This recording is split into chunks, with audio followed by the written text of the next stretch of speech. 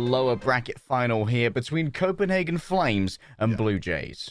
Honestly, I think we're both just as surprised to see Copenhagen Flames here.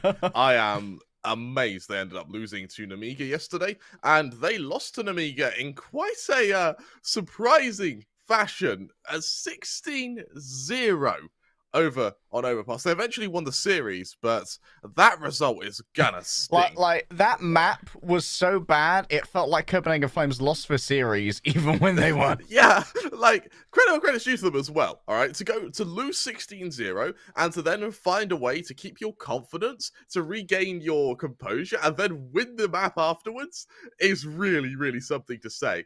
However, that was on Overpass, one of Copenhagen Flames' best maps. Of course, later on today, we have Dignitas versus K23. That in itself is going to be an absolute blast of a series. I can't wait to see that one. However, we got to start with our lower bracket. We need to see who's going to be progressing to play against the winner of, or the loser, sorry, of that aforementioned series. Now, Harry, in a moment, we're going to go to the veto.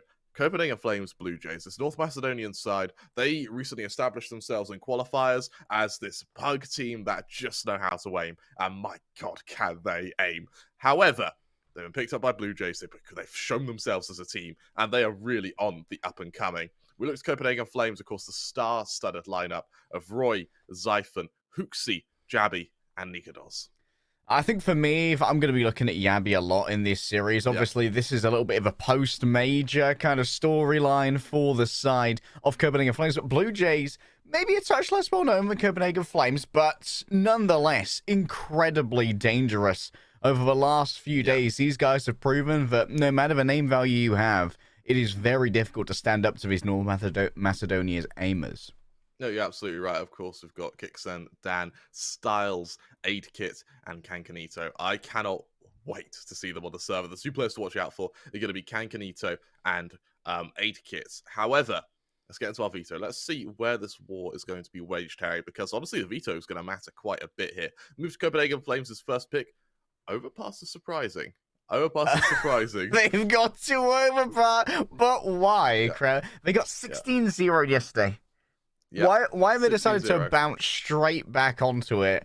That begs a lot. Like, Just 2 makes sense as a ban. Like, Blue Jays won their decider there yesterday pretty well up against Entropic. Banning Nuke, that also makes sense. We know that Copenhagen Flames are fantastic at Nuke. Yeah, no, you're absolutely right.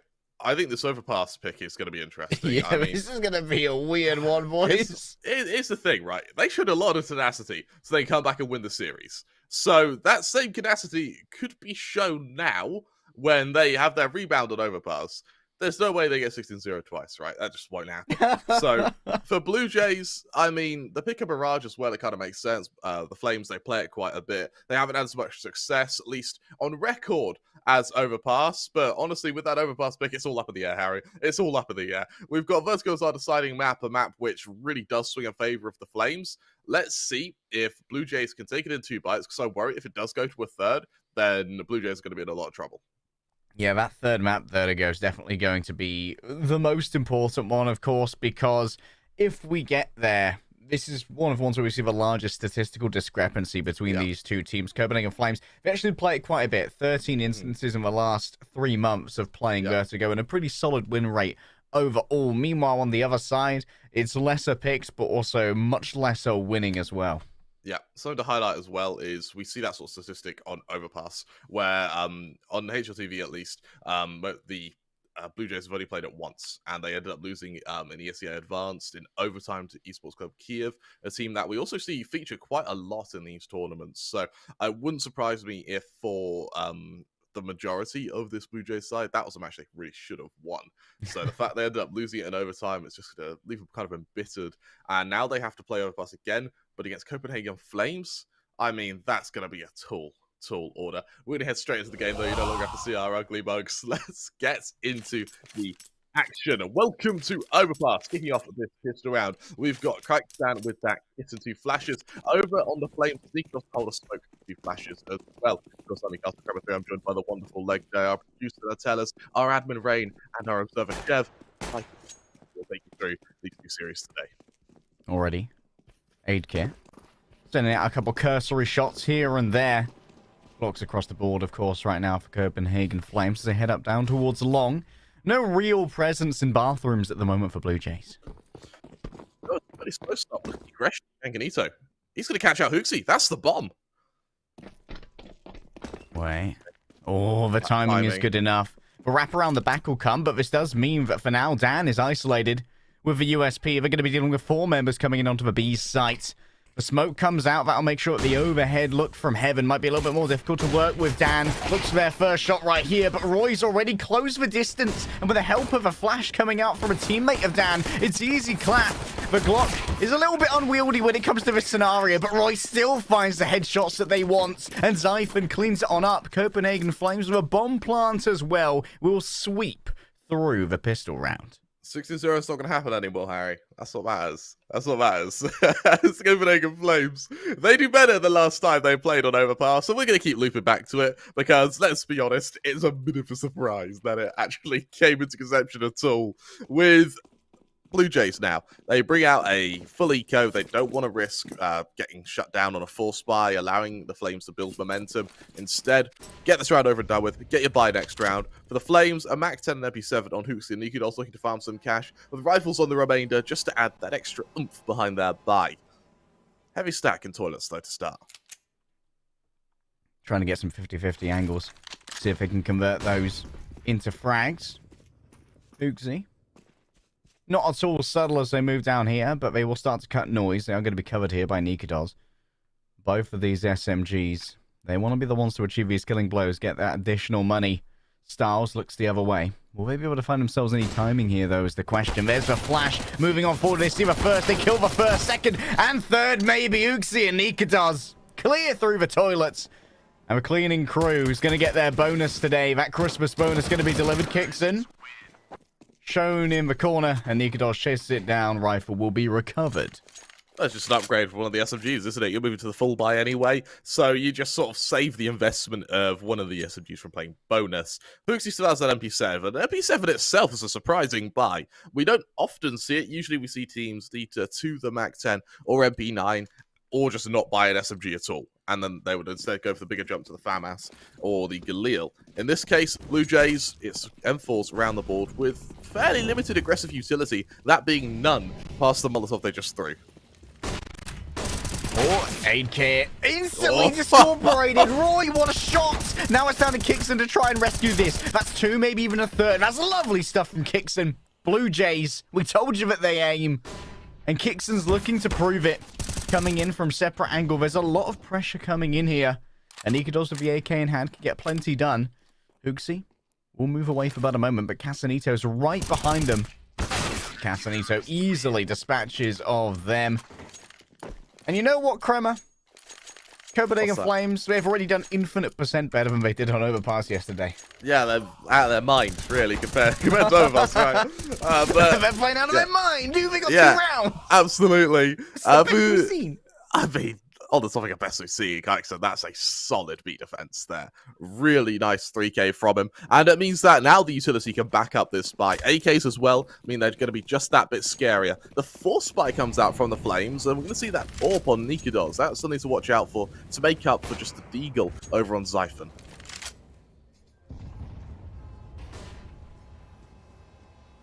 Zyphon, will they be caught out by this boost? Oh, they might give it a look. They've seen enough, but they're unable to connect the headshot here. And Casanito descends into that underground to make sure that this lurk cannot remain for long. The connector, now his territory, and actually forays out for about a moment. The HE will be sent in place. And that did a lot of damage, Kremer. That's a lot of damage indeed. Now, with the Flames sort of stagnating outside a connector, let's see if they adapt to both a man disadvantage and low HP players. They know they legged Styles. They know there's a player low on Blue Jays, but look how passive Styles is now being. He's almost an info gather on A, rather than a point of defense, which is what Blue Jays are going to pivot off. With aggression and long from Kaiksan, this is really where the defense hinges. If he dies, the Flames have a chance. If he survives, the Flames may just have to save. Spot is good. It's going to be a miss. Kigson tucks himself into the corner, playing as stealthily as possible here. Will they get checked as they move on forward? That's the bomb. That's the second. Kigson, can they get 3? No, Dignitas eventually gets it done with the AWP, but they don't have much health left here, Kremer. And this one might be a save. It's got to be. Look at the HP of the Flames. They just have to get the hell out of there. Blue Jays, great round on their part. They're going to equalize, leaving it at 2-2. Harry, are we going to see Copenhagen Flames get upset on Overpass twice? Well, they've still got the AWP to work with. I think the Copenhagen Flames. It's not worry times yet. And they must be confident on this map, right? Like, to go back to this after less than 24 hours ago being absolutely dumpstered. Yep. You've got to have looked at that VOD and be like, okay, this is what we're never going to do again. Yep. You're absolutely right. And here's the thing. You're allowing this map to be close, 2-2, knowing full well Blue Jays have head and shoulders got their best map on Mirage. It's a lower win rate than Inferno, but it's the one they play more. Mirage is a map that you are going to struggle on. Missing the 4-man boost as well kind of mitigates the usage of that hero warp, and also gives up a lot of map control. Luckily, Blue Jays, they can't punish it, as Dignitas is going to probe into water, maybe hoping to catch out Dan on a jump spot. They were hoping that would be the case. Aaron HE sent into the monster smoke, trying to make sure that anyone who moved through would be in deep trouble. Hooksy will reveal their presence with the loud cries of fatigue, but no one's really going to be in a position to chase that, nor do they feel the desire to here, Kramer. Knowing they're up against the lesser buy, Blue Jays are content to just sit on back and wait for them to come.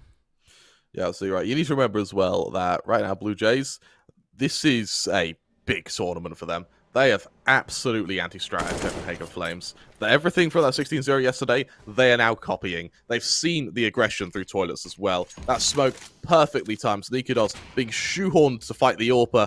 Luckily, it's only a leg shot to start. Already spotted. Already damaged. Dignitas is the linchpin of this attack. Unless Roy can find something with the AK, but already. Casanito. Oh, they're going to creep in behind the smoke here. Roy suspects it, and so Casanito stays behind their solid wall. And Molotov will make sure they can't be flanked for now.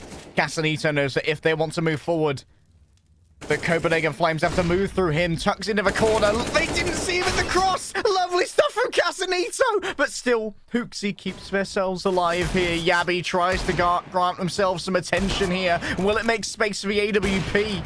Not enough at the moment. Styles still doing absolutely fine here. Hooksy drops with the bomb. Delivered in. An aid kit looks to try and cut off the AWP themselves. That ain't surviving, mate. No chance in hell. After time. He dies after time. Look at the money on Dignitas. Just $100 to his name. Oh, no. Oh, Harry. Kramer. That's... He's got birthday money from Grammy, and that's it.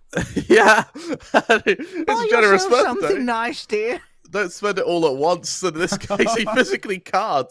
You get a decoy if he wants, but that is welded Copenhagen Flames to the idea of just having to go to an eco. And it's going to be a double eco. Dignitas won't be able to buy next round regardless. He's going to be on a deagle while his whole team are on AKs. We're not seeing that AWP for a good 5 rounds now. Tech9 here, in the hands of Roy. Styles covers her own escape. They decide to run. That's surprising. They decide... maybe they were flashed and they didn't see the Molotov.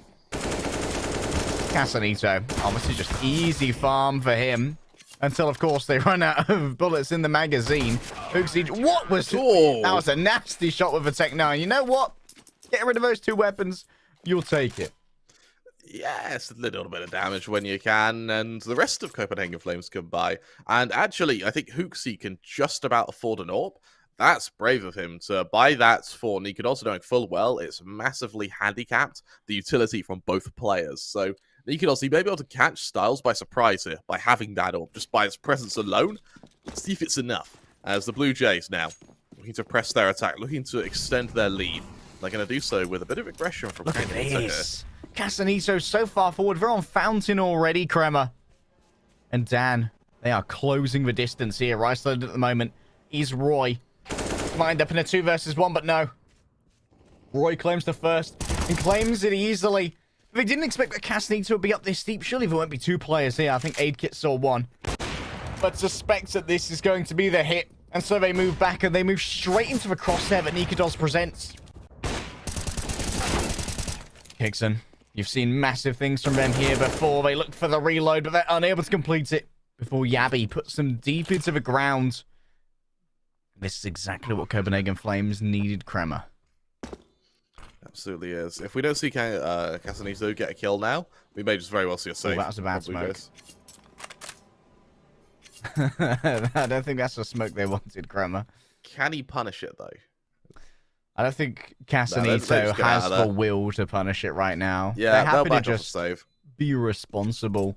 6.1k on Styles at the moment. Yeah, I actually really like this save call. I mean, 8kit's got money, Dan has money, Styles has money. Kixon, little bit of money, but he'll be able to invest next round, and it just means we're going to see full utility available for Blue Jays. It's quite a reserved way of playing, but it really savors your economy, and of course, CT side Overpass, economy is just everything. Copenhagen Flames, they can bring out their next buy, and with that, the assistance of a bomb plant, utility is going to finally back it up as well, so you may be able to see an execution come from them now, rather than these timing plays and hoping to sort of burst onto sites. Finally, a little bit of breathing room here for Copenhagen Flames, but they're still not feeling overly great about how this is going. Smoke over onto Monster, of course. Nicely done! That's beautiful from Dignitas. What a cheeky boost, and Kixon never saw it coming. I really like the reaction from Blue Jays. Realizing it's a 4-man boost, they just go so aggressive. They've got deep connector control. They've got players in deep water. Sure, Zyphon's on the top of that ladder, but it may not matter here. Will Roy be at all noisy? For now, they're keeping it silent. They might be able to find themselves a timing, but no, just about. There will be an escape here from Stars, and so the AWP will fade into the darkness, Kremer. Connector, well and truly under control of Blue Jays right now. And Casanito might try and use this as some kind of fulcrum or linchpin to break down this push. They're going to beat Roy here, but will they find the timing? Oh, it's dirty for both of them, but Roy comes out on top. Man advantage now for the Flames. They're looking to really bully this A site. There's such an aggressive hold from Blue Jays on B that they can actually afford to send A-Kit up to A to just help out. But right now, Styles, little does he know, he's actually cut off from his site. This angle held by Dignitas is so strong. Styles. Hoping that maybe they could win this, but Dignitas, they're so fast. Styles, though, finds Zyphon. Oh, no. And that's a great avoidance, but a terrible miss on the other side. Rolling through like a ninja. Able to avoid the AWP shot, and Dan's going to make their way here out of connector, or at least try and make a little bit of a distracting play. They've wrapped around behind Dignitas, and Yabi needs to try and take the site, which they're doing successfully thus far. Dignitas suspects that moving in behind him there is going to be someone. Dan tries to close it. What a shot from Dignitas, making up for past transgressions. And Blue Jays, they lose it all. It's certainly not pretty, Harry. It's certainly not pretty. However, the Flames are able to do it. They're able to get to that site. And I really like from Dignitas as well, the patience. They hear the utility. He hears the utility being thrown behind him. He knows the player's going to push him. Instead, he focuses on getting Jabby onto that site. Throwing flashes, lobbing smokes, making sure that as long as the site is secure, an afterplant can be played to perfection. He's even able to turn around and kill the flanker. Even if he died there, though, the damage had been done. Blue Jays moved to a full buy, but we're starting to see the cracks. There's no money on any of these players, and very limited utility. Casanito up high, doing their best to try and spot anyone here, but Zyphon will not give that one away for free. And just a little bit slower here from Copenhagen Flames. Seeing if there's anyone who dares to get a touch more aggressive, Kremer. Just going to hold for the time being. Copenhagen Flames are dotted about the place, hoping for a bad advantage. Blue Jays have gone for a very heavy B stack though, when it looks like they're all going to start congregating into B water just to really try and press an attack, press an advantage. They can punish Zyphon. Oh, attempts at wall bangs in return. Yappy though, they're making their way up towards the B site here. Dan's going to be looking for it. The jump spot might be good. Out goes for smoke. The HE should be good, but Dignitas gets caught as they send out their own utility here. There was no covering fire that Yabi had readily available, and Casanito finds themselves a pair. And while the stack here on B is a little bit... Oh, no. Okay. Oh, that is... that's not ideal, Kremer. No, I would say less than ideal is a fairly nice summary of this problem. Roy's got to be careful. 1, 2! no! Roy! That's amazing! Suddenly, 1 versus 2, this is doable, but they are in a crossfire right now. They try to get aggressive, but Dan finds the timing due to the footsteps heard. But wow, Kramer, considering that was 2 opening picks for Blue Jays and a 5 versus 3, opening up that site from Styles was a huge play. No, you're absolutely right. I'm really interested to see if, bearing in mind that Roy did so much there, Blue Jays had a really strong recovery to go for that instant flank and just continue trading. Now, the Flames call for a timeout. I like the fact they're calling for a timeout. They want to keep the momentum of Blue Jays low, but the Flames don't have money. And Blue Jays have got them in this weird kind of twilight zone where they can just buy with Dignitas maybe on Roy and hope that's enough to force spy. Or they could forgo around and go further into the round's deficits with handing Blue Jays a recovery on their economy. It feels like one of a few times that in the mid-game we've seen Copenhagen Flames really be able to gain control of the CT side is when Blue Jays have gone aggressive, like we saw that double push over towards Fountain and Playground. And they managed to trade about 1 for 1, but that gave up a lot of information as to where Blue Jays had their presence. Again, we're going to see a little bit of aggression coming out from Casanito. We'll find 2 people here. Will they be able to kill either of them, though? 87 already done. The HG damage will be avoided here from Copenhagen Flames. And every time Kixon takes that, someone tries to take their head off. And it's Dignitas this time with a double on the D-Gate. Kit's going to give it a challenge to the Famous. It's a miss here, down to 37 HP. Dignitas doubles down, gets 3. But you know what, son? You've already done enough. With a little pistol, 3 big kills will converge. And this means looted rifles as well. An M4A1S in hand and a Famous makes him a lot more dangerous than previously thought. And Styles is going to feel mighty isolated over here on A with the AWP. Styles now. Coming up to the top of garbage. He could be caught out. He could lose his heads to Roy here. This is a second flank Roy's done that has shut down Blue Jays. Oh, Roy's making their way. Styles. The feet have been spotted. It's easy. Oh, that's not what they wanted. Styles, though, has been identified in terms of their location. Oh! No scope from Styles. They have everything they want. And now Dabby. Dabby? Yabby. He's going to point the bomb downwards. Dan gets themselves a lovely shot right there. And Hooksy, while this did look winnable for a while, the Famous up against the duo simply can't get it done. And this would have been such a different story if Styles had been killed there. Something to highlight as well, Harry, is that the Flames went into this with Deagles. That should not have been that close. For just Deagles, Blue Jays really suffered there. And for Dignitas, that was a great round on his part. He's able to bring out that AWP. AKs are there to defend him. And there'll be utility round the board for the Flames. This is a heavy buy. If Blue Jays can shut this down, then they're paving their way to actually a fairly one-sided half. But this round is just crucial to their success. Casanito, 13-6 as we enter round 11 here, Kramer. He's having himself a great game. And Casanito, you can see how emboldened they feel. Getting a little bit aggressive. Swaps off the AWP to the usual player of Styles. And Hooksy here very close. They saw themselves a silencer. But will they be able to silence any of these lambs? The answer will be no. Hannibal gets everything they want. The AWP door, though, goes the way of Copenhagen Flames. Now Roy can try and apply a little bit of pressure on this bleeding wound.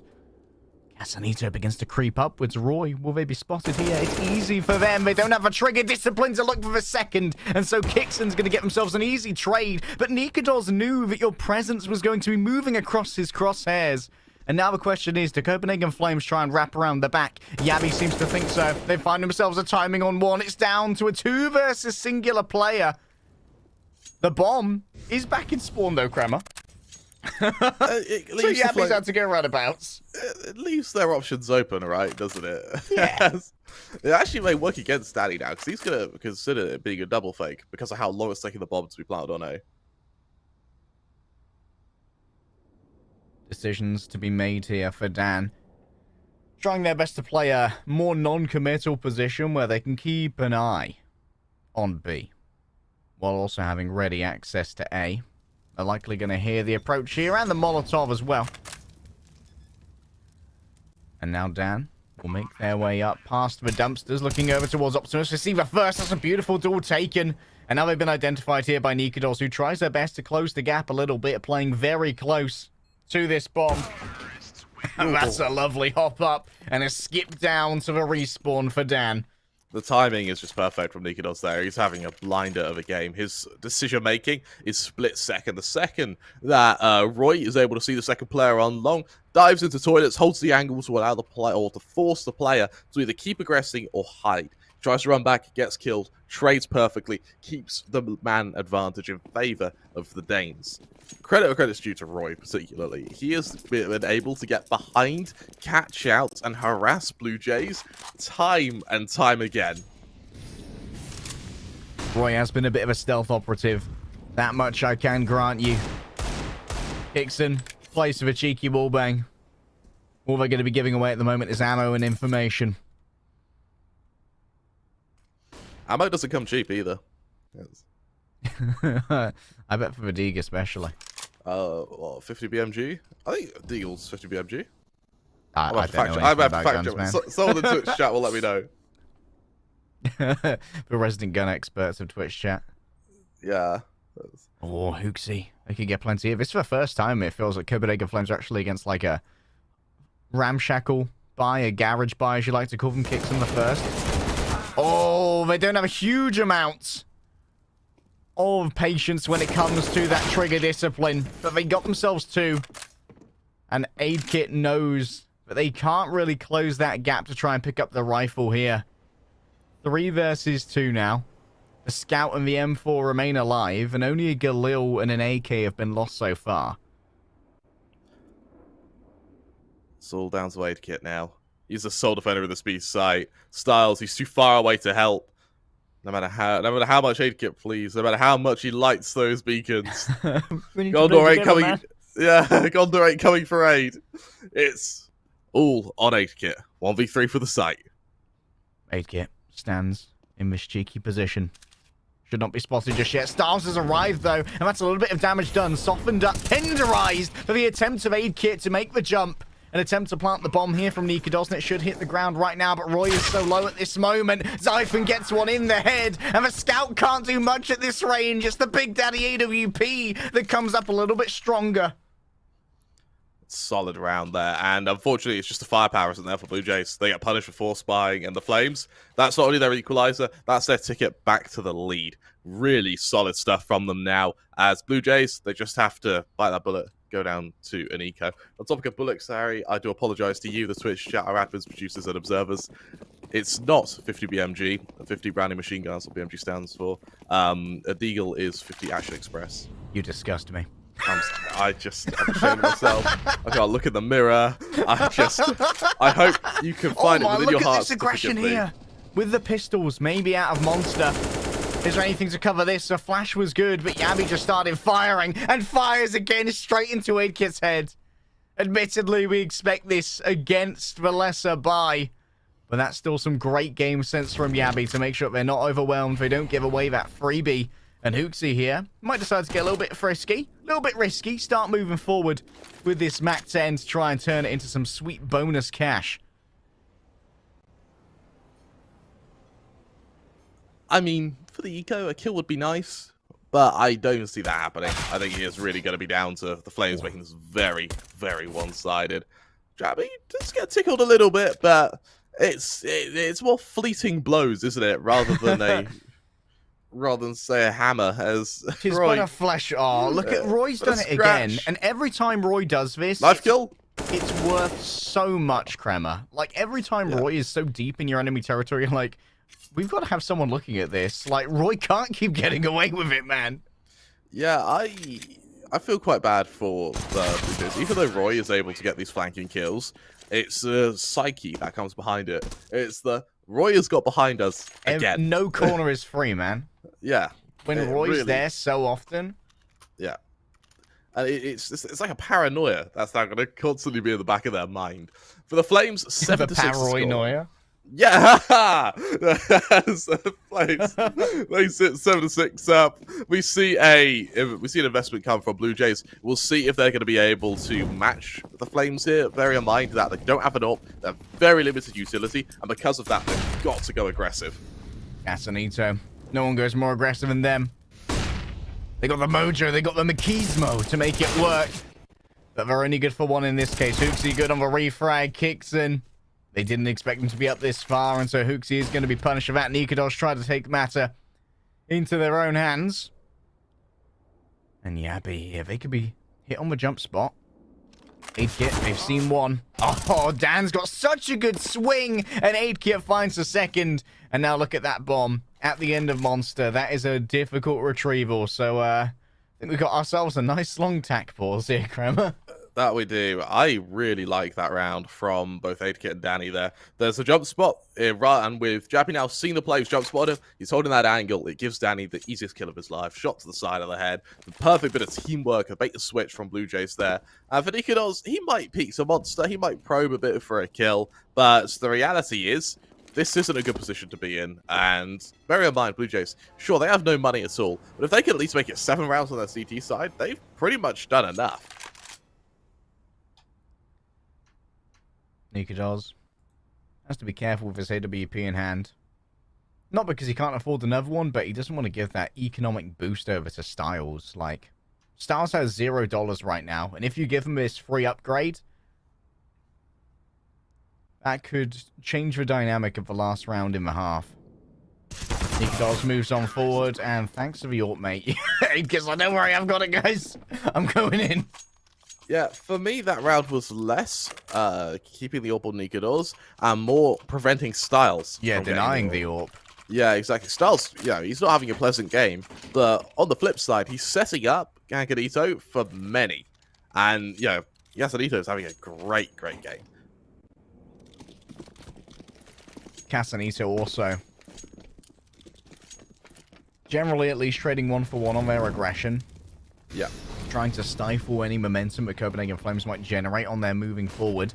You can see that at the moment. Setting up on the stairs of Connector. Siphon and Hooksy are going to be going up against them. Good turn away there from the flash, making sure we're not afflicted at all. And this is going to be very close right here. Siphon gets the first. Is there anything more for this? That's a blinding shot from Styles. Can they be punished as they move away? No, they're going to exit for free. Simply not enough pace here on Copenhagen Flames to close the gap. And Styles will double down here. They might be able to grab themselves Siphon. But they aren't going to hit the headshot that was presented to them. It comes close, though, doesn't it? It comes bloody close. It's called tempting fate, Kremer. Yeah, in this case, Roy. Jump spot. Chance to flank.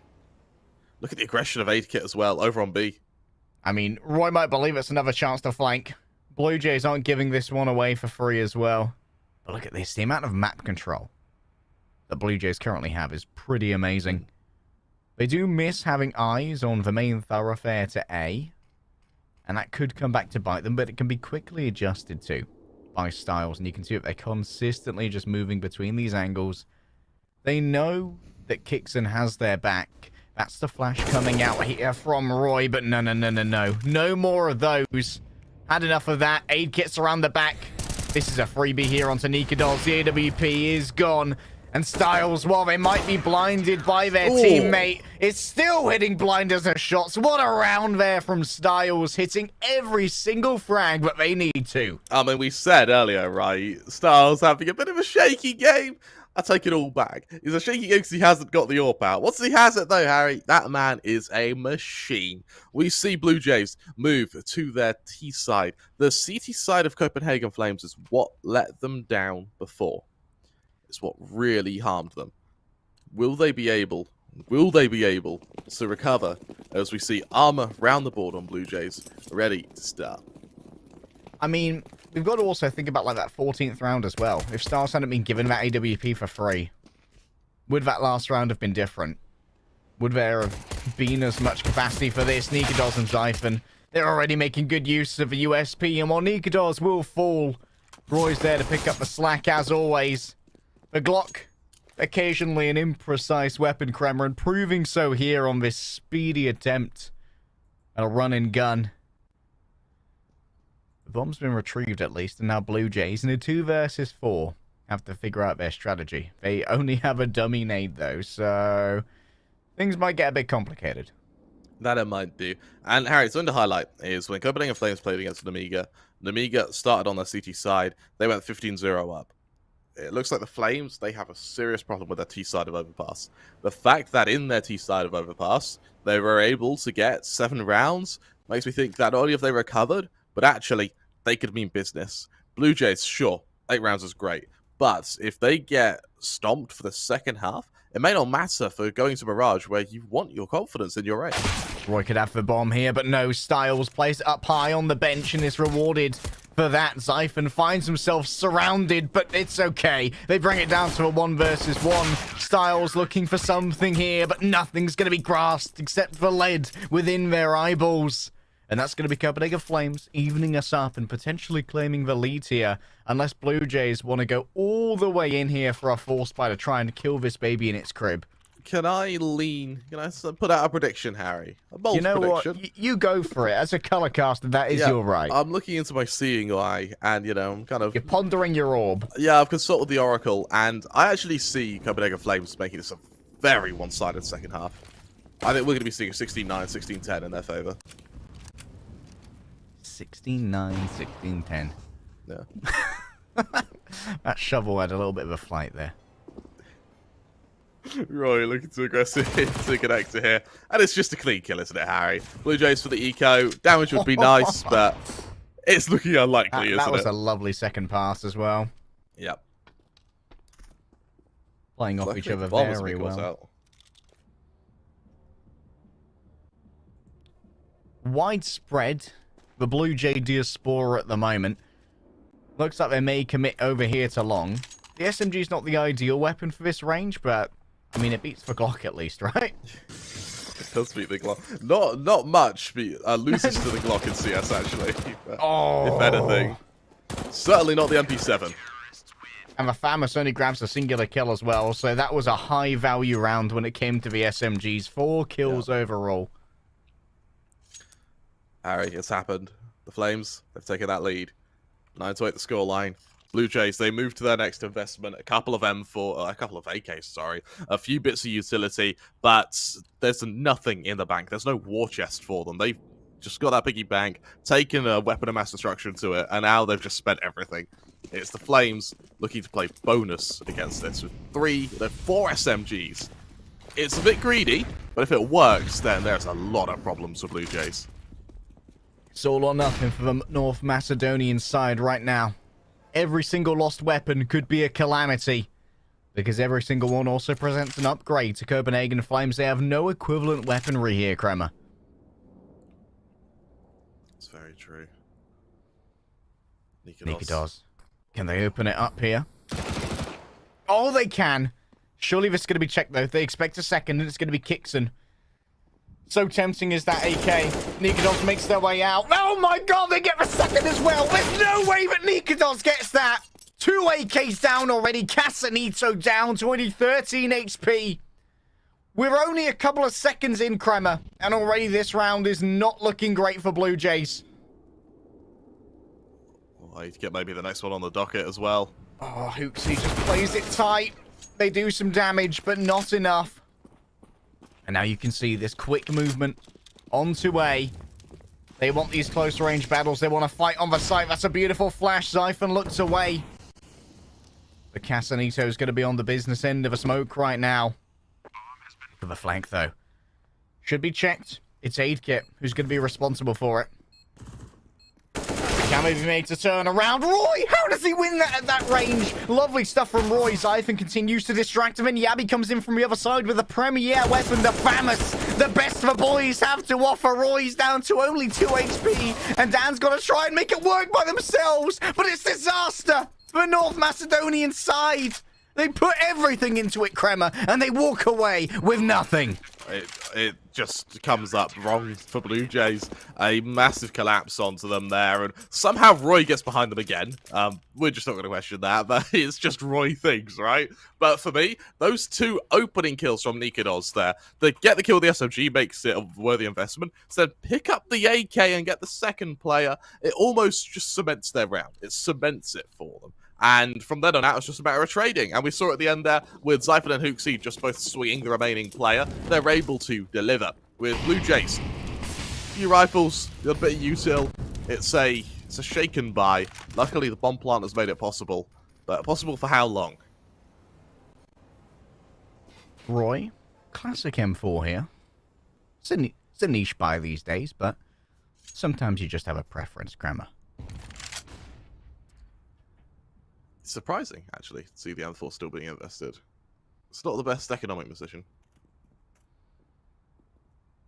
There's only 2 rounds in it, as much as Copenhagen Flames would be feeling their CT side here. 3 rounds in a row. Oh, Dignitas, you dirty boy! Looking to try and exacerbate this angle. They'll see the second, they'll kill the second, but now they can be flanked around from behind. It's easy for Styles. They find themselves the timing that they need. And that juicy AWP upgrade stands in their way, but Roy's going to make sure that that's going to be denied. And now Aidkit and Dan, the only thing they can really look to do potentially is either poke out on B or save. And we appreciate how Roy got that kill from flanking.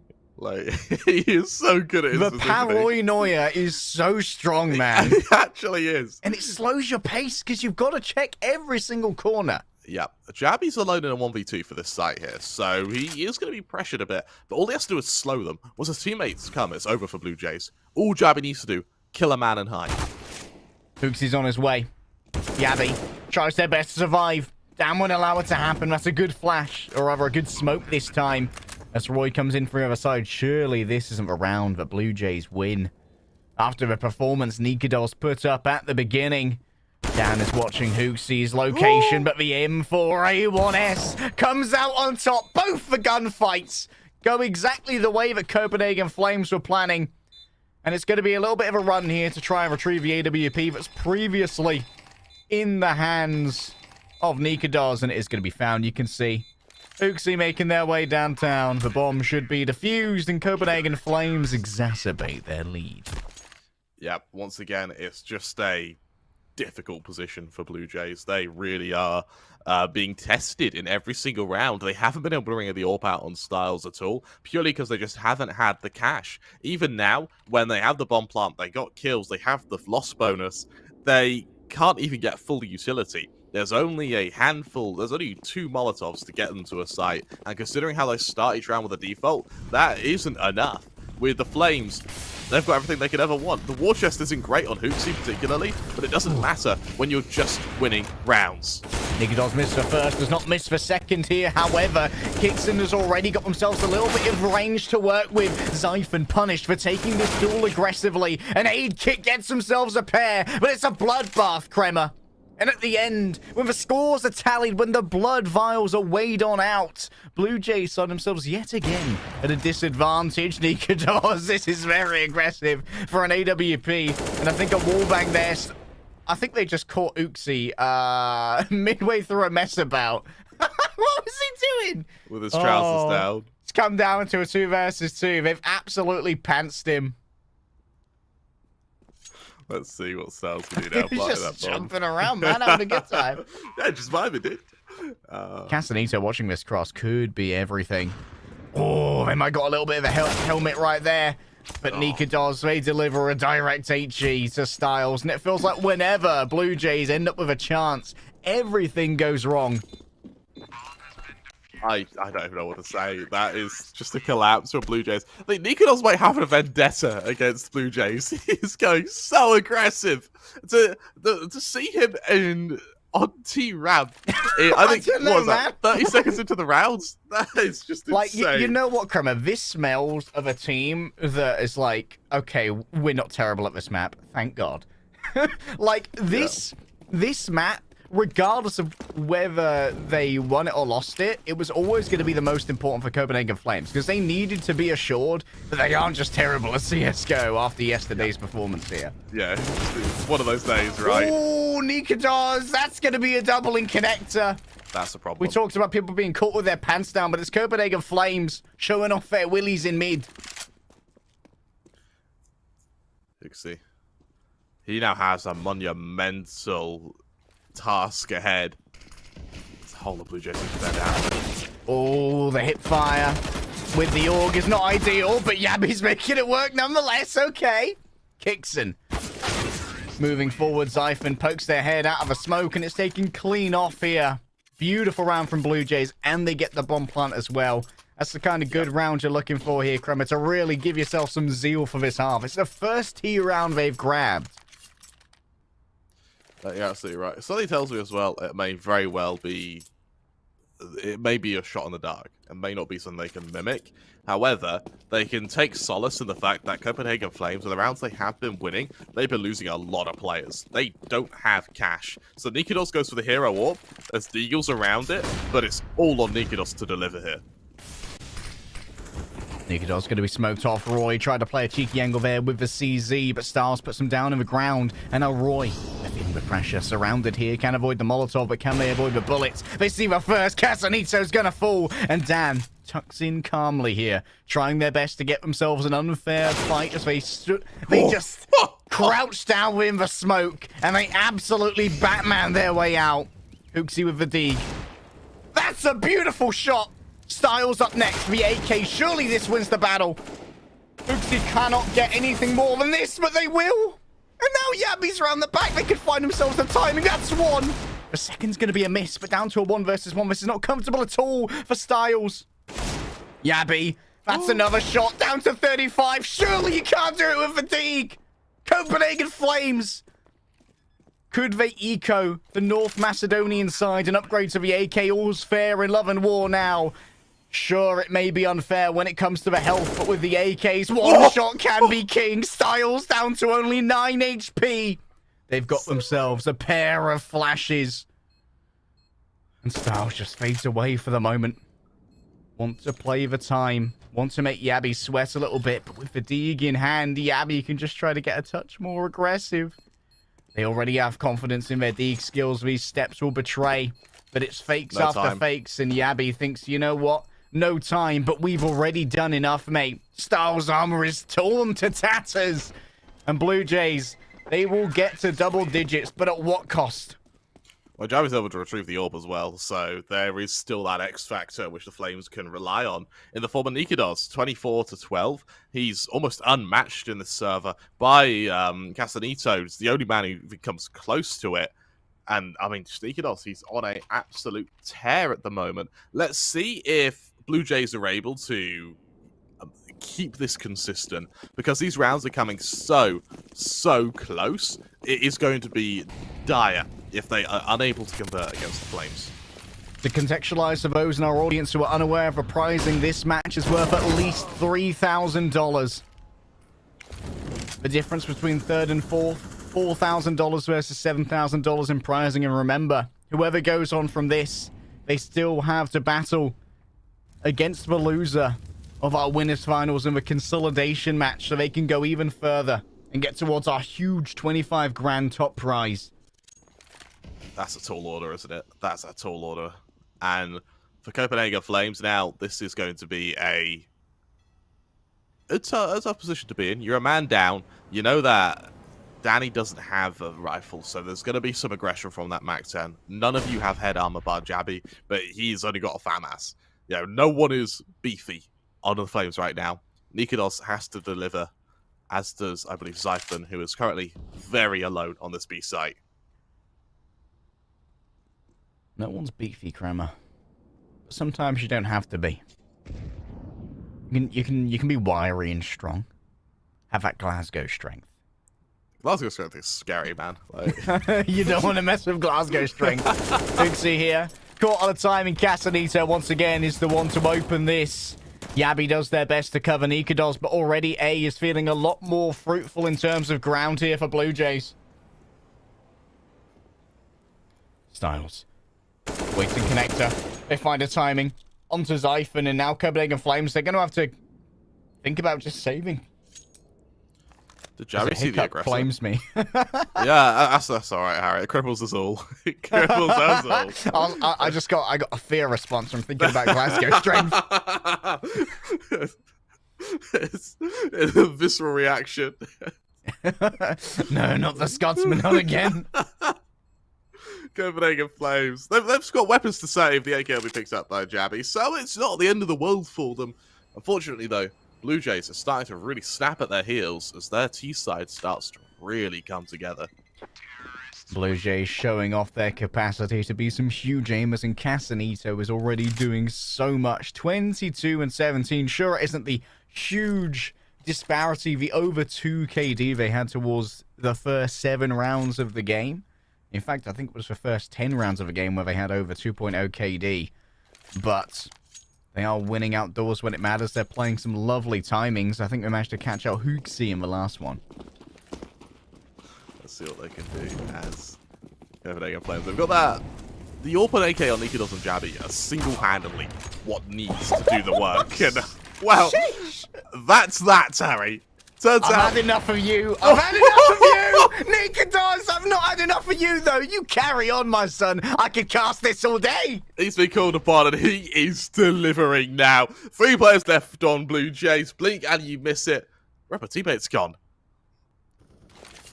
I think they're going to have fear responses now. Roy tries their best to cover the ground. Nikidos looks towards connector, but down so fast with the MAC-10. Yabby puts them down. We'll be able to recover that AWP if they so desire. Zyphon up top now with Vertigo up against a pair. But will it be a dynamic duo? Or will it be a dud? Aid kits already trying to make their way upwards. A Molotov's going to be thrown over towards heaven, and that's going to force a reposition from Zyphon. The movement will be heard from down below, but do they expect Roy to be coming around the back to pinch in the 3 versus 2 right here? Do they expect aggression this much? Yabby loses the first all. Zyphon now has to turn around. They don't have the weapon to make this work, nor do they have the advantage on the smoke. Roy in a 1 versus 2, but they've only confirmed the presence of 1 up in heaven. They don't know about the second, and so Roy just starts to sweat. And I'm afraid it's going to be another save here for Copenhagen Flames. Blue Jay, they found the machismo and the tempo that they need. Just got to get out of there. Just have to get out of there. It's a difficult position to be in. And with that, Blue Jays equalize. They hurt the Copenhagen Flames' confidence and their momentum, but not their economy. That was still saved weapons and an eco. So this round here is such a crucial round to win for both teams. The Flames win it, they really harm the Blue Jays' economy. Bear in mind, they don't have a loss bonus, and for 3 of their players, they're below 1k in savings. For the Flames, they lose it, they could very well lose this game. It's down to a double eco. It's almost like a little overtime here, Kremer. An intermap 6-round extravaganza. Will we see ourselves in overtime here? Will one of the teams be able to run away with this? Right now, a lot of presence stacked over towards B site, but it's more so in favor of the Blue Jays than it is Copenhagen Flames. This could very well be the collapse of the Flames if they're unable to convert this map. Bear in mind, Mirage up next. Blue Jays, that's their home ground. That's where they Zyphon's watching better this. teams. Zyphon might see a jump spot here, but no, they've turned away, and Kixon will descend. Not a huge amount of info gathered, and so Blue Jays, they still have time with a minute on the clock to figure out what they want to do with this lack of info that they've gathered so far.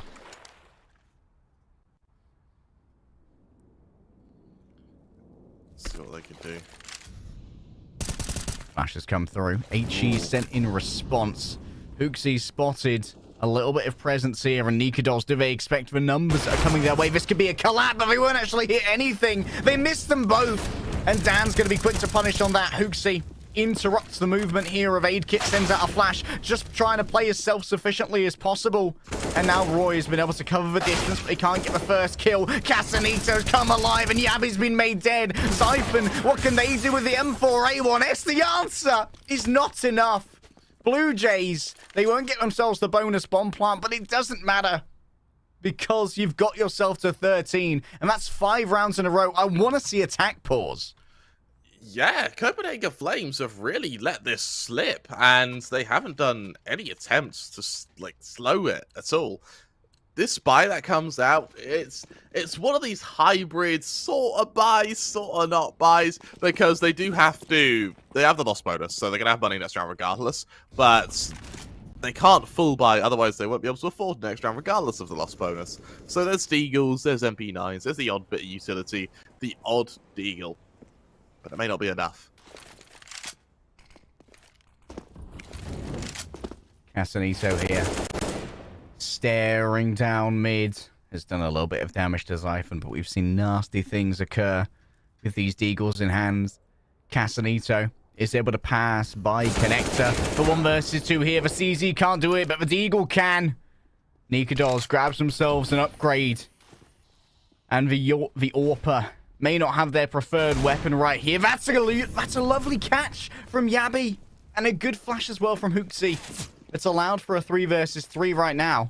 This is beyond what BLUEJAYS may well have expected going up against the Nico. All AKs, though. And Hooksy, how does he win it at that range? Beautiful play with the SMG. Aid kits. Taken on down, but it's down to Casanito, the hero of BLUEJAYS, again and again to make it work. Nikados puts him in the grave, and kicks him will pop up when Nikados managed to put down their enemy, but Yabi's found the AWP. The eco from Copenhagen Flames. Amazing. It finally draws blood, Harry. Is this too little too late, though? Is this too little too late? Because BLUEJAYS, they have been unrelenting on their T side. And the Flames, they've kind of hobbled and limped their way into an eco victory there.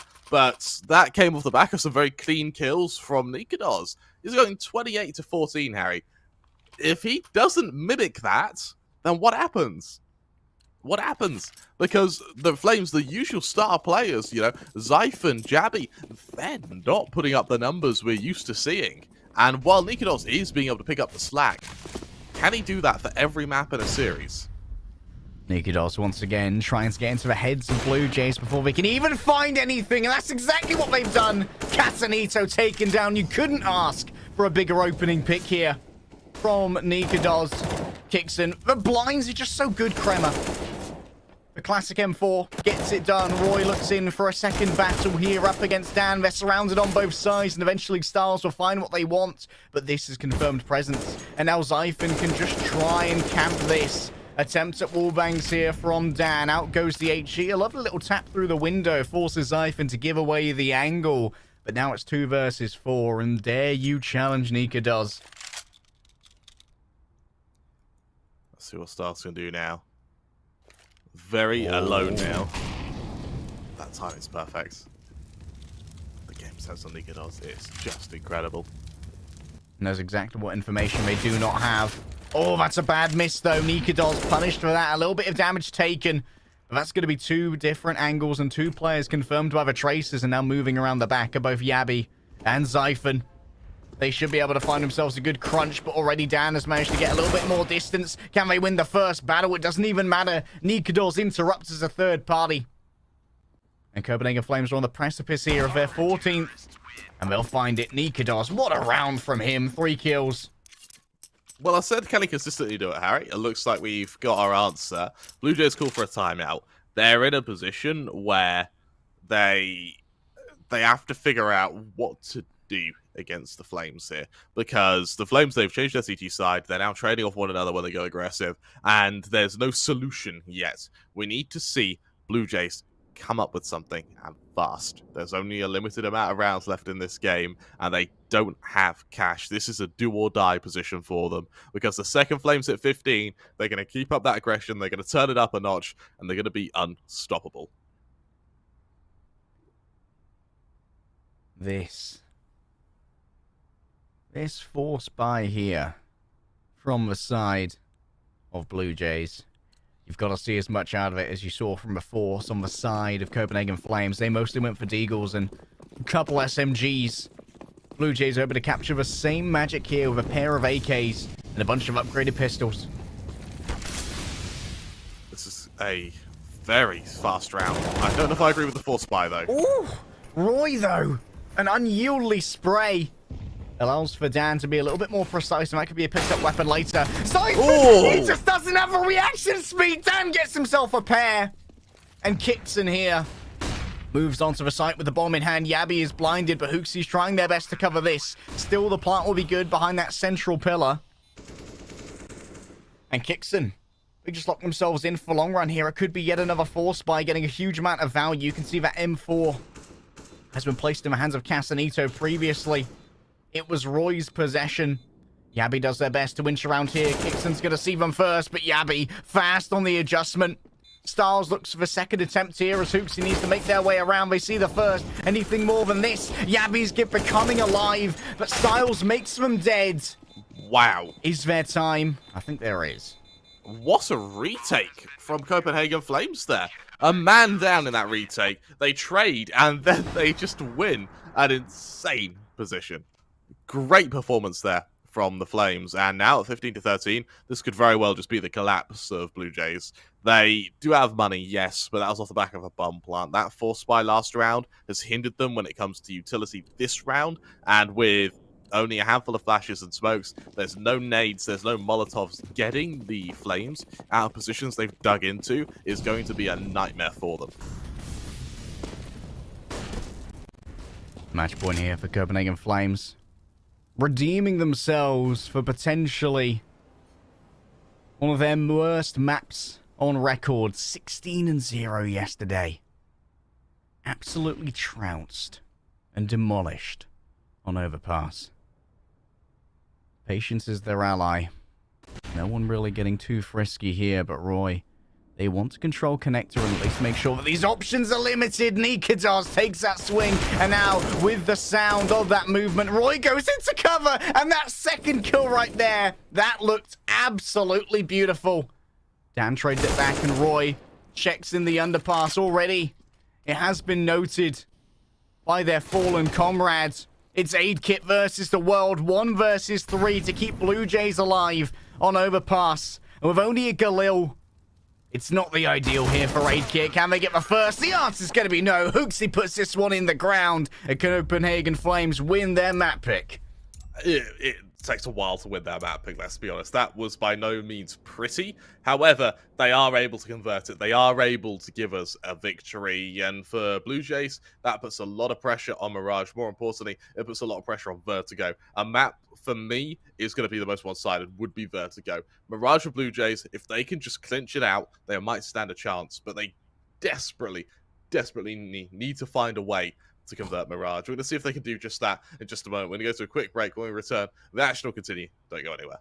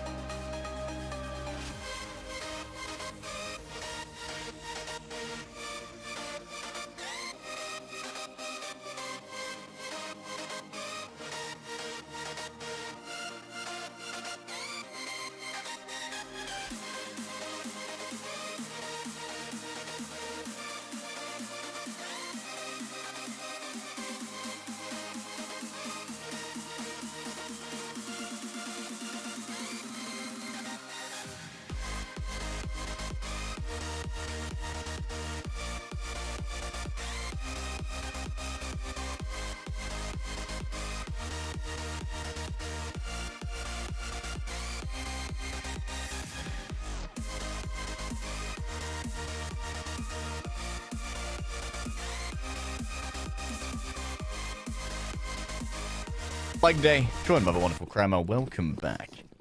Glad to be back, to be honest. Blue Jays, they really looked hasty on Overpass. They weren't quite able to close it out, though. Copenhagen Flames goes to pistol round, arm around the board, and because of that, it's time for some aggression. Dignitas is still hot, baby. We talked about in our break, Cremo. Your AWPer being as hot as Dignitas is coming into Mirage feels good for Copenhagen Flames, and Dignitas has got their second headshot of the round already. 3 versus 2. The bomb here will at least be planted, so a little bit more cash will be in the bag for Blue Jays, but can they win the post plant? Dignitas falling on down as a big pickup here, but now it's 2 versus 1. Dan versus both Jabby and Hooksy, and they can't get either. Like that, we're going to be seeing Copenhagen Flames take the pistol round, and, well, Harry, that is how you show up if you are Copenhagen Flames. Some solid shots from Dignitas there. Jabby as well, the 2K on the retake. These Blue Jays, unfortunately, fearful of this being a mimic of Overpass. Bear in mind, Copenhagen Flames that Overpass had a stellar CT side, and that was what had to carry them to victory. With Blue Jays moving into the best force buy they can muster, we're going to see AKs out. That scout on aid kit, something to worry about. And for Styles, he holds on to the Deagle just so he can get that extra utility for what looks like a default, just to get a feel for how the Flames are setting themselves up. Yes, that bomb plant for Blue Jays certainly feathered their nest. Aid kit, look at this. Very frisky with the scout. Can't quite connect, though. And Jabby will be able to send out punishment for that one. Aid kit continues to try and lock this down, and Jabby could be locked in this location. Takes a little bit of damage as they make the crossing, but they are at least now out of the one-and-done position where previously they could have found themselves. With very heavy top mid control, Blue Jays don't have any presence on A whatsoever. With Roy aggressing with Dignitas as well, ramp control's gone. Blue Jays, their position where they look to Tita to be has been read beautifully from the Flames. Hooksy and Zyphon, they know Blue Jays are coming. Question is, can they stop them? Bloodless. Thus far, it's Kixon who leads the way forward, and already they are going to grab themselves the first. I don't expect Hooksy, though. That's the second. A third? Maybe no. It's Vanoskate with a scout on aid kit that actually takes them on down. And now Jabby needs to try their best to deny this, but aid kit will still get the plant that they were looking for. The SMG hasn't even seen any action yet, Kremer, as Roy's going to make their way over from the secondary side, but this is a mono-directional retake. That's a beautiful HE, though. Aid kit is blown apart, but they still exchange with Jabby. Dan moves away with the Galil. AK is being reclaimed here by Roy. They can put down the smoke to try and have a safer plant. They've seen the arm of their foe. They look to try and hold this defuse right now. Dan is seen as they make their way through. It's a difficult situation for Roy, and eventually they're just going to have to give up the ghost and move away as quickly as possible, surrendering the rounds of a Blue Jays force. This is twice now we see Copenhagen Flames be in a 1v1 and time themselves out. Unfortunately, Blue Jays are really good at running down that clock, and their after plants have been that to fear. Kit, great round on his part there. That headshot into Market was a round-winning shot there. He had a pixel angle which he abused, and with that, it's going to be an equalizer. Dignitas brings out a scat of his own, looking to show Aid Kit how it's really done, as the rest of the Copenhagen Flames drop down to pistols around the saved AK of Roy. Hoping for Roy to find some good value here. Kixon moving with the SMG in hand, this MAC-10. It will burn through people with no head armor.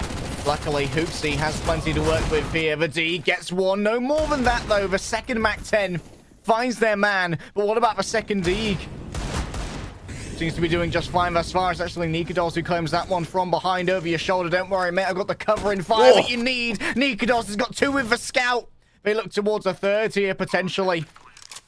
The zoom in doesn't serve them well, and the HE will do a touch of damage, but Roy thus far unchecked. They've got the hero AK, but they just can't connect the shots. They try to tap away, but the Galil outdoes them at that range somehow. Yabby with the CZ. It's not the ideal range for it, but aid kit's so low, they just gather themselves a double. What was that, Kremer? Well, I mean, that was some CZ wizard, baby! That was some immaculate control from him there. And for the Flames, they win their force buy. And when that happens, it only means one thing, Harry. We're going to be seeing some force buy to counter force buy, to be force buy, to be force buy. And we'll enter this spree until the team can win 2 rounds in a row. Who do you think it's going to be? Man, I just feel like Dignitas is alive at the moment. Yeah, but he is. there's so much that Blue Jays have to consider when force buying here. Like, if you can just do enough damage to make sure Dignitas can't get his hands on an AWP, that in itself is a little bit of a win. Because you know that in the Styles versus Dignitas lineup at the moment, it has been like 80% Dignitas. It absolutely has been. And with Blue Jays now set up outside ramp, full execution comes, and unfortunately, it's only Jabby to stop him. Beautiful placement there off the smokes. And Jabby can't stay around for long. Dignitas and Roy, though, they strike it on back. They get so close to Kixon. And they will take down Dignitas, but not much more than that. And Aid Kit makes sure that they're just going to use this distraction in this time to get the bomb down. A 2 versus 3. And Roy is so low. Upgraded weaponry here, and Hooksy sends out the flash. They know exactly where Aid Kit is now, and might hope for a little bit of help as they are going to be mollied potentially out of this position. Roy looks towards a wider angle. Zyphon's going to be covered here, potentially from Palace. Aid Kit very cautious of the approach, and Hooksy is going to get there on the refrag. Sassanito on heaven, gets one, gets two. Sassanito does everything they need to. It's Sassanito, right? That's what I'm saying, yeah. I think it's Sassanito. I've been conferring with chat in the break. Yeah, the Macedonian viewers, you guys are lovely. Like, yeah. We used to get abused. It ain't easy being Kremer on the mean streets of Twitch chat. It's not. I'm a delicate soul, you know. It's a jungle out there, friend. It is. Blue Jays, having won that round from the absolute jaws of defeat, move to their force buy. Copenhagen Flames, force buy of their own. This time, though, it's that bit weaker. Only an MP9 on Roy, while the rest cling to their pistols. I mean, Jabby has this CZ again. Last time we got a double. Just as the final entrant to a messy post plant from both teams. The stack over on A is going to be unperturbed thus far. In fact, they're not going to get a huge amount of information here as Connector has been smoked off. And now, 8-Kit, can they beat Hooksy? That's a beautiful adjustment downwards. You can almost see the brains becoming delightful confetti over the apartments. Don't know what that does to property prices, though. Dignitas mollied away and then potentially hit through the wall. And already he's going to back off a little bit here, and it seems like everyone else is as well, Kramer. This one's called. That it is. Copenhagen Flames, they back off, they save their weapons. I like the idea behind them saving the weapons because they're down to an eco next round. Blue Jays, they've won 2, they've broken the force buy game, and it means that Blue Jays are really going to start establishing themselves. A 4-man save means you kind of have 2 cracks at a force buy. Unfortunately, if you keep losing players, then to Kixon, you may be in a bit of trouble. Kixon. Doubles on down. Roy is close for this one. But hey, you don't present them an upgrade. Sure, maybe for Jabby, moving you over from this CZ is going to be a little bit of a boon. But Blue Jays, in the end, the only thing that matters is the increasing round count. Something to highlight as well is Copenhagen Flames, they've had mixed success when it comes to Mirage. The last 3 games they've played in this tournament, it was against K23 just 2 days ago. They got 16-9. They lost. With Blue Jays, it's a bit more of a mixed bag. In this tournament, in the last 3 series they've played, Mirage has been picked every single time, with 2 wins and a loss to Dignitas. The most recent one, of course, is 16-10 victory over Entropic. Let's see if the Blue Jays can now show that they are looking to pave their way to dominance on Mirage. Right, up close here with the SMG-1. No more than this, but Yabby there on the second peak does plenty. Sassanito does well with the AK. And now they got themselves a lovely little crossfire to try and isolate Zyphon. Dan gets plenty done. But now it's down to Sassanito in a 1 versus 1 up against the CZ. They have themselves a good chance here with the AK, but they don't have a huge amount of health to work with. Still, 1 shot is all it takes. And Hooksy knows they can just play this one a little bit more slowly. They can play the time. Try and breed some paranoia. It's Sassanito the CZ at range. Oh, baby, what weapon disadvantage. CZs have been really working for Copenhagen Flames this game. That 2K from Jabby now on Hooksy. Great performance from them. And with Blue Jays now, bear in mind that for Kixon, he hunted with that Mac-10. That same Mac-10 that was now used against the against Blue Jays there. I really like how, for the Flames, even though they only were saving pistols, actually killing the Mac-10 means you get an upgrade. It's only a Mac-10. but it's an upgrade. And in this case, it works beautifully. Roy, rewarded for their aggression. Finds Sassanito early. And what more could you ask for when it comes to a first pick? Styles may well have finally been able to get the AWP into hands, but they've already lost their point man. Hooksy has been emboldened by the numbers advantage that's been garnered here for Copenhagen Flames, and so it begins a little bit of a foray. That was bloody clean from Aidkit. Can they get the second? The answer's no, but Zyphon's refragged easily here. Roy tries their best, but Dan is coming alive, and we wondered where they were on Overpass. But they've certainly arrived on Mirage. Dignitas. We talked about how hot the AWP was feeling after Overpass. But this might be a little bit much to ask of a 2 versus 3 retake, and you can see that already Jabby is scarpered. Just get the hell out of Dodge if you Copenhagen Flames. Back off, save your weapons. Remember, Dignitas with the hero war was able to win round single-handedly over on Overpass. So being able to keep him alive is a big, big power spike for the Flames. The Blue Jays, though, they take the lead. The bomb plant means they have a bit of a war chest that starts getting established. I mean, the Butcher's bill comes in. Yes, they did lose 2 players, but the bomb plant's going to really mitigate any economic impact from that. For the Flames, as long as these 2 players stay alive, then they're set next round. All Zyphon, Hooksy, and Roy need to do is, for Zyphon particularly, just not buy, and then just hover around them. The option's there for a force buy, and it looks like they're taking it as Hooksy gets that M4. Hooksy grabs it. Zyphon. Question of what their buy will be. CZ and head armor. Down to only 50. Dignitas here needs to achieve a lot. Tries to preempt the smoke, moves out into the lower areas of mid. Molly there goes to connector, and Dignitas holds their nerve and holds their position. But no one's going to be revealing themselves to the errant AWPer just yet. In fact, it's going to be Hooksy who's going to be tested as they look over into apartments. And it's Aidkit who's managed to once again close that distance behind the smoke. That's a tough position now for Hooksy. Can he stop them? Molly's being thrown. Hooksy's in trouble. Hooksy needs to get so much here, but can't find anything. And Zyphon's just going to start wrapping around the back here. They might be able to catch the AWPer unawares. You can see that already Styles is aware that they've left their back undefended for too long. And Kicks, and he's already on the hunt, man. The wolf pack is out, and they're hungry for blood, Kremer. The Bloodhounds have got a scent. Roy? Yes, showered. The timing. Dignitas. They don't even have the AWP in hand at the moment, but Roy is so fast when it comes to these. And that's an upgrade given over. Copenhagen Flames will at least have a admirable armory moving into our 8th round, or rather our 9th round. Sassanito contemplates the movement. Dignitas puts him in the grave for their audacity. How dare you, sir?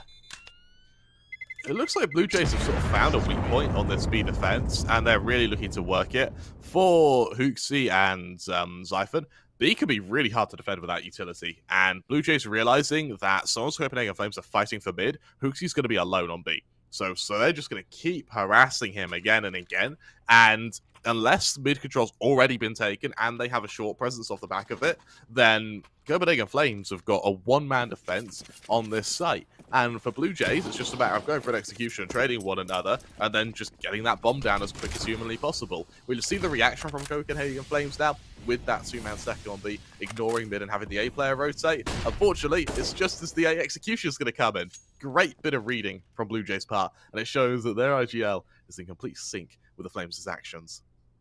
You know what? I like the lack of real concerted plays in mid as well when they know that Dignitas is just on a bit of a streak at the moment after Overpass. They want to give him time to cool down before they really go in for an AWP versus AWP challenge. And instead try for some shiftiness and sneakiness instead. And that's exactly what could be achieved here by Kixan. In come the smokes. Not a huge amount of them, so it will be a somewhat uncovered crossing into Palace. But Jabby tried to get ahead of the curve. And Dan punishes them for their transgressions. Kixan now wants to try and catch out anyone who decides to make their rotation. Dignitas is going to be unable to... Oh! Never mind, they did stop the plant. The wallbag headshot from Dignitas, that is absolutely sexy. That's a wonderful shot there. There's a flank coming from Hooksy as well. This could be everything. Hooksy can get so much done here. Sassanito needs to be aware, but they might well be caught out. It's easy for Hooksy. And Kixon, they're away from the bomb. And they don't have themselves a hope. Copenhagen Flames start to tie us up again. Only 1 round in it. 4 rounds for the Flames now. And for Blue Jays, this is really going to be tough for them. That was a round they should have won. It's going to leave them with a bit of a sour taste. However, they are still in the lead. They still have money for a buy. The bomb plant would have helped their economy a little bit, but luckily the finances, the savings, are just ticking them through as we hit the recession for Blue Jays. Now goes VHE. Not a huge amount of damage done. It's a bit of a mixed buy at the moment. Kixon's down to only the Deeg. This is going to be potentially a good leverage position here for Styles. Remember, Hooksy could be in danger here if their silencer is spotted. It's one of the disadvantages of this. Aid kit moves quickly, but they think that it's open. This is what you were talking about earlier, Kremer. That assumption that it's just Hooksy defending. Nikados caught out easily by Dan. And now Jabby has to make a decision as to how they're going to move. Even while blinded, they find themselves the headshots. Down to a 3 versus 2 yet again, and Blue Jays could lose control of this T side. The timing could be easy here, and it is. Kixon, 1 versus 3, Harry. It's a tough position to be in, especially with Jabby and Ramp. However, he does have the knowledge of 2 of the players' positioning. Oh, they catch Roy easy. But Jabby, the king of the refrag on this side. It's been a pretty good round for him. And Copenhagen Flames tie us up. Yeah, they're looking really strong now. When with the Flames looking to gain a bit of momentum, they finally put Blue Jays onto some uncharted waters. And for Blue Jays, those uncharted waters are an eco. We haven't really seen them list to this option. They've been a side that preferred the 4 spies, but now they don't have any other choice. 2 flashes to get them out from ramp and to get them into the awaiting arms of the Copenhagen Flames as they walk into the valley of the shadow of death. The evil is Jabby, and unfortunately, there's good reason to fear him. Oh, been spending most of their lives living in the Danish paradise. Roy, he's doing so well, tearing through multiple members of Blue Jays. The North Macedonians are left wanting here. And that is going to be a flawless round for Copenhagen Flames and 4 kills for Roy. Really strong round on his part. We saw Nikados being the man who was giving the standout performance on Overpass. Over on Mirage, it looks like it's Roy. It's 13-6 he currently goes. Aidkit, his counterpart, only going 10-9. As for Blue Jays, the full buy comes out. AK's around the board. There's no AWP on Styles, so Nikados is going to go unperturbed unless Blue Jays find a way to get up in his face. A little bit of a look at mid here. It's a well-placed smoke. But look at this, Roy. They might hear the approach. They catch themselves a blinded player. Beautifully delivered flash there from Jabby. And now Sassanito generates a crossfire at the entrance over here to A. But all the CTs are playing in reserved positions. Roy got 4 from this last time. But while they're blinded, they just take cover within the smoke, hoping to remain undiscovered for now. The bomb's making its way over to the site, and it should be an easy plant here for Styles, but we've said that before. Oh, that's a shot Nikados should be hitting now. A 4-on-4 retake. This is going to be difficult for the Flames here. They need a kill. They need it quickly, Harry. And look at the flank that's coming from Casanito. HEs do so much damage, and Jabby delivers a headshot just to finish the deal. And this backstab, this could be absolutely huge. Sassanito from the back. The assassin has come on in, but Nika does place them on down. The headshot from the AWP does so much damage. Dan does their best to stop the defuse and comes good on what they promised. Now they need to be revealed from this side. Nikados surrounded on all angles. Dan descends from the heavens and lets loose with the AK. The C-130 really coming in hot for Blue Jays there. There's their equalizer, 6-6 now, and with both of these teams looking inseparable, you need to remember that unlike Overpass, this is a fairly even map. 9-6, 8-7s are very common to see. So for the Flames, letting 6 rounds onto Blue Jays' T side isn't the end of the world. However, you do still want to win the half, especially on your CT side, and we've seen how Copenhagen Flames have had a lackluster T side in the past. I don't know about you, Kremer, but I'm hoping for 3 maps. I want to see these players go at it for a long time. Hooksy prepares the incendiary. And there's been a bit of a fake salt here from Kixan, and they've kept the attention here of multiple players. It's all going to be about a messy spray in apartments, and Styles, while they're blinded, they still back on out and get the aim shot that they need with the AWP. Hooksy has to consider if they want to upgrade this weapon now. There are going to be a couple left down on the ground, but are they going to be brave enough to close the distance? It seems that they may well be. Kixan has grabbed control of mid, and this will allow through the lurk in the under. Something to highlight is that that flash from Hooksy was very late to help Zyphon. He's skilled to get 2 players there, and as Assassinito is going for a bit of a wrap now. Also, Roy's read it beautifully, though. Hooksy still with a lesser armament at the moment, but plenty are available to him. Are they going to hear? No, surely this is, yeah. Noise is cut. Nothing's going to be heard in apartments. Hooksy might just look for a cheeky angle with this SMG, and that's exactly what's about to happen. Playing as low as possible. The molly's going to be good. Moves Hooksy back at just a touch. Assassinito still stands prepared for anyone who might rotate. Hooksy doubles down on the position. Will Kixan see this? No, that's an easy first. They spot the second, but they're going to wait for someone else to try and deal with this. Yabby knew Assassinito's tricks. The AWP has been recovered. Now it's a mad dash to safety for Styles. They can't afford to die at this moment. But then again, neither could Yabby. 7-6 now. Copenhagen Flames, I think they're more happy with the fact that they took the lead rather than the fact that they were unable to get the orb. With Styles now having that, we're finally going to see this duel between Styles and Nikados. And for Nikados, he's been missing a few shots this game, so potentially Styles might find a way to usurp the throne as the Alpine King. However, as a quick tech pause comes out, hopefully we can resolve it quickly. Assassinito, it feels like Jabby's getting some good reads on this. Jabby's definitely having a better Mirage than they did Overpass, where it really felt like Nikados just opened up his bag of holding and was like, all right, everyone, jump on in. Daddy's got an AWP and Daddy wants this map. In this case, so I want to highlight is when we see Copenhagen Flames go for mid control, they commit 3 players to it, but they don't commit their B players because, of course, Blue Jays have just abused that site. So we see the connector player, he'll push out. Then what would usually be the A anchor actually joins them in connector. What it means is their A site becomes very weak when going for mid control. We saw it get exploited once by Blue Jays, and that was when we saw them go for a straight execution, and they just won. They just won. And like that, let's see what could be done by Blue Jays. Is they may try and fake mid control just to bait that extra connector player before going for a for an execution anyway, which could really work. Maybe a little bit of conditioning. However, we have seen the reverse happen as well, where there have been assumptions by Blue Jays that Hooksy might be defending B alone at points after some mid presence has been shown to try and drag in a couple more.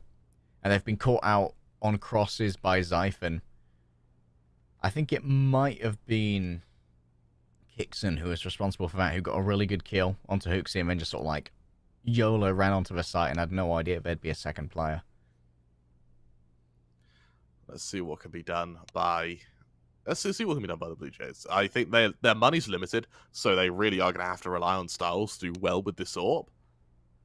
Fingers crossed we're able to see a bit of a star play from him. Bear in mind that he's only going 4-9 at the moment. He's not having a great game.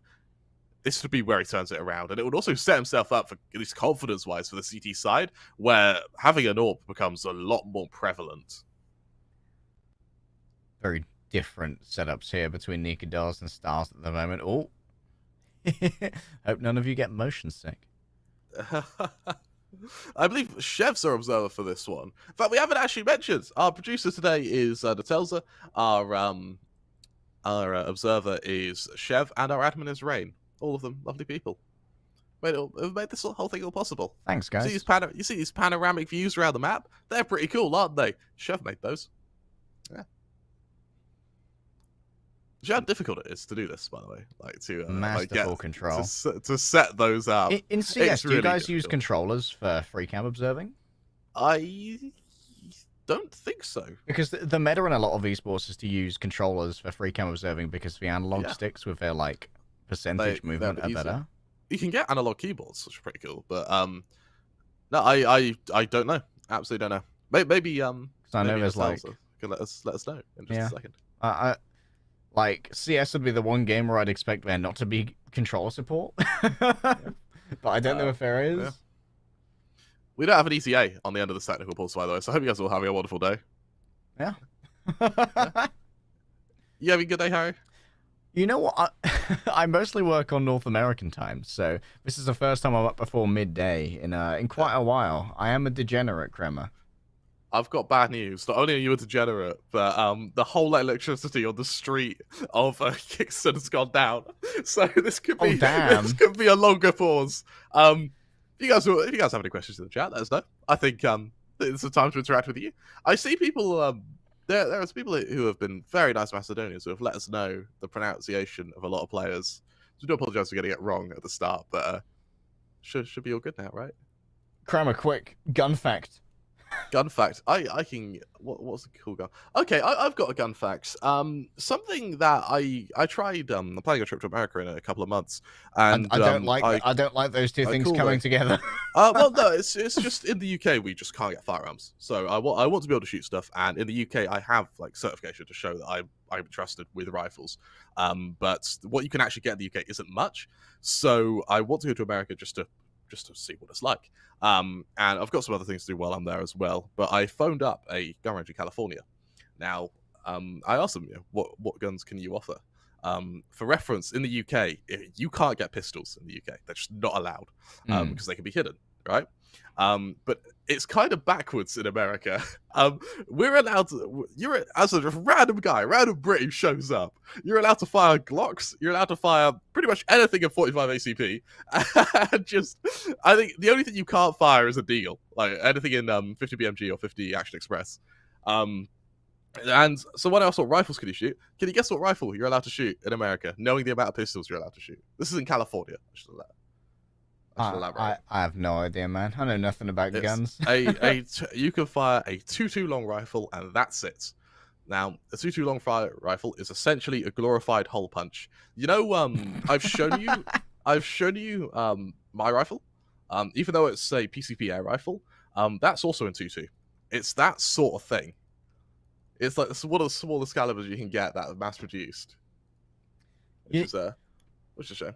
You know what? I don't think I've ever heard of anything simultaneously more and less British than calling up in advance to a gun range in California to negotiate.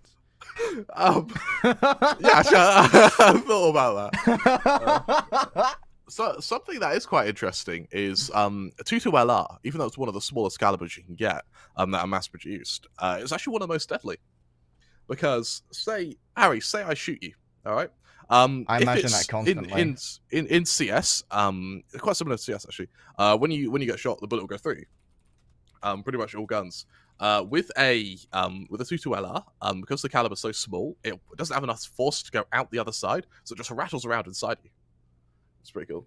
Someone's asked, what ranks are we in Face It? I kind of like hovered around like 2.2k elo for a bit. I think I'm like level 7, level 8 now. We're not very good. Harry's 3k elo though. I'm level 13 on League of Legends, man. that's good enough. That's good enough. I get behind that. I once had 6 people in my house on Habbo Hotel, so don't mess. Yeah, that's pretty good. That's pretty good. Yeah, is that the only question we have in the chat? That is the only question we have. Oh, the electricity is coming back up. Yeah. Is that Jabby? That's Jabby, yeah. What's he playing? He's throwing his guns up in the air and then catching them. Oh, I see. Are there any other cool gun facts I can come up with or think of on the spot? Not really. All gun facts are cool. I just don't know if they're I don't know what makes them cool for you. Beautiful inventory fountain. Yeah. That must hurt, dropping an AK on you. You know, I feel like this is a carpal tunnel risk. Well, I'm being a Pro CS player isn't. I suppose it's kind of like a drop in the river, isn't it? Yeah. Oh, it's alright. Electricity's back up, so hopefully you won't have to listen to us ramble for too long. That's the dream, Kremer. That's the dream. This gone from CS National podcast. Like... and not a high tier podcast either. This is no, it's like budget. Like... this is one that couldn't get like Apple Store approved, you know. Just two guys just showed up. I've actually had that in a studio once. We had two guys just show up and start talking into the mics to record their football podcast, and no one, because they looked so confident, no one questioned them. They just showed up. I was like, oh, so that's us at the moment. That's us, Harry. Sometimes you do just show up. Oh, hello. Yeah. What currency is that check-in? Actually, this is a great time for me to do some research. What's the official currency? I'm trying to think. Is it dinar in Macedonia? I don't know if North Macedonia would have a different currency. There is the. Oh, it's the dinar, the Macedonian dinar. Let's not get political before we talk about North Macedonia. It's everyone's Macedonia. We're all Macedonia now. We're all Macedonia. Macedonia has a really cool flag. Like it does. That's one of my favorite flags. I may now be looking at the dinar coins, and they're pretty cool. Yeah, you guys have a cool currency. I actually didn't realize how bad our currency was until I looked at other people's. Like, yeah, I saw Kixon, he's back in the TeamSpeak, so we should be able to go live pretty soon. But I remember seeing a Bulgarian Lev, and they just look cool. Like, Lev is just cool compared to Pound. Like, even though, you know, there's like different values, doesn't matter. It looks cooler. I lived in Ukraine for a while, but I still don't know how to pronounce the name of their currency. Like Rivnia or something. I think it's a Rivnia. It's really cool, though. I think it's a Rivnia. Tell you what, living in Kiev is actually it's pretty great. Everything there is cheap as chips. You got any cool stories from Ukraine for us? Oh, no, a bit of a homebody, to be honest, Kremer. I went to an awesome secret bar, though. A secret bar? Yeah, that's pretty cool. It was like a random door in a pawn shop. That being P-A-W-N. Because I know that my British slang can sometimes be heard differently. And yeah, it was a random door in like a pawn shop. And it went down into a basement where there was like a club and a cocktail bar. That's pretty cool. That's pretty awesome. Pretty cool. Like, we needed a password to get in, but our producer got us in, so pog. That's cool. That's all right. We need to go there one day. Do you remember what the password is? No, I couldn't say. Oh, it was in Harry. Ukrainian, and as you can tell, my Ukrainian is pretty poor. We'll bring a Ukrainian dictionary and we'll just start going through. Just start guessing words. Yeah. That'd be great. Yeah, we'll figure something out. So it says, why is it paused? Because Kixon's had a power outage on his street. Yes. He should be back in soon, though. He's in TeamSpeak. He looks like he's doing well, so just a moment, I think. Just a moment longer. How do you feel about the finances around the Hero Warp at the moment? What's the best play here for the BLUEJAYS side? They've got to force around it. They need to keep their economy consistent. If they eco, it's understandable. I mean, a couple of bits of utility could just work as a execution, and they go from there. But it's really up in the air. It's all down to confidence. All entirely down to confidence. As of Texas, Oregon, Wisconsin, open carry licenses. Do you walk around with a weapon? That's pretty cool. How do you say that? Cloyd School? Oh, like old school, but Cloyd School.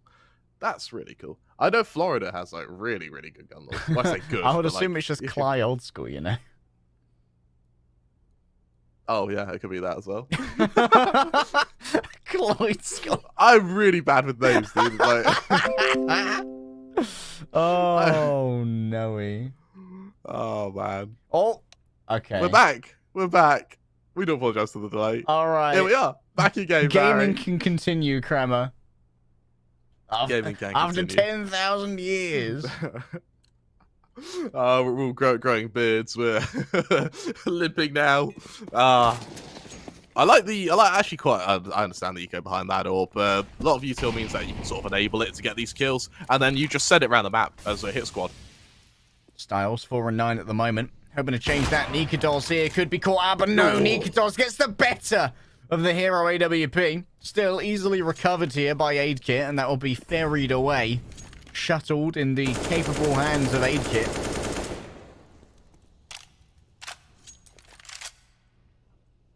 Jabby now.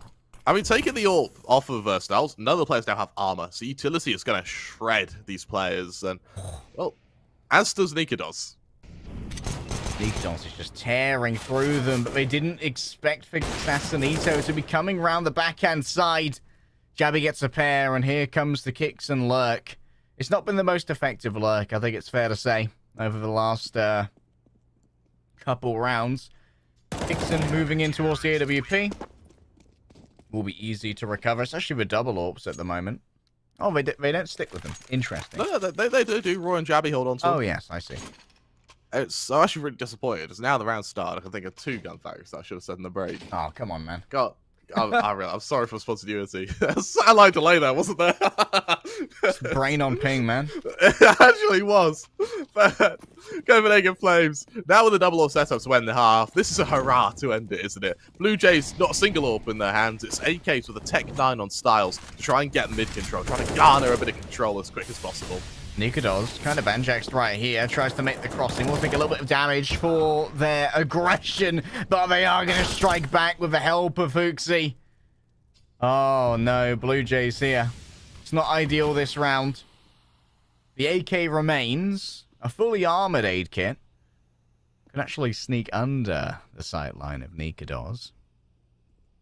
And the bomb is still in hand at least, so silver linings here for Blue Jays. But trying to get the better of Nikados here has been a somewhat fruitless endeavor for the entire team thus far. 2 players in mid. No other way to outflank Copenhagen Flames. They just have to brute force their way into this site.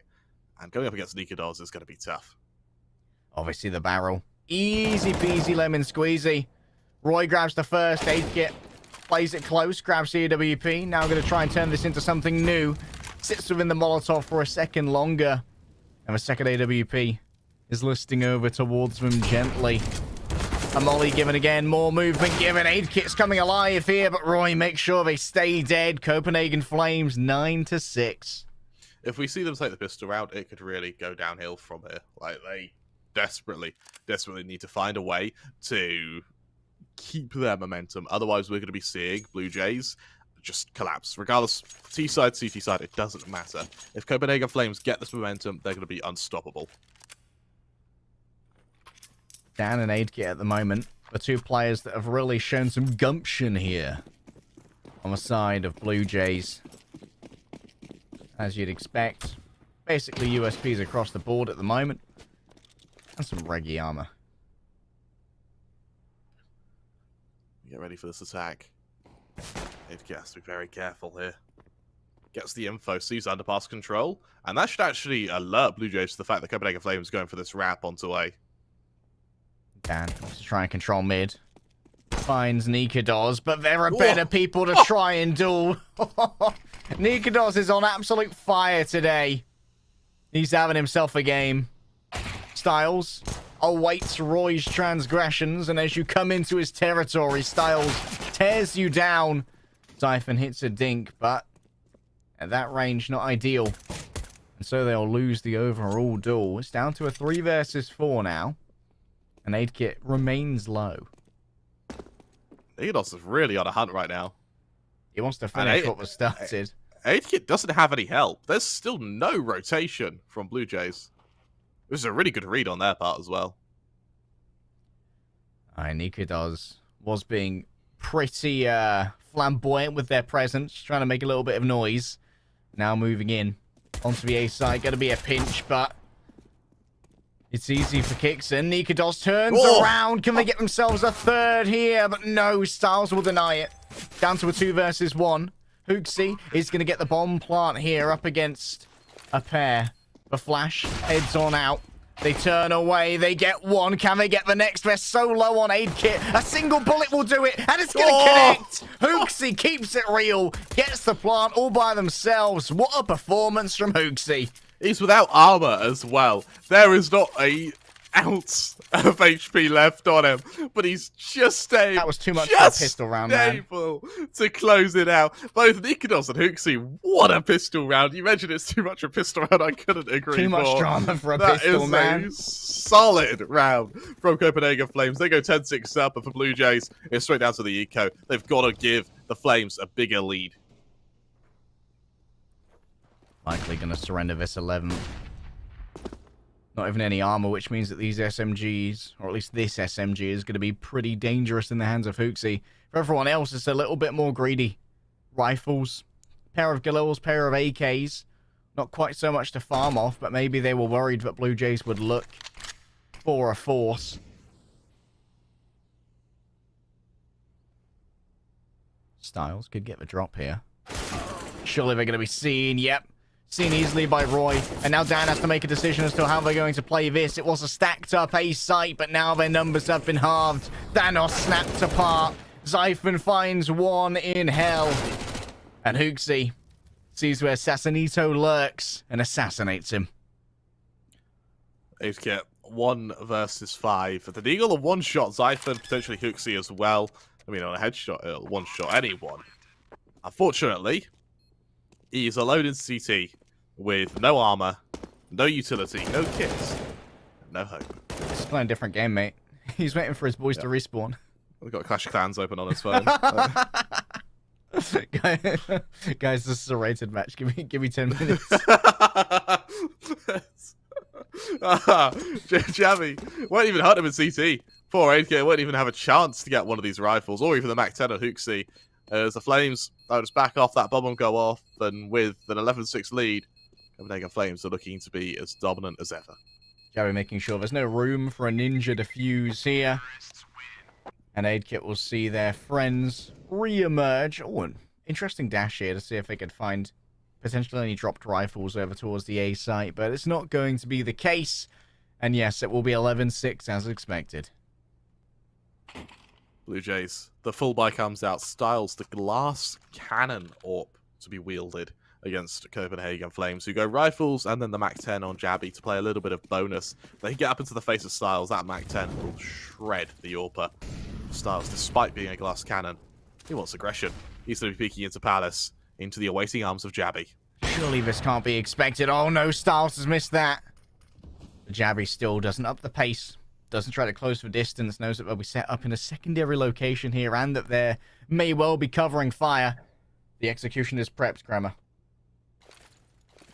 This is make or break. Copenhagen Flames, if they win this, it's going to be a very one-sided map. Dan forced to give away their control here as Jabby tries to make their way on through. They're fast with the Mac 10, but guess who's faster? Sassanito plays from connector and takes down Zyphon. They want to make sure there is no split from mid, but it's all onto the site right now. They pierce through the veil of the smoke, and Sassanito can get one, but no more than this. And Roy... Should we go through under to B? They could. They have the bomb. Oh, he does. All right. It will be good for a plant here. And Nikados has been discovered by Aidkit. Excellent checking, and Roy at this point... They hear the rotation.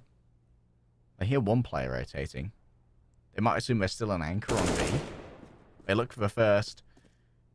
And Kixon. They note presence. But they'll play it slowly for now. But this does mean they're working with outdated information, Kramer. Look at this flank from Kixon as well. He may be low, but if he's always caught out, it won't matter. Oh, that was close, but Kixon keeps their nerve. We'll get their upgrade to the AK. That's a beautiful round from Blue Jays. They make it 7, sure, but that was against the bonus of Copenhagen Flames. This round here is where the Flames stand a chance of being reset, and Blue Jays stand a chance of really pressing the attack and closing the distance to that 11 rounds. There's still no AWP on Nikados. It's AKs around the board, but with that comes the bolstered utility, which is really what matters here. I think a bit of a love tap was just given to one of the Blue Jays players there, but they'll walk it up. Trust nobody. That's the key. The second you start to trust, you become naive. I'm making sure my players never do that. Assassinito wary that maybe some presence in under here could be given. Refresh on the smoke. The HE sent out. That could do a little bit of damage to Roy, and it will. The full 50 delivered, Kremer. A little more than a little, I think. Yeah, that's right. He's going to limp out of Underpass there. Luckily, there's no one to try and stop him, as Blue Jays have been fairly loose, fairly passive with their mid-hold. So we might see a peek there from Assassinito. I mean, the same thing was happening on their T-side as well. Like, Blue Jays just aren't really a mid-team, it seems. They don't really want to play it that much. Nikador's an uncharacteristic miss there. And when Assassinito doubles down, they take out the star player of Copenhagen Flames. It's going great for Blue Jays thus far. Jabby puts... Oh, my goodness, Dan here. There's no way Dan's expected there. That's easy. That's a freebie, baby. Hooksy will be noisy as they approach. Assassinito wins that every single day of every single week. Copenhagen Flames are down to 2 very low players, and Zyphon simply has no health after Dan takes off the remainder. It looks like Blue Jays have put their foot down now, and they're looking really strong. These last 2 rounds have been dominant for them. With Copenhagen Flames having to drop to the eco, this is where we see not only the economy build for Blue Jays, but more importantly, we see their momentum really look to take a downhill spiral of momentum. We see Roy, the man who's really leading the frag count, going 21 kills at the moment. No one on Blue Jays is really matching that, but everyone on Blue Jays is matching it consistently. All of them sort of hovering around 10 to 15 kills, and it means that they're all pulling their weight. You kill one, there's always someone else to deliver, whereas on the Flames, you kill Nikador, you kill Roy, and a lot of their firepower's been taken out. Hooksa catches a leg here. Assassinito. Negative information. A false negative allows for them to be taken out. Roy will be able to grab themselves a rifle now, an M4A1S in their hands, and they just become a lot more dangerous, Kremer. This is no longer just a random marauding band of pistoliers. There's a touch more. And if Roy can play doubles with someone, if he drops, this M4 can remain in T custody. Oh, I love this boost here from Roy. Look at him go up here. What an angle. Styles expects, though. They are still pre-aiming down towards this area. But with a minute left, there's still a little bit of time here for Copen. Oh, Styles expected it, but still exposed himself to the angle. Oh, this is a little bit dicey, Kremer. A little bit dicey. I don't know if that M4 can be retrieved, though, looking at the positioning of Kixon. So instead, they do boost up Roy, but from the looks of it, just to hold rather than to fight like that. Kixon takes a cross. Oh, they move on forwards here.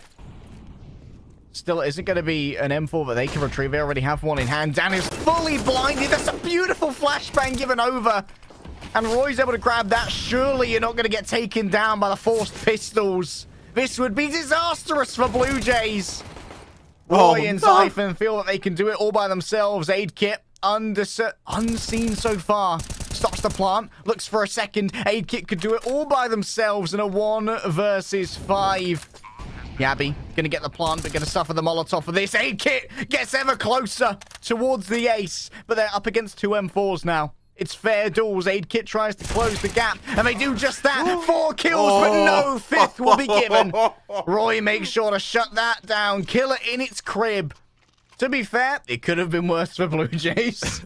Very well could have been worse, but it's still catastrophic. That was their bonus round. That was their chance to farm some cash and get themselves that little safety net.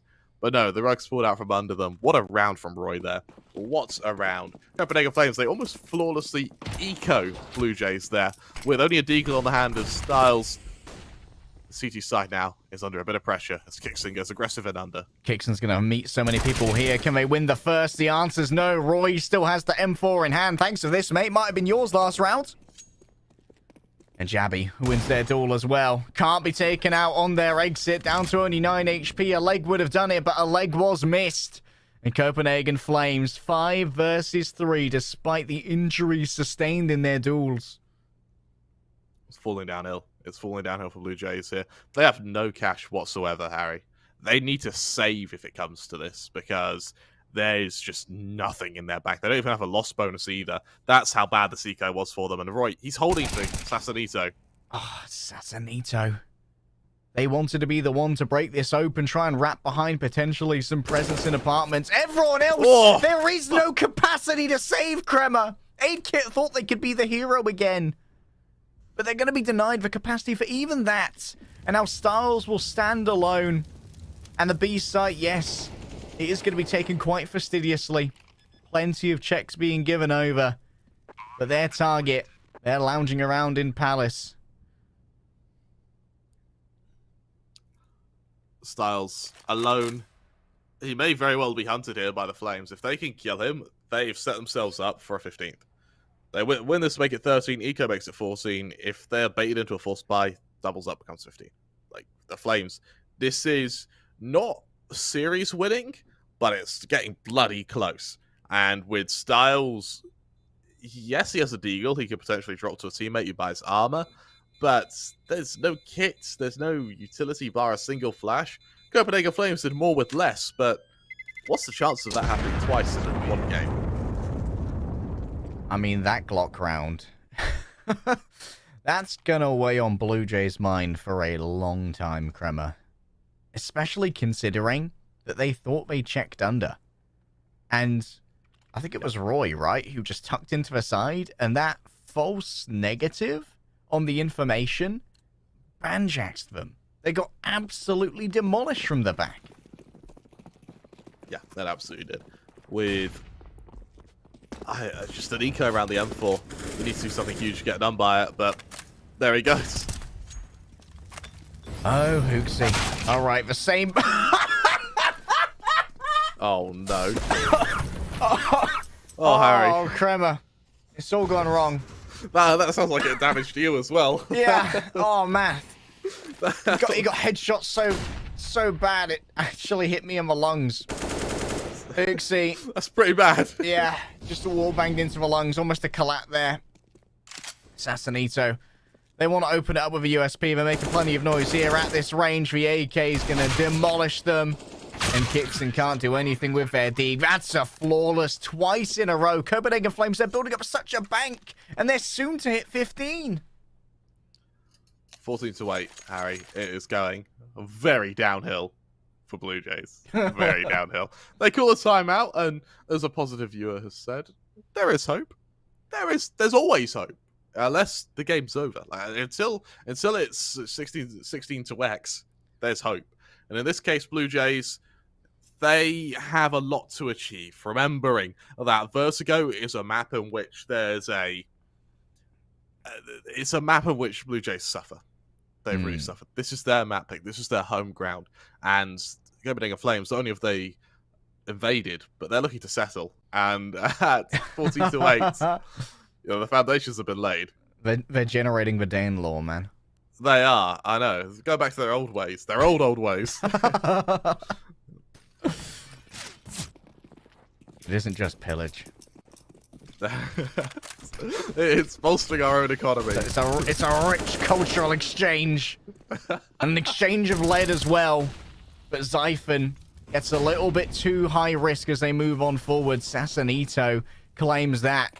And Jabby, surely they weren't pierced through this. They're up against 2, and Styles punishes Jabby for the arrogance of the smoke push. There's thought behind it. The idea being that he hears the player reloading and just tries to punish it. Fortunately, it happens once again. The bait and switch from Blue Jays is working beautifully now. The Hooksy and Dignitas. Where are the teammates gone? A new tact. Oh, Hooksy there. That was a dirty spray.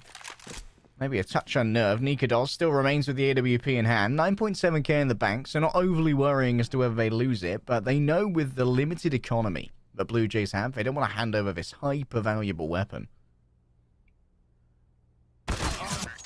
And they will anyway. Like that. 14-9. Blue Jays. There is always hope, Harry. There is always hope. And the Flames, they're not on match and series point yet. They're not there yet. As M4s, or as rifles come out from both sides, that AWP will be reinvested on Nikados to battle that of Styles. We'll see in this AWP duel who emerges victorious. Styles having a much quieter game than he did on Overpass. But Nikados, he too wasn't exactly dropping the 30 bomb we saw from him earlier. Not quite there just yet. And goes the Molotov. A little bit of a play here for mid-control from Copenhagen Flames. They seem a little bit more invested in this. And Styles has finally got that AWP back in hand. We know it's a little bit better on the CT side.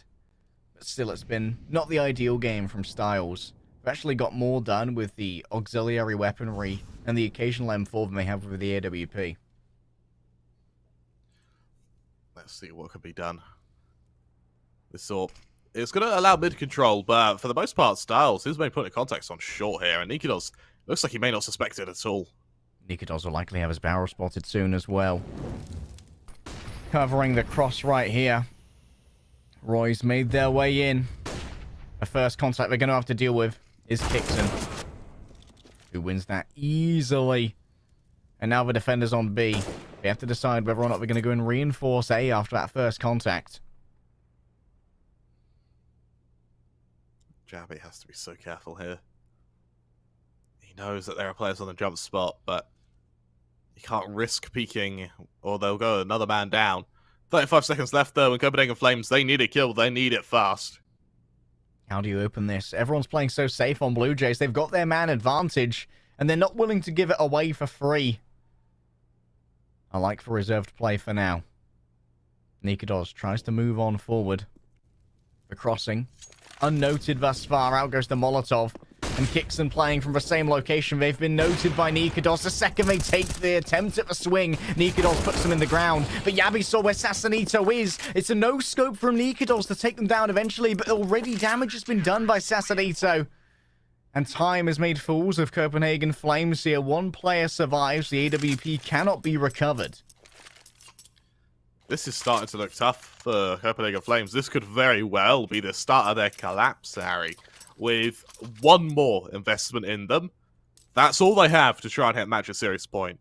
They lose this money, and we're going to be seeing Blue Jays funnel their way to not a victory, but a really close shot at it. With a timeout being called by Copenhagen Flames, I'm glad we're seeing one. I'd have liked to have seen it a little bit earlier, but at least now they are trying to break that momentum. With rifles around the board, Jabby, he'll be able to get invest one as well. There'll be utility to back it up. Something we haven't really seen from Copenhagen Flames is a straight B execution. Yeah, B has been, especially considering how much we've invested in mid-control as well, Kramer, and how often Blue Jays give it away. We haven't really seen many pincer attacks onto B happen. And it feels like Blue Jays are often giving away at least a little bit of territory in mid, like they'll cede a little bit of that away and then hope to try and get like the second phase of the battle where you have Styles kind of holding it from that B approach with the AWP. Blue Jays. Let's see Nikidos run boosted out. He's actually got past the vision, I think. Oh, that miss might come back to haunt them. Sasanito will walk away with their life here. Although loud as they do so.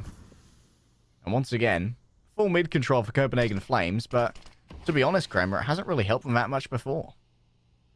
No, it hasn't. They like get mid and then, what now, guys? Yeah. Sasanito, he knows the player's probably been boosted here as well. So this really isn't helping the resolve with the Flames. They need to get this killing quickly, but Roy, he just needs impeccable timing, and Sasanito's not budging. Sasanito continues to aim it down, but Roy wins the straight gunfight, even when expected. The cross will be smoked, and so it's safe for Roy for the moment. And Dan is dropped down upon Black Jabby. It's not ideal, Kremer. But in the end, it works out. The orbital is a little bit unyieldly as Roy tries their best to get themselves yet another. Will be mollied away for now. And it feels like Copenhagen Flames have lost a little bit of that aiming mojo. Aim kits taken down. Down to a 2 versus 2. This would be a great match for Styles to win. It's a mutual flash, though. Nikidos actually just going to walk on forward here. Styles has got themselves a nice little angle through this smoke. As it begins to de-bloom, though, Nikidos gets aggressive. Ends up no-scoping with a wall bang. Crazy stuff from Nikidos. But can Kixon achieve their own brand of craziness? 74 HP, an M4. Not exactly a full mag to work with. But they might be able to isolate some 1v1s. That they have. And now dare you cross Nikidos. They know exactly what they're looking towards here. It has been a dink onto Nikidos, who's been just scared out of his wits for a moment. Decides to run away. Tries for a quick flick. and they simply cannot find it, Kremer. Blue Jays pull this one out of the bag. What a clutch from Kixon as well. Bear in mind, Kixon's having a stinker. Like, he was going 9 to 20, but he's able to rise up, and the impact of his frags are what matters there. 14 to 11. What a performance. What a performance from him there as he destroys Copenhagen Flames, and now that has got to be tilting. That is a little bit of a tilter.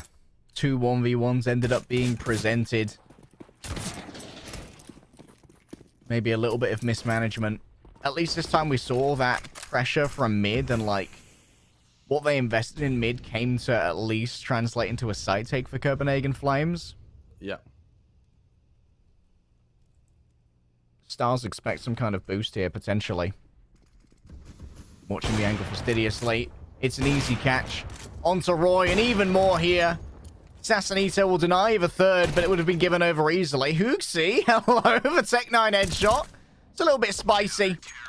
But Styles will find their third, despite Sassanito's best attempts to deny it.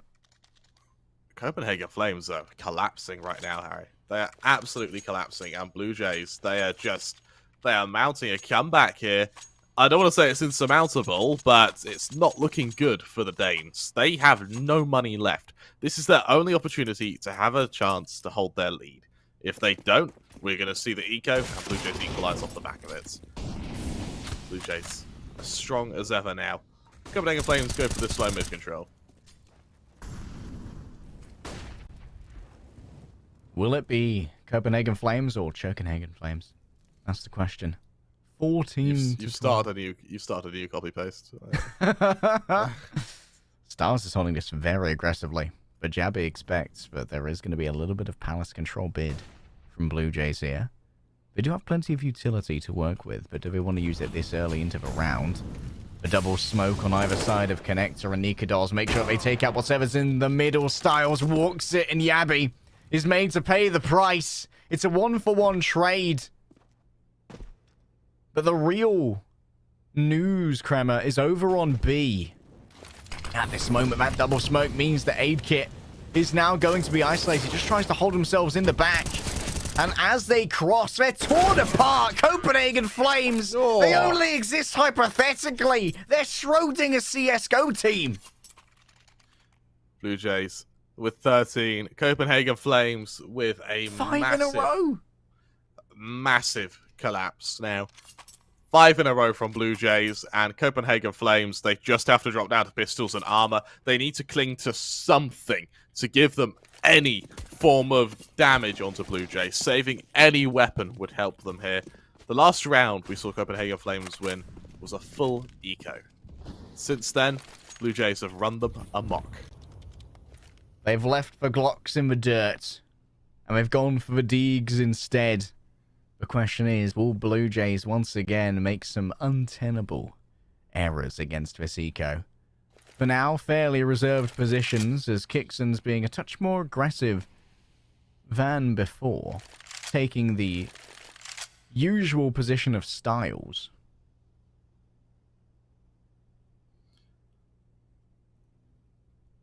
Once again, Copenhagen Flames have gone for mid control, but mid control hasn't really worked for them. I would want to see more of an emphasis on hitting to either A or B than using mid as more of a lurk position, because Blue Jays just don't fight for it. Yeah, they're happy to let you have that. Sassanito waits patiently.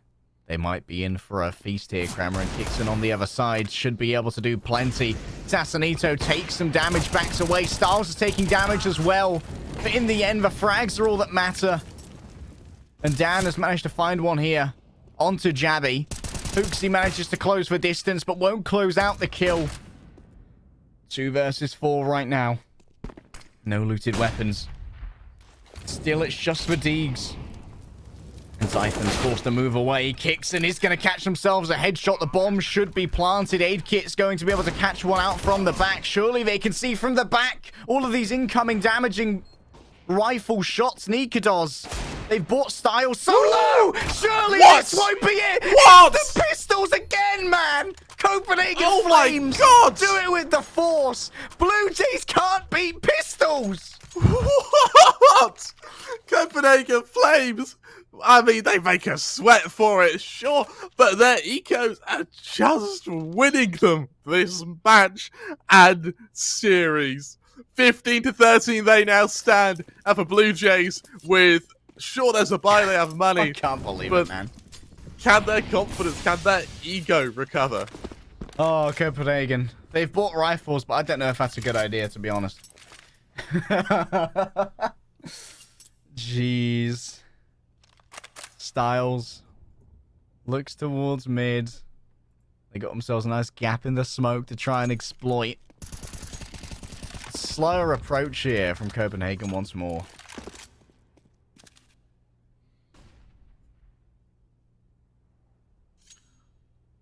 Oh no. with Copenhagen Flames, it looks like they're trying to just circle around, hit the safe site once again. I mean, hey, it worked before. Yeah, why not just repeat the success? Kixon looking to duel Dignitas from short though. It's been a while. Oh, that's a beautiful shot there from Styles. We just saw Dignitas collapse under his own weight. A corpse generated, but no real info gathered over these two players in Palace. Dan's now going to give it a look. Sees Yabby on the head glitch. And Yabby takes damage. However, bloodless in that battle. No one's going to be put in the grave. Assassinito. They hold it, and they hold it well. It's an easy frag onto Hooksy.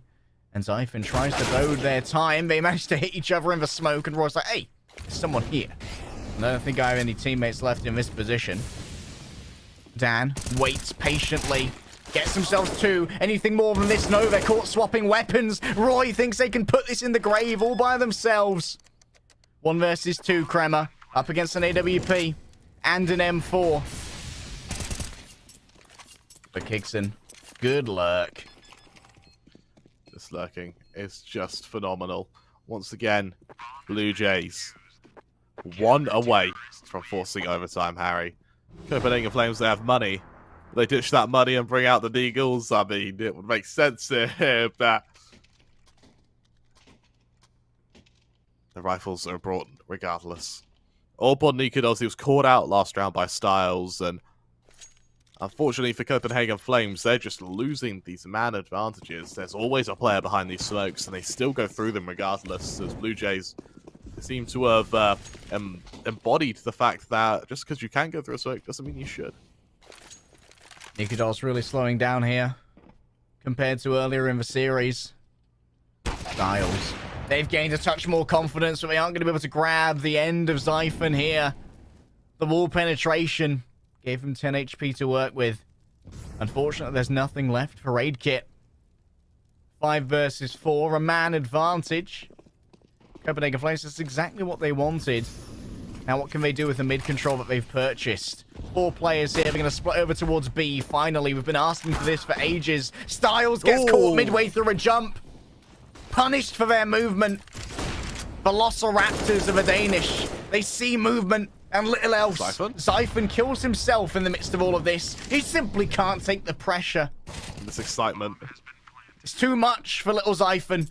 Roy. Oh, that's a terrible timing right there. Allowed for Assassinito to survive a while longer. Nikodos, though, looks to remain relevant and return themselves to previous glories. This could be Copenhagen Flames moving further in the tournament and knocking out Blue Jays. The last hope of Macedonia stands on the back of Dan. They can do it all by themselves. What? And they might well do so. Up against Roy. They look for the defuse. Will Roy begin to run it? Yes, they will. The AWP! Oh my God! That's all that's needed. What? The last hope of Macedonia delivers us an overtime.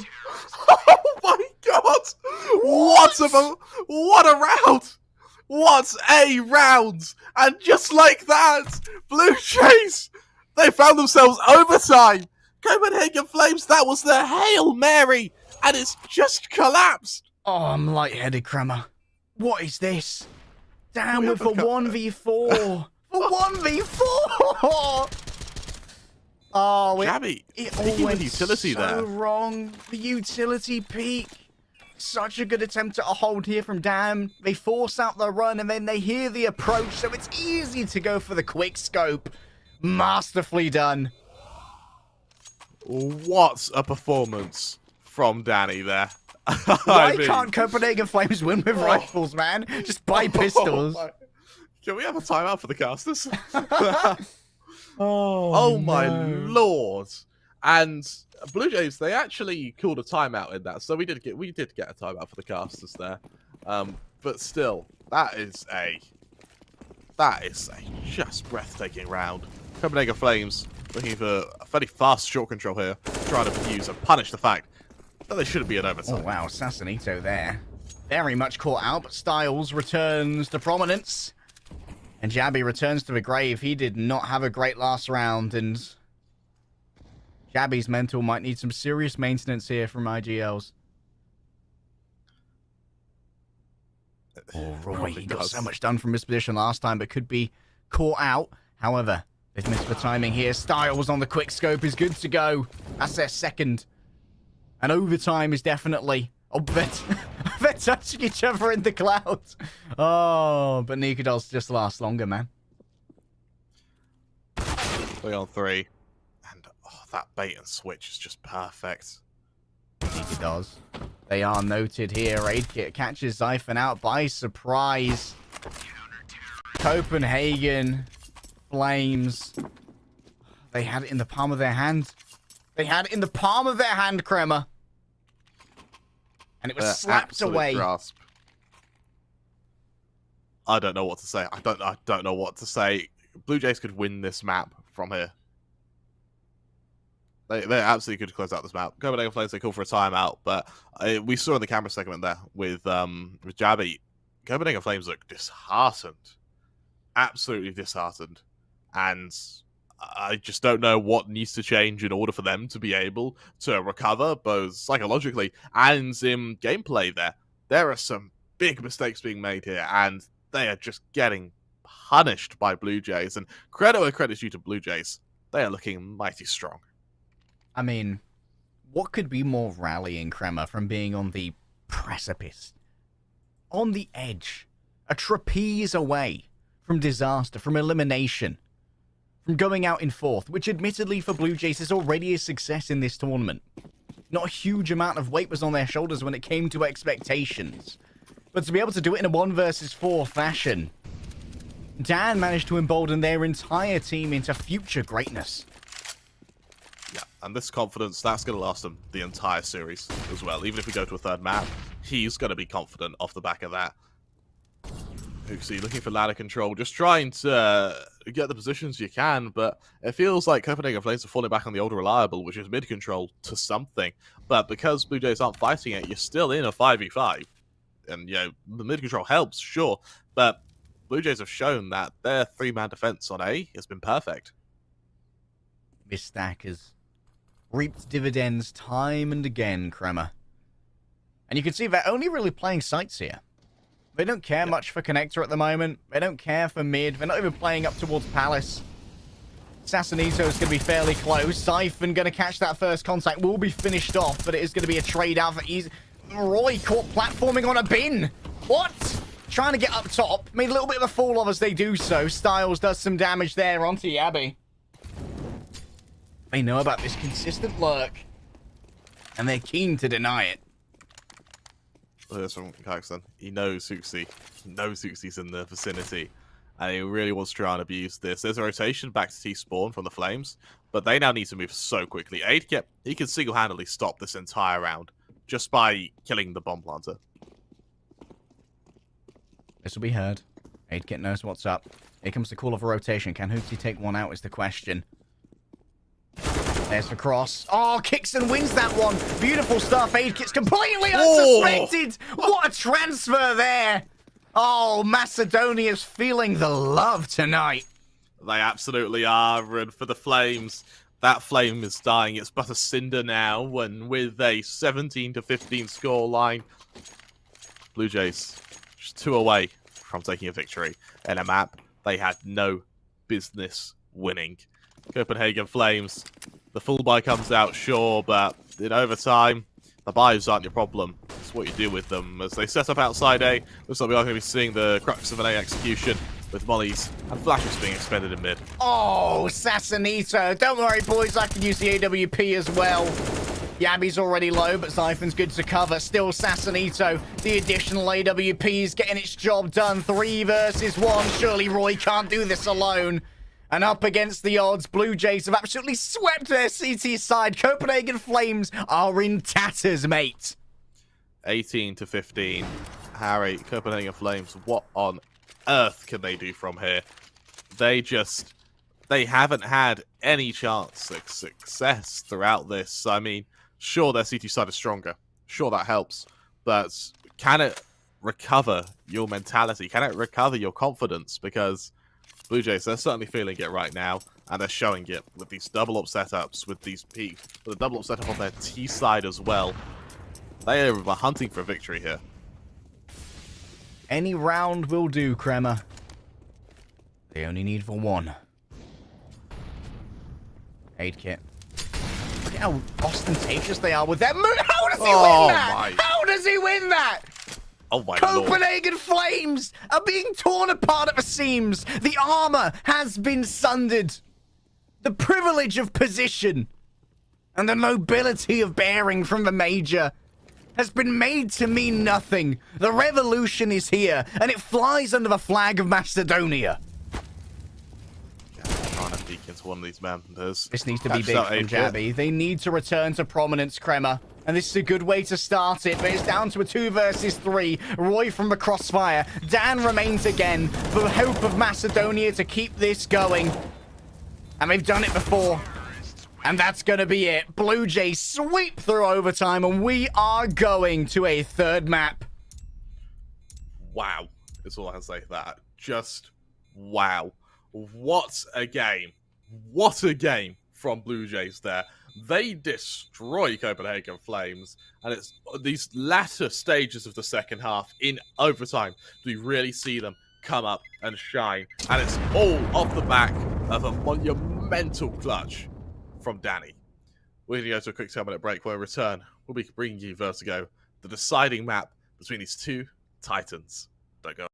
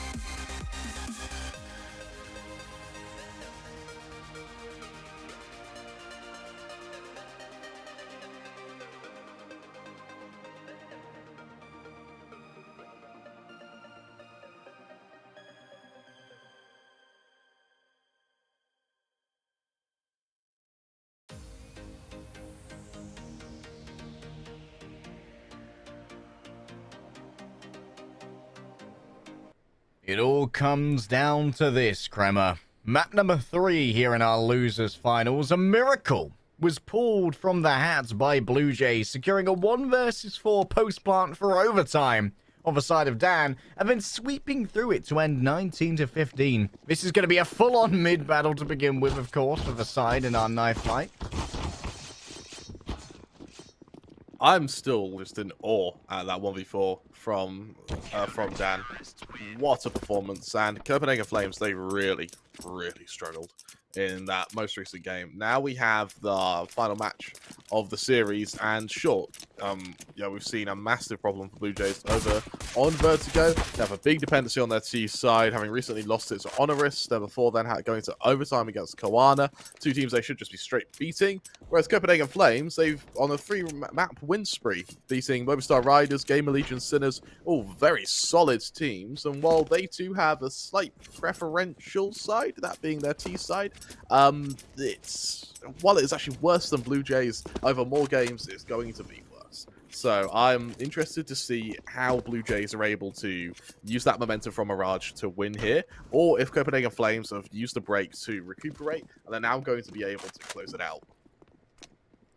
Lots of weigh on the minds of Copenhagen Flames here. I think it's fair to say that in that overtime, they folded like a deck chair made of bog roll. It was not great, if I'm going to use my kindest words. Yeah, it wasn't great at all. And you need to remember as well, Copenhagen Flames, the last 12 rounds, I think the only 2 rounds they won were with pistols.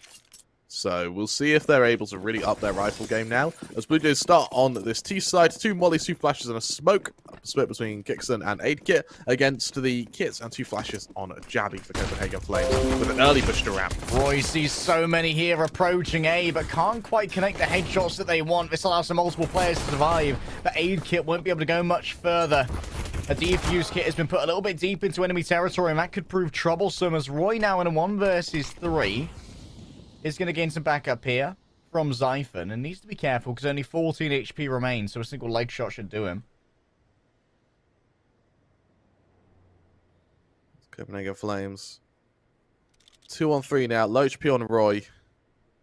They've got to deliver. They have to deliver here. If they lose this early momentum, Harry, they may not be able to get it back. BLUEJAYS looking to go for a mid-flank now. Looking to catch out Zyphon potentially on this B site. 1 anchor on each site here, Kremer. No looted USPs, though, so still Glocks across the board. Zyphon's making a lot of noise here. And they won't get anything there. Styles puts 1 in the head, and a little bit of damage has been done. But Roy, what can they do with 14 HP? Looted USP now in the hands of Kixon as well.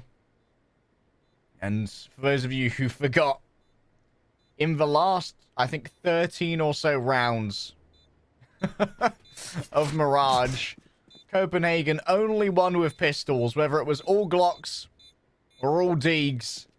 Roy here won't find anything. Sassanito puts him in the ground. This is a good start here for BLUEJAYS.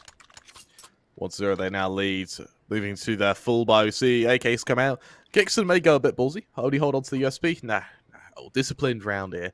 Mac 10 for him, and with that, 3 rifles, an SMG, and I assume Danny will go for 1 as well. It's a fairly disciplined buy from BLUEJAYS. Copenhagen Flames, they go for the best full buy they can muster. A couple of Deagles, the odd CZ. Utility to back it up, though, which is something you really need to pay attention to, because the flashes of Mirage were so important.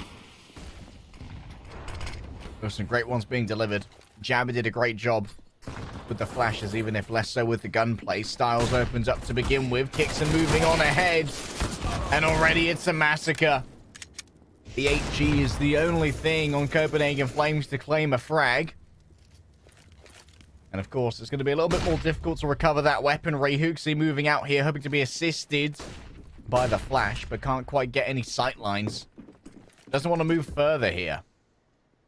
And so Aid Kit, they've managed to lurk up on B, gain a lot of control here, and could actually get the drop onto Jabby.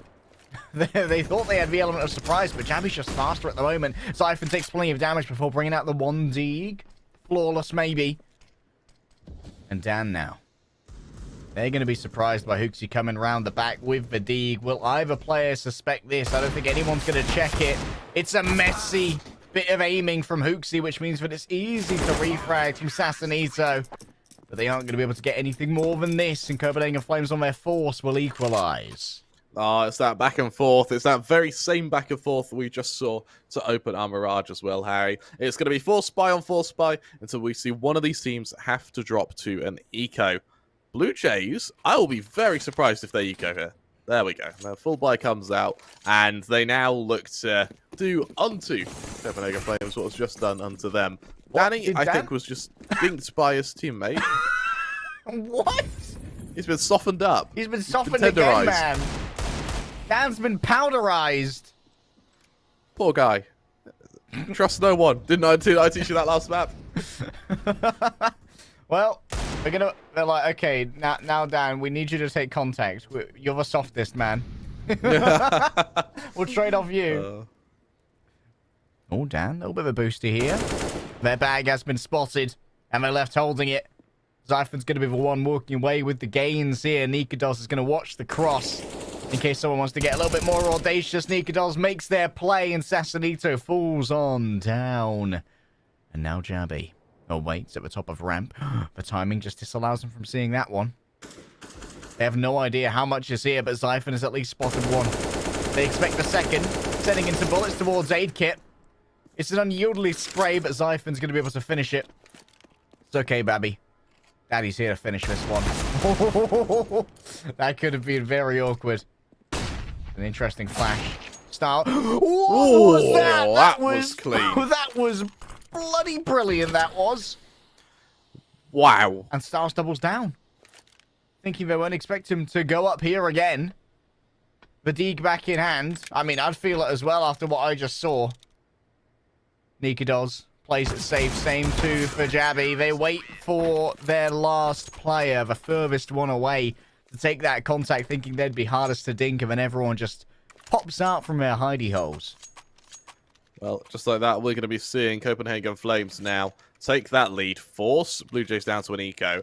And I'm going to give you a hypothetical, Harry. Do we see Copenhagen Flames go from being stomped on Mirage to then just recovering, getting themselves back together for Vertigo, and then just winning?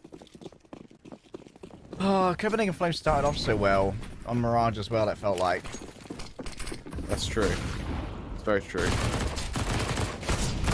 Roy might be mollied out of here, but Nikados just turns in place and lays out shot after shot. A couple of kills there with the SMG allowed for some additional finances, but of course Copenhagen Flames were expected to win that one easily. And now Nikados, rewarded for their killing spree with the SMG, will be able to grab the AWP. Just like that, we see Zyphon and Nikados both looking quite tasty this map. Really strong performance to start from both of them. And for Blue Jays now, AK's out. There's a Galil on Kixon, but he does have the utility to make up for it as the AWP comes out on Nikados. Now, this AWP, this revelation, may very well catch Blue Jays off guard. Kixon, whoa! Blinded, just put Suxi down. It's a messy entry here. But Blue Jays are still going to be pretty happy with this. Nikados, there's not going to be anyone to trade him out, but it doesn't matter. Nikados will do it by himself if he has to. Zyphon. Whoa, Sassanito. Oh, that ain't great. That ain't great, Crabber. That really ain't great. And now Nikados is going aggressive again. He really wants to keep the momentum for Copenhagen Flames. He's looking to catch his players off guard. They're playing together at the moment. Sends out. But for smoke. Oh, Nikados there does not find the timing that they want. But they've noted Kixton here. Aid Kit looks towards it. Sees the movement. And now Zyphon. They have to wait for Yabby. That's going to allow for the plant here. The smoke will begin to clear. Kixton with a body shot is more than enough. And Jabby manages to secure the 1 versus 1. Picks up a defuse kit. Now they have a little bit more freedom when it comes to playing the time. The Aid Kit here. Playing around this AWP so that, should it be necessary, they can easily pick it up. Whoa. But Jabby had the idea. I know you want to save that rifle, man, but I just ain't going to allow it. That's not the jam. This is for me. That's a solid shot there. Very solid shot. And now Copenhagen Flames at a 4-1 lead. They're looking to really get a spiral out of control here. Let's see if Blue Jays can respond. Let's see if Blue Jays have something in store for us, because that round was good, but they got to that clutch off the back of a recovery from a poor start to the round. So they need to find a way to entry without losing as many players. Kixon tried to be bold, but just loses their life for their trouble. Nikados is so fast on these flicks. And these A entries, they've not been the cleanest, Kremer, but Sassanito and Styles try their best to make sure they will be able to negotiate a numbers advantage. Hooks is going to be the next one to try and deal damage, but Dan's got the pinch. Siphon lies in wait. It seems like every single gunfight is going the way of Blue Jays unless Xiphon is involved. 1 versus 2. If they could win this, it'd be 4 kills on the round. B should be the eventual recipient of the bomb. It's a bit hero play for Xiphon if he can convert it. He just needs to find a way to get this first kill onto Wade Kit on the low ground. Assassinito in the bait and switch. That's the hope right here, Xiphon. The M4A4. Not the most common of weapons these days. Xiphon drops down. There's the first, the second. Xiphon swaps over to the USP, but simply can't cock it back in time. And Sassanito puts that one down. He does put it down, Harry, but for a moment that looked very That was damn shaky, close. man. That was shaky. That was very shaky. Let's see what can happen from the Flames. Let's see if there is a chance for a recovery, or if that was Blue Jays telling the Flames that this is their chance to run away with their T side. What's through the scoreline? There's still a bit of space between the two of them. As Nikados reinvests that all. Copenhagen Flames are biting down to 0 here. Last chance saloon for Copenhagen Flames, maybe Xiphon. They've gone so big so far. Will they continue to do so? The answer might well be yes. They'll grab the pair before Styles puts them down. And the Famis is what finishes it, but Jabby's going to be able to grab themselves a quick upgrade here if they dare foray into that mid-space. Aid kit for now will remain all alone. Galil. And no bomb to their name. It is amongst the mess of corpses that has been generated so readily by Xiphon and compatriots over in mid. And Jabby has found the upgrade here to the M4A4. Nikados misses the shot and the Galil one-taps back. Now it's time for Jabby. Aid kit won't be allowed for any heroics this time. The AWP will be recovered. 5-2, the scoreline, Harry. And for Blue Jays, what could have been a nice road to recovery is instantly shut down by some very, very clean mid control from the Flames there. Absolutely wiping the floor with them. Let's see what can be done by the Flames here. As they have the bonus of an eco, so this is where their money builds, and this is where they really look to tear into Blue Jays. Nikados once again believing speed is his ally. But so too is the high caliber weaponry. And we haven't really seen much in the way of a real execution or hit towards B. It's always been either stopped early, or it's just been a lurk on B that's been achieved by someone like Aidkit. It's interesting that Aidkit seems to be playing more of a lurking style on Vertigo compared to Kixon, who played it more over on Mirage. A huge barrage of utility here. Nikados gets so much. An HE kill, then the AWP picks up the slack. Tatanito moves forward, but the HEs claim life after life. Bloody gobbets is all that remains of the Blue Jays. Well, Nikados, when he's here, Harry, he's definitely here. And for Blue Jays, they learned that the hard way. Instantly shut down. However, it was just a way to pave themselves into their full buy. AWP out onto Styles, and so that could be their chance to combat Nikados. We'll see if it's enough, though, and we'll see if the Danes have a soft spot for that AWP of Styles. Yes, Nikados. He either has CSGO installed or he does not. Yes. No in between. aid kit.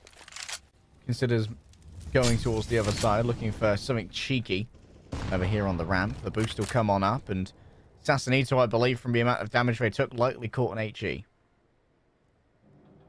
Jabby, there's a hold for now. Well, hear all these players coming. He's going to have to tank that nade, though. Wary another could come. He's got to be so patient. Dignitas covers for cross as well. Oh, they've seen a little bit of movement there. Dignitas flashed away. Jabby's grabbed the first. Assassinito wondering, is this my opening? Can I try and get over the top here? Moves to try and intercept those who would reinforce this site. But it's Dignitas who catches them as they're scarpering in their own right. The bomb has been planted. And Dignitas seems unperturbed thus far. The flashbang takes away their eyesight for a moment. And so flee they will. The flash might well be good. And moving forward now in an attempt desperately for a retake. Dan stops them as they move forward. And while the Deagle might be ambitious, it will not be effective. That's very messy. That is very messy from both sides there. Loads of shots missed by Styles, and so it allows Dignitas to continue shutting them down. However, the rest of Copenhagen Flames, when that retake came in, perfect flash, but they just miss quite a lot there. Blue Jays, they punish it. 6-3 the score line, and with a full buy from either side, Copenhagen Flames on the precipice of being reset. They desperately want to avoid that. They've gone for heavy investment. Double AWPs here. It's Zyphon who picks up the second one. And Zyphon, who expects that Kizen might test him. Actually, we've got a second here as well. Dan, they're weighing it up. Roy, ready to go down ramp here. CZ in hand. Gotta try and hold. Needs to be patient. Oh, this is dangerous for Roy. That timing is... Oh, the flash is so blessed. good. They're going to be looking towards Dignitas, but no. Kicks in. Well disciplined. Checks the corner. Dignitas doesn't actually take the shot. They do take the second, though. And they hit what they need to. But Assassinito gets the trade. The refrag is solid.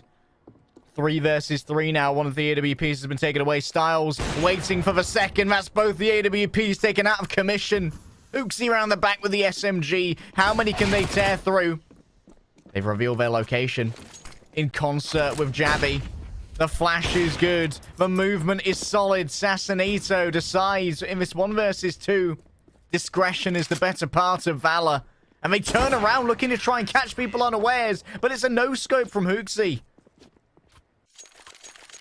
7-3 scoreline, Harry, and things are suddenly looking a little bit better for Copenhagen Flames. A well-recovered round there. Great flank from Jabby to assist there. However, for Blue Jays, 7-3 isn't a scoreline you're going to like the look of. They need to find a way to recover. And as we see a couple of AKs come out, there's the odd bit of utility to bolster that.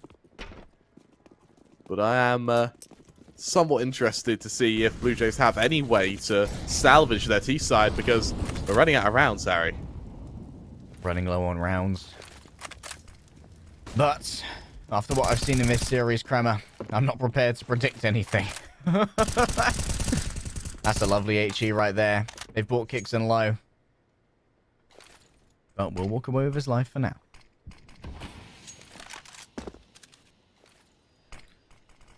From Dignitas. Watches the gap. Oh. Sees a cross. Is given some fire in return. Oh my goodness. Assassinito. The hero AK.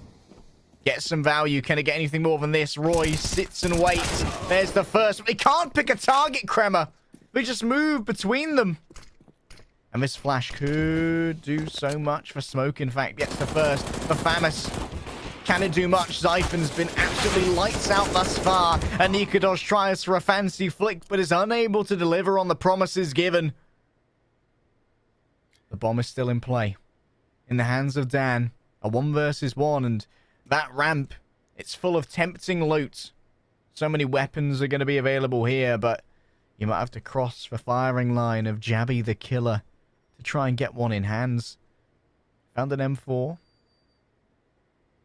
And 30 seconds remain. Jabby, he's hoping for timing here. Did he see it? Got a I don't think he defuse kit. did. Dan might have seen a gun barrel, though. Dan Ooh, definitely saw they're Jabby. just passing each other. Jabby. They're going to hear this plant now. They don't have any utility to stop it in terms of damaging, but they don't even need it, Kremer. They just stare it on down like, nah, man. All right, you guys want to take attack pause? I've got some time here. I mean, it's nice that they... It works that they get the round, sure, and I guess 8 rounds is pretty happy for them, but Blue Jays shouldn't have made it that close. That was a bad buy from Blue Jays, and they really pummel the economy of Copenhagen Flames. Look at their cash, Harry. They're going to be on an awful buy next round against the kind of full might of Blue Jays. As with that bomb plant, there's not an expense that really will be missed. Yeah, I believe it was 1 AK and a bunch of Deagles, or maybe a couple of lesser upgraded pistols as well. Like, there was a couple of Glocks. I think there was a P250 in there.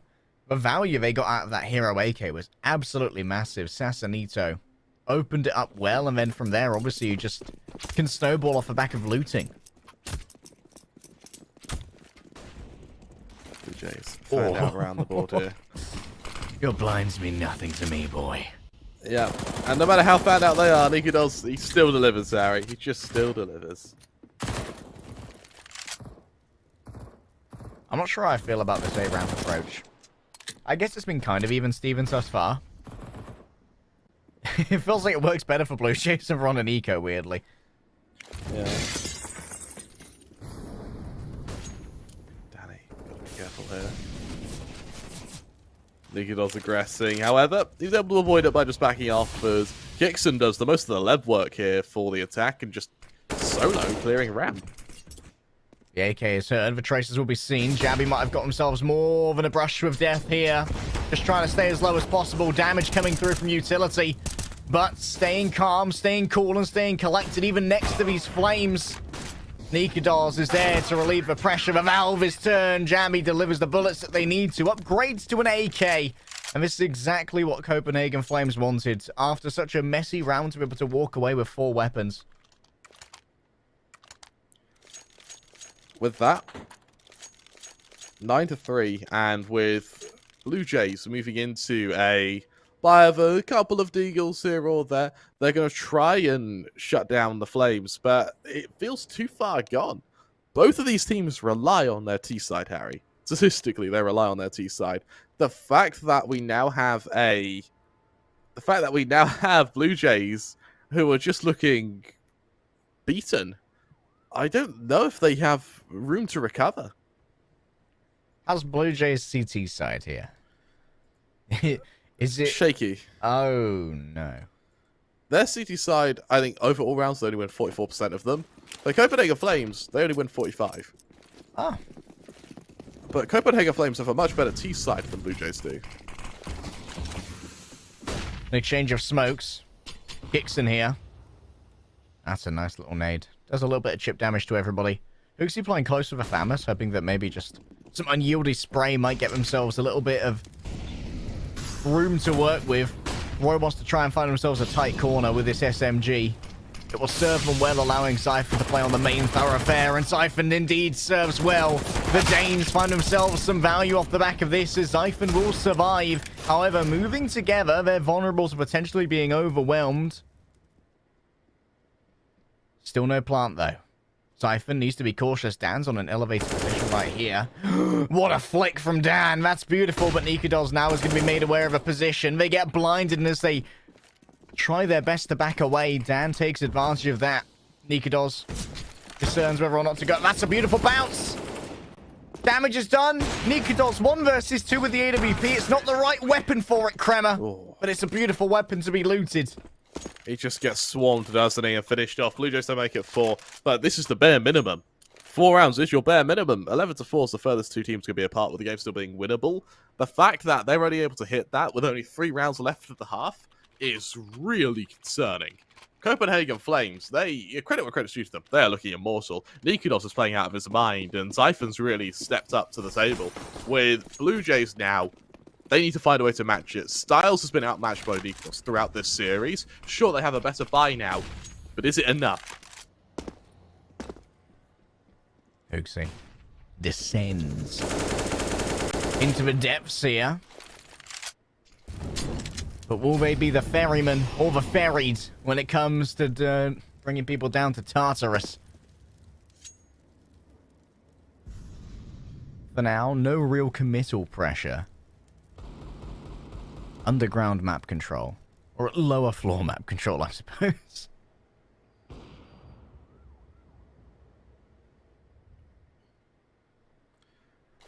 Blue Jays find out around the map. A man up. They don't want to risk losing this advantage. He's getting so passive with this lurk as well. However, unfortunately, because he's so passive of it, Copenhagen Flames, they've just aggressed. They've upped their own tempo. Hooksy now primed and ready for a big flank onto Blue Jays here. Nice catch on the ladder there. Hooksy not making a sound. And they could absolutely demolish this. Primed for their movement here is Kixon. They want to bring over some attention towards A, and they've done exactly that, Kremmer. B site has been abandoned. Three players remain over here on A, but all they're going to see is Kixon, and Hooksy's going to be like, guys, only one guy was here. The bomb has been planted. It's over on B. It's a 4 versus 4 retake here, but with only a CZ for Xiphon. We're not well equipped for this, Kremmer. No, they're not. And I think for a save isn't out of the question here. They can't find a killing quickly, particularly now you've lost Hooksy. Saving 2 M4s really doesn't hinder you too badly. Bear in mind, you'll be able to force by next round anyway, because it's the final round of the half and you have no cash. So 2 rifles gives you that stopping power that you wouldn't really have if you went down to pistols, armor, maybe the odd MP9. Blue Jays on the path to make it 9-6. Respectable half. Wouldn't be too bad. Blue Jays, lovely fake there. Well sold by Kixon. And Xiphon is unable to get too much with the CZ, but that's to be expected. Don't think that's going to haunt him to his dying days too much, Kremmer. No, I think what will haunt them is that 1v4 from Danny in the last round. Oh, that's going to haunt Copenhagen and their fans and possibly most of Denmark for a long time. For a good while now. For now. The full buyer, Blue Jays looking to show up some might on ramp. However, Hooksy with the MP9 going to be at close range where SMG just happens to excel. Oh, Roy's just not having a great map here on Vertigo. Banika does. Oh, that's a very different story. Looks for even more. Will get themselves 2. Only Deegs left for Xiphon and Yabby. But they might be able to grab themselves some looted weapons here with so many corpses littering the ground. Let's see what they can do with this attack. Although, right now, Kixon's a one-shot. So this is very doable for him. They might not expect Xiphon to be in this position as well. It's a very unconventional lurk over in T-spawn. Of course, this means that B-site is absolutely free. And once again, Kixon is selling their fake onto A while it's going to be a plant on B here. Jabby only needs to hit a singular shot. The second that this gets planted, Jabby might leave quite loudly. And that could allow for a timing from Kixon, who is going to survive for the moment. Xiphon begins their pathing. A good pinch could be achieved here, but that relies upon the continual survival of Jabby while Kixon continues stalking in from the back. Xiphon has been lost. Jabby has no idea that they are stalked so actively right now. The Blue Jays turning out to be birds of prey as Jabby starts to close the distance. And it's Sassanito puts this one in the ground. A good half recovery here from Blue Jays. Solid stuff. And 9-6, Blue Jays. Let's see what could be done as with the CT pistol round and their gold. They really are in a strong position. All they need to do, though, is take this pistol round. Because for Copenhagen Flames, a team that prefer their T side, if they're given an opportunity to take an inch, they will just take a mile. And in this case, that mile would be the end of the series. This is such a big tournament here. It means so much for Blue Jays if they can take out one of these major teams. And the post-major narrative for Copenhagen Flames has been incredibly shaky. They need to reinvigorate the faith. And they need to do so soon, Kremmer. Absolutely. With a single flash and smoke over on Hooksy, It's armor on every single member of Blue Jays. They want to make sure this doesn't go to a retake. If it does, they're going to be in a lot of trouble. Now goes the flash. Hooksy won't get anything. Sassanito does everything they want. And Zyphon here looking to try and catch people as they make their way through for the rotations. And Dan, overwhelmed potentially. They'll get one, but no more than this. And now the retake becomes troublesome. Taking out Jabby's a brilliant start. Zyphon going to be caught as they try to make their way around. Sassanito thinks small, but even smaller will be what's left of their head here. Nikados is unchecked, but they kind of flop it. No! Oh, Crema! It's a disaster! That's humiliating. That's Blue Jays' ticket back into this. That's Blue Jays' ticket back into this. It's off such a show tilting... me the Nikados cam. I need to see how the mental is. Oh no! There would be a very suspiciously fist-sized hole appearing at my desk. Oh, very damaged desk. That is troublesome. Oh, Blue Jays with a timeout. That is so cruel. That is beautiful. I love the fact that is absolutely sadistic, Crema. It's great. Let them seethe. Let them simmer. Let them wallow in their failure. Yeah, as Copenhagen Flames, instant force buy. AK on Zyphon, Nikados with the Deagle, Galil's out on Roy against the standard buy, the Blue Jays. M4s, MP9s. So MP9s to M4s is standard, about respectable buy. They're not really trying to play the ego too much against Copenhagen Flames, and I quite like that. It means they get a little bit of extra utility as well. So for Copenhagen Flames, they need to get a killing quickly and then use that for their momentum. Copenhagen Flames, they need to reclaim the initiative here. And it's the young gun Zyphon that they believe can do it. Roy sits within the smoke for now. Contemplates their potential movement forward. And the Galil will be what advances forth now. Almost all in here. Oh, Kixon's got themselves a nasty little boost angle. It's only round 2, so this hasn't been conditioned to be checked yet. And Jabby, they've still got Util out. They have no idea. That's a freebie, boys. And that's the big boy Zyphon you've taken down. He's having a great round here on Vertigo. But this one's going to be short. It is. Already a man down. Not again. Oh, not again. Oh, they doubled up. And it's double the value. It's buy one, get one free for Blue Jays. And every single kill is worth so much against this force. Oh, no. Jabby needs to go thermonuclear right now. Jabby needs to bring this out into their own hands. They get the advantage on the peak, but they still can't get it done. Roy, it's been a bit of a stinker. 7 and 13 will get the one. Hooksy, can they rescue this? The answer's no. Kixon walks away with 4.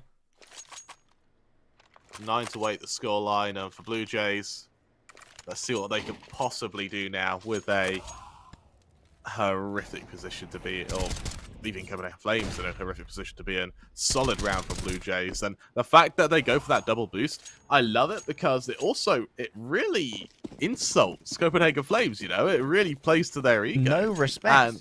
Exactly, and that lack of respect is forcing Copenhagen Flames to be more and more brash with their decision-making. A couple of the Eagles, the odd pistol, the odd flash, might get them to a sight, but for the most part, this is Blue Jays' equalizer. A team that defeated Astralis. Dan. Quick on that. To be expected. Jabby barely had anything left in the tank. At that point, he was flesh and blood held together by Bogrol and Pritstick. And Danny just continues to farm the cash. That SMG is getting its entire breakfast and a little bit more. Waiting Nikados. Roy low HP should be a quick cleanup, and it is.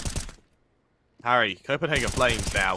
They started dominant, and it's just going downhill. Blue Jays, this could very well be their chance to... The Macedonian Empire is being rebuilt. Genghis, is this you? That's Mongolian. Oh, God, I'm so sorry. No, you're thinking of, I believe, Alexander the Great. That's the one, Alexander the Great. Thank you. Alex, is that you? Boy, you back? Alex? Yeah. Technically, we could bridge it. 12 cities named after Alexander the Great. All of them were under the Mongol Empire. So. Yeah. Well, there you go. You're learning about history today. History looking to be made here, though. At the Funspark ULTI, that's why they pay me the big bucks, Kramer. That was clean, that was. Oh, Styles. Tell you what, they have come alive in this series towards the end here. SMGs remain. It was a flawless round last time from the BLUEJAYS. They're on a full bonus here. Roy tries their best to keep it cool. They might be spotted through this grate. There's the first. It's a messy spray, but still it'll work out in the end. Dignitas, the second phase, gets what they want. And now Styles just holds down with the Galil. Looted from a fallen enemy. Dignitas has fallen pretty low here. Down to only 13. A big aid kit. I didn't even... He has no idea. They got blocked. One. And they get the second. Oh, no. Oh, They've been torn apart, Kremer. Whatever was in Copenhagen Flames' mind, whatever strategy they had, whatever understanding they believed they had of CSGO, none of it remains true as we head into round 20. 9 to 10. What is happening? That scoreline has collapsed. Right now, we are seeing a talented BLUEJAYS start decimating a established behemoth of Copenhagen Flames. And Astralis. Well, a crippled Astralis. Crippled Astralis, that's it was still bloody good, wasn't it? BLUEJAYS now looking to really make Copenhagen Flames embarrassed with pistols, armor, the odd bit of utility. There's a nade stack primed and ready, but BLUEJAYS have some nades of their own. Oh, Roy. Got speed, the Tech 9. That's something different. That's something new. But when I want something new from my wedding, I also got to grab something borrowed. And that's for borrowed time. The Copenhagen Flames are living on up against these rifles. Jabby has looted themselves an AK. And they're hoping to get something out of it. Dan repositions to come in from a brand new angle. Still, this bomb has not been planted. And Dan doesn't want to go into a post plant. Dignitas caught with Util in hand. Jabby falls down instantly. Dignitas is so low. They peek out their head. It's only a deagle in hand. A headshot will do to take down Dan, but they simply can't find it. It's always Dan with the clutch. Damn, man. I've been corrected. It's there were 21 cities named after Alexandria, after Alexander, and Alexandria was never controlled by the Mongol Empire. I think that must have been the only one. So I know at the time of Kublai, it was all captured. So I mean, Alexandria is like what, west of the Nile? Did the I guess did the Mongols make it that far into North Africa? No, I don't think they did. I don't think they got. I don't think they got to Egypt or any part of Africa. Actually. You embarrass me, Kramer.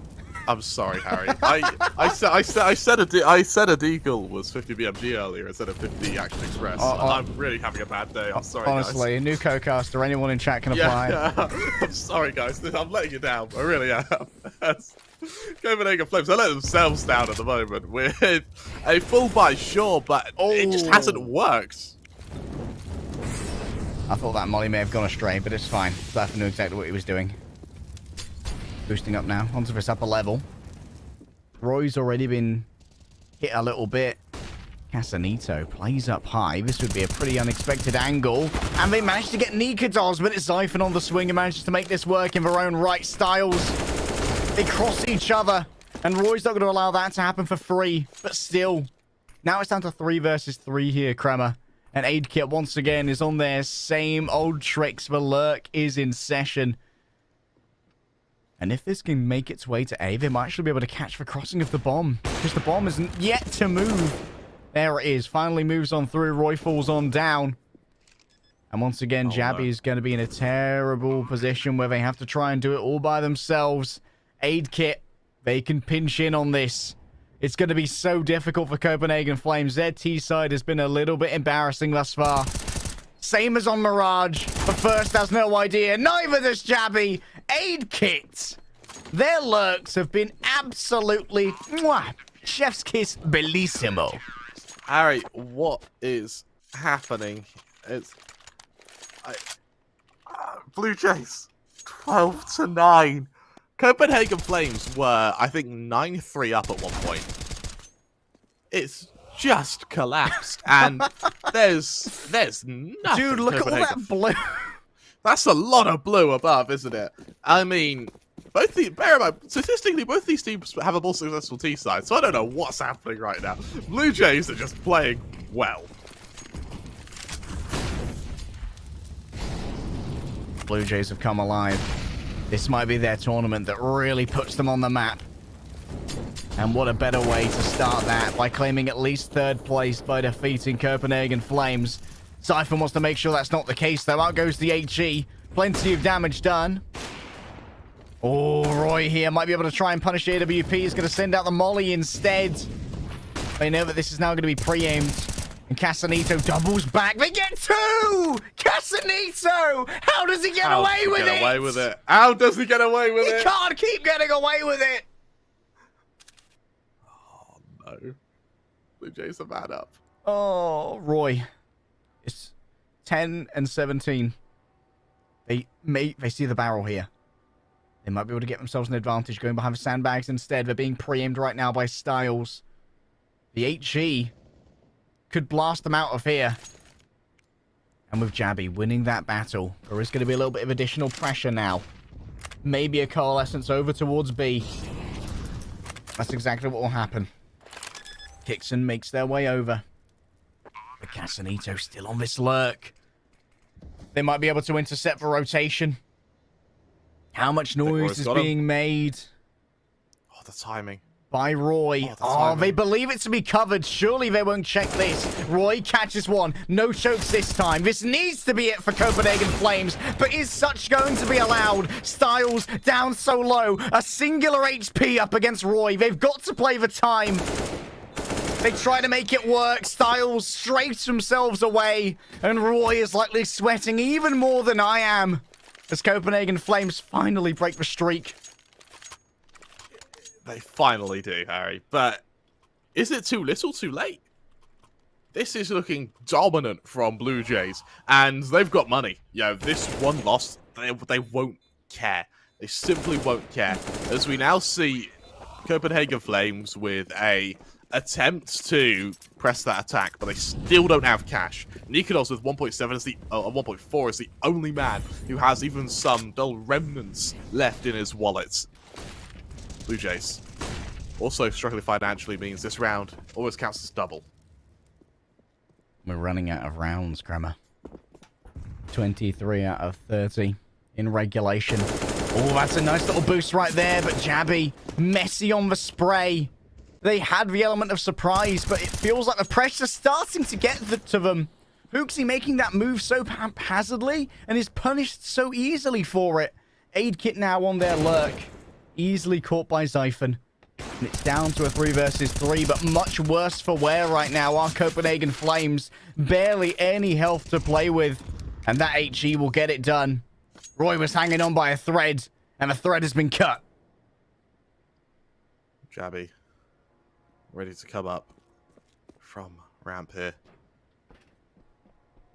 Jabby and Danny, this duel on B has been a pretty exciting one throughout this game. However, Danny, oh, he just comes out on top. Danny, and Styles. Lovely stuff, Blue Jays. They're likely going to be able to convert this into a 14th, but if there's one thing we also know, it's that Copenhagen Flames with pistols seem better than Copenhagen Flames with rifles sometimes. Yeah, I don't know what it is that changes. It seems like when Copenhagen Flames move to pistol buys, they get really, really fast-paced, and they go very heavily onto their aim, which works with pistols, and they do have some insane aim. When they have rifles, they try and be a bit more reserved, and actually bites them. It comes back and bites them because Blue Jays work with a man advantage consistently from a random fight they've been able to win. Battle for mid here. It's going to be watched by Aid Kit, but they will just fade away from that for the moment. Play a touch more reserved. This is a cheeky angle. HE sent out. That'll do some damage. Look at this move. What was that? Hooksy just skeesh out of the air. Aid Kit's playing Duck Hunt. Oh, no. It might as well be at Sainsbury's shopping for ducks. It's so easy. Well, you might not have been stuck if this was. Oh, Roy, though, that's a crispy shot. Nothing more than that. Sassanito puts them down. And Copenhagen. Admittedly, it was only some upgraded pistols, but damn, man.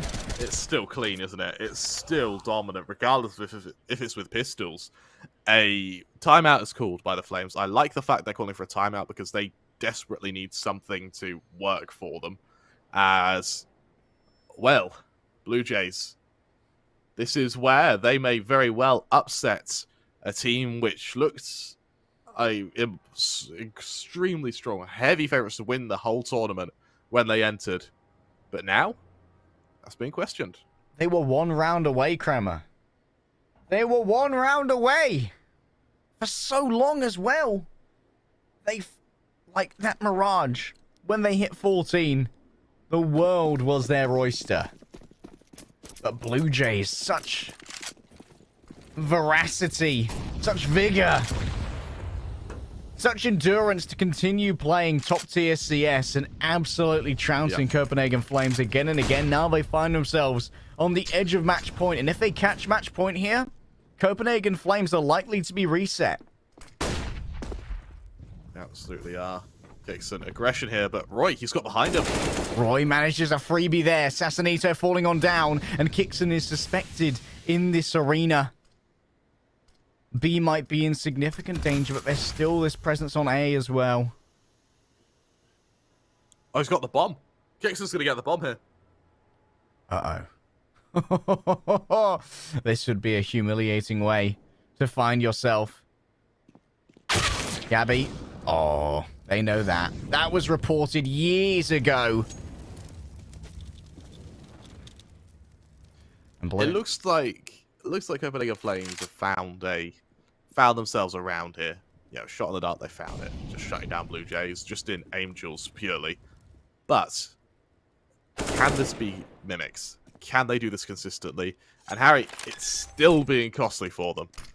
Even losing 1 rifle there, that's pain. Hooks has only got 150 left. Nika does. Just keeps aiming on down, baby. Who wants to test? The guy who was going so hot, despite a couple quiet rounds, still has a vaguely positive KD, 22-20. And Blue Jays seem happy to save. Blue Jays. An AWP held on to Styles, and AK in the hands of Danny. There's enough money on Styles to be able to drop his teammates next round. Potentially both, all things considered. It just really comes down to whether or not the Flames have go for a hunt here. Luckily, they don't. I'm interested to see if Blue Jays try something aggressive next round, because aggression has worked for them every round, bar this one. An attempt to punch Copenhagen Flames in the face already. It feels like their confidence has been a little bit rattled, Kremer. This is not what they expected of Vertigo. Coming into this, I know that it's only numbers, and numbers only mean so much until you're in the lobby. But, what was it? 62% win rate for Copenhagen Flames on this map. 29 for Blue Jays. Dan is getting aggressive, just as you said. They've been caught out here before. Hooksy had no idea that Danny had covered that much ground. Just like that, Harry. They're a man down. 2 men down. Styles. Oh, no. This is getting scary, Harry. This is getting scary for Copenhagen Flames. They are struggling financially, and they're 2 players down before they even set their gaze to a sight. Zyphon needs to rescue this. That's a good start. That's a good start as well. Zyphon evens it up, and it feels like Zyphon is the one who's responsible for everything here on the side of Copenhagen Flames. Their impact frags have been undeniable. Yeah, so you're right. Undeniable, Harry. And with Copenhagen Flames now turning their attention to this B site, the man to stop them, Danny. Call to action. What can he hope to do?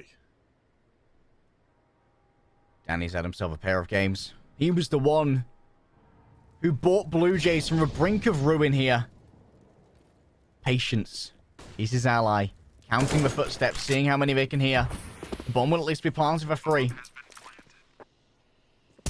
And now Styles just see what they can achieve with this early poke. The rest of Blue Jays. coalesce upon different angles. Xiphon, they've already got 2. All of the kills in the round so far. Won't be mollied out. Nikados lies in wait. Xiphon's fallen down. Nikados needs to try and rescue this themselves. But they've fallen down. It's down to Jabby. Both of these players are so low. And they must be expected here. Jabby, the first. Will they grab the second? Yes, they will. Jabby continues to make this viable. 12-14. Crema, surely it's not another overtime. I wouldn't be surprised, actually. I see the stars aligning. Either way, Jabby, great round on his part. Unfortunately, Styles, only USP. It's not enough to finish the job. Like that, Blue Jays, no money. Pistols come out. As Copenhagen Flames are going to find themselves what should be an easy 27th. What should be. They can't afford to lose too much here. Xiphon just drops down as fast as possible. They'll suffer the full damage, but better than losing their life. A touch of blocking here, boys. Come on, let's get our stuff together. You go through. No, you go through. Styles with the deagle. 1 deeg? 3 deeg. But you know what? One kill. An opening. Yep. Roy, he's down.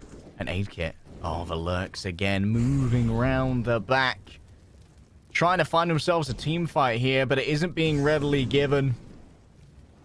Aid kit's wrapped around. Nikados has opened it up, and aid kit's waiting for a signal from their team that it's time to go. They've heard it. And so they make their way up the ramp with the AK in hand. It should be an easy one onto Xiphon. Anything more than this will be denied, but still losing 2 players. Slightly worrying for Copenhagen. That it is. The fact that consistently 8kit's able to get behind them is something that may very well be on the back of their minds. Blue Jays, 14-13. Their full buy comes out, followed by timeouts. I like the Blue Jays' use of timeouts as well. They utilize them very effectively. And with a moment to pause, a moment to think, this could be their method. This could be their solution. However, Harry, they need this. They need this round. Otherwise, Copenhagen Flames, they equalize, then the momentum takes them not only to the lead, but to the game. Funspark ULTI loses finals, Crema. It's all gonna come down to these last few rounds. The distance we've gone, the paths we've traveled. Either way, they will come to an end soon. Copenhagen Flames, they want to claim a spot. Maintain that position as one of the top teams in EU. Blue Jays have already outperformed expectations here at this tournament. But can they go any further? Can they take out major teams? It's going to be It's going to be Xiphon once again. Sassanito stands in the way. And once again, a stall from Copenhagen Flames. They don't want to move forward into Sassanito. He's a scary boy. Smoke's getting deployed, just trying to keep him back. But Nikados, that's the opening they need. Still it's traded.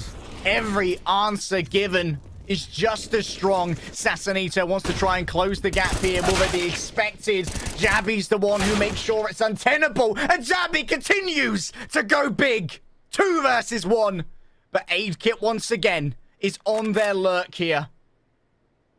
They know it's the lurking player who remains. The bomb needs to make its way over to the site shortly, and it is going to move through Ivy to do so. Jabby doesn't expect Aid Kit. They could isolate themselves at 1 versus 1. The timing's going to be there for Aid Kit, surely. And it is. And now, 30 seconds remain, and it's down to Roy. Oh. Aid Kit knows exactly what Roy's doing as well. This is perfect. Roy. This is masterful. Returns towards A. Gonna give it a risk. They have to plant soon. They will.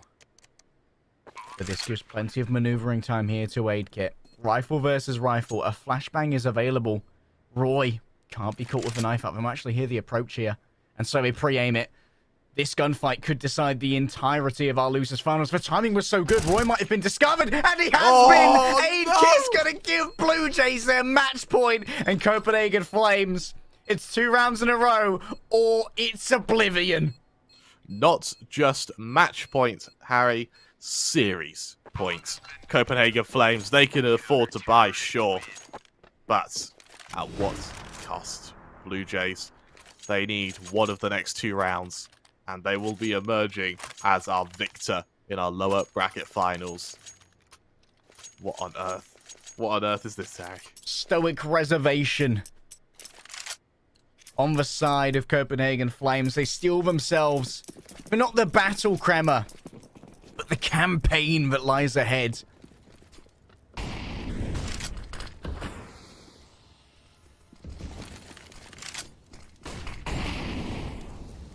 It's not been a great game for Hooksy and Roy. Vertigo has not been kind to them. Flash is good. Kicks and will survive for now. An aid kit playing up high. This is brand new for aid kit. This might not be expected. Zyphon gets a good trade here. But losing out on Nikados is not ideal. Down to a 3-3. And remember, Blue Jays, they can kind of afford to lose this round. But Copenhagen, they've still got to worry about economy for 2 rounds in a row. This is getting worrying. This is getting very worrying. If you're one of the members of Copenhagen Flames, Roy, he has to go absolutely huge here, Harry. Has to be unbelievable. Roy might be able to catch a timing here. Yes, they will. Sassanito taken down. A smoke sent over towards B. But still, the bomb remains to be claimed. And Kixon is holding out beside it for the moment. Noise is being made here by Yabi. They think it's clear. They think it's clear. They have no idea. Kixon gets himself a freebie. Oh, it's amateur hour from Copenhagen Flames right now. Zyphon falls low. Kixon gets himself another. Roy's got to do it all by themselves. But they're running low on time. They pick up the bomb. 16 seconds remain. A kill would do. But you're up against Danny, who's murdered your team before. Roy! Oh, that is as clean as you need. And a sigh of relief from Copenhagen Flames here, but they almost let it slip through their fingers.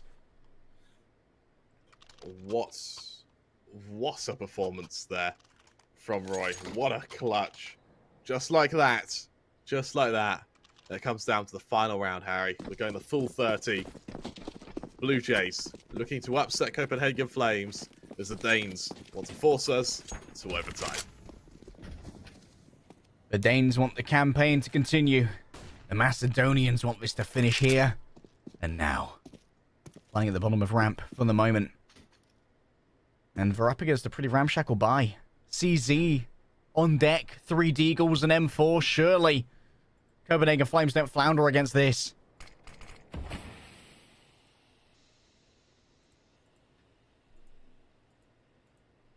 Styles, patience is his ally. Presence is revealed. HE, that's a good bounce. They've lost one to the CZ. Surely not. Roy refrags it right now. And Roy, finally they've activated. This is the Roy that Denmark was hoping for. Can Danny do it again, Harry? Surely Danny can't 1v4 again. I refuse to believe it. Especially with just the Deagle. Oh, but no. No. Okay. Oh, God. Oh my God. You play with my soul, man. That for a moment could have been very bad for the Flames. However, Harry, we go to overtime. Welcome to overtime in our 3rd map. Blue Jays, they look dominant, but Copenhagen Flames just able to limp themselves to that magic 15 in the very final stages of this half. They're going to drag themselves across the line to overtime now. The last overtime was a humiliation. 4 rounds on the trot for Blue Jays. And Copenhagen Flames, at least, they've got themselves a little bit of momentum towards the end of their T side. Much better than how it began. But overall, it still hasn't been a great T side for the side of Copenhagen. That it does. That it is. Blue Jays completely silent now. They don't want to risk foregoing this man advantage. They instead want to use the utility to start harassing these positioning. This Kixon's going to go aggressive. Styles holding the latter angle. Oh, cheeky there from Kixon. They've taken out Roy. And if recent form is to be considered, taking out Roy is such a blessing here for Blue Jays. Styles believes there's still presence here. And they are correct in their assumptions. Nothing given away just yet by Copenhagen Flames, but maybe an attempt at a wallbang from Styles might put Dignitas in the grave. There's the first. It's easy for Styles. And if anyone tries to refrag, you know that Kixon's waiting, but Dignitas fast on his feet and fast on his flicks. The AWP strikes its man again and again, but now they have to deal with Sassanito. Waits for someone else to try and make this entry happen. Sassanito worries about what might come down Ivy as well as what might make its way up this ramp. Jabby for now holds on their angle. Waits to see if anyone presents themselves and finds an amazing timing to remove Sassanito. They see themselves a silencer, and while it is messy, they still can collect on a headshot. Copenhagen Flames are not going to be swept in this OT, son. I'm really surprised that we see Sassanito turn to face the smoke as the molly's fading there. Big oversights on their part, and, well, Copenhagen Flames, they punish it. They take 16. Now, with both teams favouring their CT side in this series by quite a distance, you only need 1 or 2 of your T rounds here. If you make it 3, then that should be the game. For Blue Jays, knowing this, Kixon hasn't bought. Have we got timeout? Yes, we have a reset. Yep. Hopefully, we can fix that pretty quickly. Hopefully is, well, he's still in the lobby, so he hasn't lost power. He's just disconnected from TeamSpeak. Oh, now. no. He's gone. Well, assuming this is a longer game, give us some questions to the chat, and we'll, assuming it's a longer pause, give us some questions to the chat. We'll answer them when the delay catches up. The Kixon pause. In that time, we'll be able to figure out if it's a brief pause or if his whole street has lost power again, which is what happened earlier. This is a good series, Harry. I'm really liking this. I mean, here's the thing. We can't really analyze economy in overtime, but what we can analyze is the fact that Blue Jays, they are starting to make little mistakes here and there, which Copenhagen Flames are really starting to punish. Yeah, Copenhagen Flames have kind of shifted towards mistake punishment in their gameplay style here a little bit more. And that's serving them a touch better here on this T side. Yeah. I'm not entirely sure why their T side was so weak to begin with, but they went from, what, like 9-6 to losing, what, 6 T rounds in a row? Yeah. Yeah, it's not a great position to be in at all. Hopefully, we'll be able to get Kixon back in the lobby quickly. I worry this could be a long one, though. That's always going to be a worry. Like, Kixon had a long tech on Mirage. Blackout, yeah. Got a blackout. Sadly, some things are beyond the control of even CSGO. Yep. As deep as the roots of Valve's influence runs, they don't control the Macedonian power grid. There's like some deep-rooted Valve infrastructure that actually does control. Maybe GLaDOS is like in there. Like... Gabe Newell sits in like a thermonuclear, like Cedar Creek's actually in Macedonia. Yep. Gabe Newell's in there turning off Kixon's power. I reckon Gabe, for giggles, just turns off buttons when he's bored, and some of them just happen to be CS servers. It's like randomly like disables Molotovs. Yeah, exactly. Yeah. I swear that happens to mine in game. Just changes how big they are. Yeah, that's a very precarious way to be holding all those girders, by the way. That is definitely going to kill somebody. I don't know if it's Oh, Harry, what up? That's a stand-in. There's a stand-in. Oh my god! Now you're quite new to CS casting. Yeah. I'm going to give you a quick TLDR. Necrogenesis is pretty bloody good. He was the standout North Macedonian player to make the name for the region. That man is a god at CS. The fact that we now have... The fact he's now joining is... I would hate it if I was Copenhagen Flames. Like, oh, for God's sake. Like, he got his overtime. And now he's shown up. That is That is insane if he is playing. Necrogenesis, of course, kind of Latin in his name. As I guess the start of death is what I imagine it means. Yes. Death begins. Death begins. Death begins. It certainly does if he joins the server. Like, how do you feel about the overall dynamic of a series shift, though, when a stand-in comes in, regardless of their caliber? We're gonna see a very puggy Blue Jays if he joins. Like some fast plays, hunting for picks all the time. Now he is in the Blue Jays channel. However, we don't know if he'll be playing more, if he could be on standby until we get an update from Kickson. Very much could be the case here. Man, this has gone the distance, Grammar. 29 rounds we got on Overpass. 34 over on Mirage. And here we are in overtime again. And I doubt this one is going to be a clean sweep like we saw from Blue Jay. Tell you what we can do while we have a pause, Harry. We have got like 5 people arguing and all of them telling us how to say Kakanito? Is that what we're saying? I think Sassanito is how it's like Tsar. Yeah. Yeah, Sassanito. Okay, alright. Thanks very much. I think it was a Macedonian who was telling us how to say that, so that's we appreciate that, man. How much is a pint of good ale? I don't drink ale. I don't really drink that much at all. It's pretty cheap here though. I'm in Swindon, which is basically the armpit of England. Yeah, pretty much. So it's cheap to live here. Pretty much. I live both in Hampshire and in Bournemouth. In Hampshire, one of my housemates, he owns his own. Essentially converted a barn at his farm into a bar. So we have a. Is it called a bar? Open parentheses N close parentheses. No, I can't say the name without doxing him. But it's like a play on his family name, which is pretty cool. But they have barrels imported, and if any of you are planning on drinking heavily in the UK, getting a barrel is cheaper than getting a pint. Who'd have thought? Granted, in a barrel you get volume. About in a barrel you get about 120 pints, so it's worth it. It's worth it.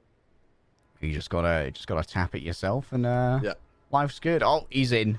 He's in. He's arrived. Oh, Necrogenesis. This guy, I've cast him from like when I started casting. He started coming up as well. So I'm a big Necrogenesis fan, Harry, because he is just improved and improved and improved. And I don't know if he's on a Steam at the moment. Actually, I'll quickly check. Macedonia demanded a hero. Macedonia demanded a savior. Yeah. And Necrogenesis has risen to the call. Absolutely is. Necrogenesis is going to be playing out. We could have a unpause fairly quickly. I actually had another gun store if you want. Yeah. I don't. So the British assault rifle. Everyone was getting new guns. So the Americans, they have a kind of AR-15 platform. The game's been unpaused. Well, essentially England got a new rifle, and I think we had the L86. I think it's called. And it is one of the the SA-80, that's it, the SA-80, and it is one of the worst guns made in existence. It is truly embarrassing as a nation. We spent tens of millions on getting this gun, and it was one of the worst things we've ever held. It was in service for about 3 weeks before we tried making it again, got worse. We tried making it again, got even worse. We end up having to send it to a German company to then actually fix. We essentially just gave it to them and said, "Fix it, please." And so make gun work. Yeah. And so the German company, they ended up fixing it, right? And so when we first made it, we had to send it to H&K to get it fixed. When we first made it, it was in this weird custom caliber because we wanted to be special. And essentially the Germans, they took one look at it and went, "What the hell are you doing?" And they just they essentially gave us the gun back in 5.56 NATO, which is like a very common caliber. The Americans use it, we use it, the Germans, French, Spanish, they will use it as well. So we get it back in a working caliber and essentially a brand new gun, and now it works. And since then, we've learned that the only time the English have ever made a decent gun is like old flintlocks. And I was about to say, like, what, for 1600s? Yeah, old flintlocks and the AWP. And by some miracle, the AWP exists. It was 3 guys in a shed in Birmingham who made an AWP. It feels like the AWP was made by the same sort of formula that gave us Aston Martin. Just a couple geezers in a shed and a wrench. Just a bunch of brummies. Go on, lad. Go on, as much you can. I'll do, lad. Give it a right whack. There you go. Percussive maintenance. I think the barrel should be longer. And like that, we end up with... Oh, Kramer, you need to make the barrel longer. We end up with a perfect gun. I don't know how it's happened or why it's happened, but I've decided that if the government... I've actually found the formula. If the government in the UK plans on making anything, it won't work. If some random guy in a shed makes it, it'll be perfect. Is that how you advertise in your friend's bar? Hey, made in a shed for British mate. Pretty much. Yeah, made in our bathtub. Like, it's... Prohibition will never catch us, Harry. In fact, I think Prohibition will never come to the UK, thankfully. That will cause riots. Just trying to figure out what the new tech pause is. We've got Necrogenesis in, but... They were just quick sorting Necro out, giving him... Just situating him. Get him all ready. Get him his booster seat. Yeah. We get comfy. Give him a safety orientation. The emergency exits from your lobby are located to your left and your right. Here and here. Well, what I think's happened is when Kixon timed out the first time round, Necrogenesis started warming up. Then when he timed out the second time, they just brought Necro in, which would make sense. Yeah, that makes sense. No news at the moment. Something I would like to have in this game is, I realize this. We're never going to see this in this game, but I think it's a really cool tactic, which I know a lot of countries have used. Is you know how you carry 3.5 extra mags on your character in CS. So if you buy an AK, you have 90 rounds, and it just allows you to have a bit of extra bullets. I wish you could load bad ammo into your spare mags, so if someone picks up your gun, it's like 50-50 the gun explodes in their hands, which is what a lot of countries do to prevent their weapon caches being robbed. Interesting. Yeah, I would love to do that in CS. It's like a little HE grenade that goes off, and you just can't use the gun. You have to switch your secondary. Just booby trapping. Yeah. Booby traps in CS would make a very different game. And then we get to say something wonderful as Castle's like, yep, we're in the booby meta now. Do you know why they're called booby traps? You know what? No, I don't. Tell me about the etymology of booby traps. They're called booby traps because they're trod on by tits. Ooh. I don't actually remember where I heard that from, but it sounds funny. Sounds like the kind of wisdom that would be imparted by like the AWP and Aston Martin makers, you know? Yeah, at a bar. Okay, well, let me tell you why they're called booby traps. Because they're trodden on by tits. Oh man, I imagine the rest of the pause is trying to figure out if Kixon's coming back, right? Yeah. Yeah. Just like texting, please respond. Yeah. Kixon, you okay, buddy? And he's like on his 4G hotspot going, nah, mate, it's not looking good. All aboard the 4G Express, baby. Yeah, he's lit his candles around his room for lights. Yeah. He's like got the gerbil in the wheel, trying to power up the PC based off hamster power alone. Yeah. Keep it up, Teddy. It's only one overtime. We've been unforced. Oh, thank God. We're back in the game. Welcome to overtime, ladies and gentlemen. 60-50, Copenhagen Flames. And we won the first round of overtime. Kixon, in complete outrage, has lost power to his entire street. I actually was pretty angry. As now, Blue Jays, they have Necrogenesis as a stand-in. Let's see what Necrogenesis can do. I imagine for Blue Jays, this means we're going to be seeing a very, very hug-oriented CT side with a lot of aggression to try and counteract the ramp control of Copenhagen Flames. Oh, look at that. We've got the picture as well. Lovely stuff. That's pretty cool. Macedonia's savior. might well have arrived, but Blue Jays are already doing pretty well to begin with. Copenhagen Flames have themselves a round advantage, but they're still here on the T side. You want 1 or 2 rounds. Both of these teams have been pretty weak on the T's. It's been all about these defenses.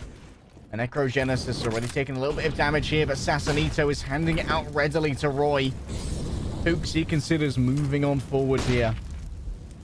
But Ivy is going to be watched by the stand-in. So it's being deployed. Just buy a bit of time here. Hooksy dropping his utilities to his teammate just so he can then be the one to get aggressive here. Oh, not again. Oh no, they made noise. They made noise doing it. That's not happening anymore. Necrogenesis going to abandon that aid kit once again. On their lurk here, watching mid up against Xiphon. When it comes to gunfight, Xiphon's probably the last person you want to be meeting on Copenhagen Flames right now, but Roy's starting to heat up towards the end of this as well. However, they've fallen down, so too has Nikita's. Sassanito sends out the flash. Look at these smokes that are being deployed now, and A-site executes his keys. Danny won't beat Xiphon, and they're going to try their best to secure the B site here and try and interrupt anyone who might try and make their way through. They place themselves on the outside. Their position is suspected. They get randomly dinked through the smoke. Necrogenesis has seen your tricks before. I may not have been in this lobby, but I've been playing this game longer than you've been alive. Sassanito now. Easy to win out against Hooksy.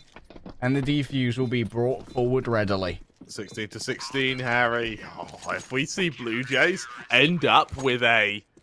If we see them end up equalizing and then taking the lead and then lead at the end of the half, this could very well spell trouble for Copenhagen Flames. They need to end this half on a high, on a last hurrah, because if they don't, then Necrogenesis, his addition, is just going to make their T-side stronger, purely because now they know they have an insane aimer that they can capitalize on. Just telling him, go kill. As Copenhagen Flames, they now move into a... what looks like another attempt at ramp control, but this time with an extra player to support the defenses. Sending out Necrogenesis to play this wild style. Huge amounts of utility damage already placed onto Copenhagen Flames. Made to pay in blood for their forward momentum. And Sassanito cheekily positions themselves here. They're going to be very hard to spot as they've tucked themselves up against this girder.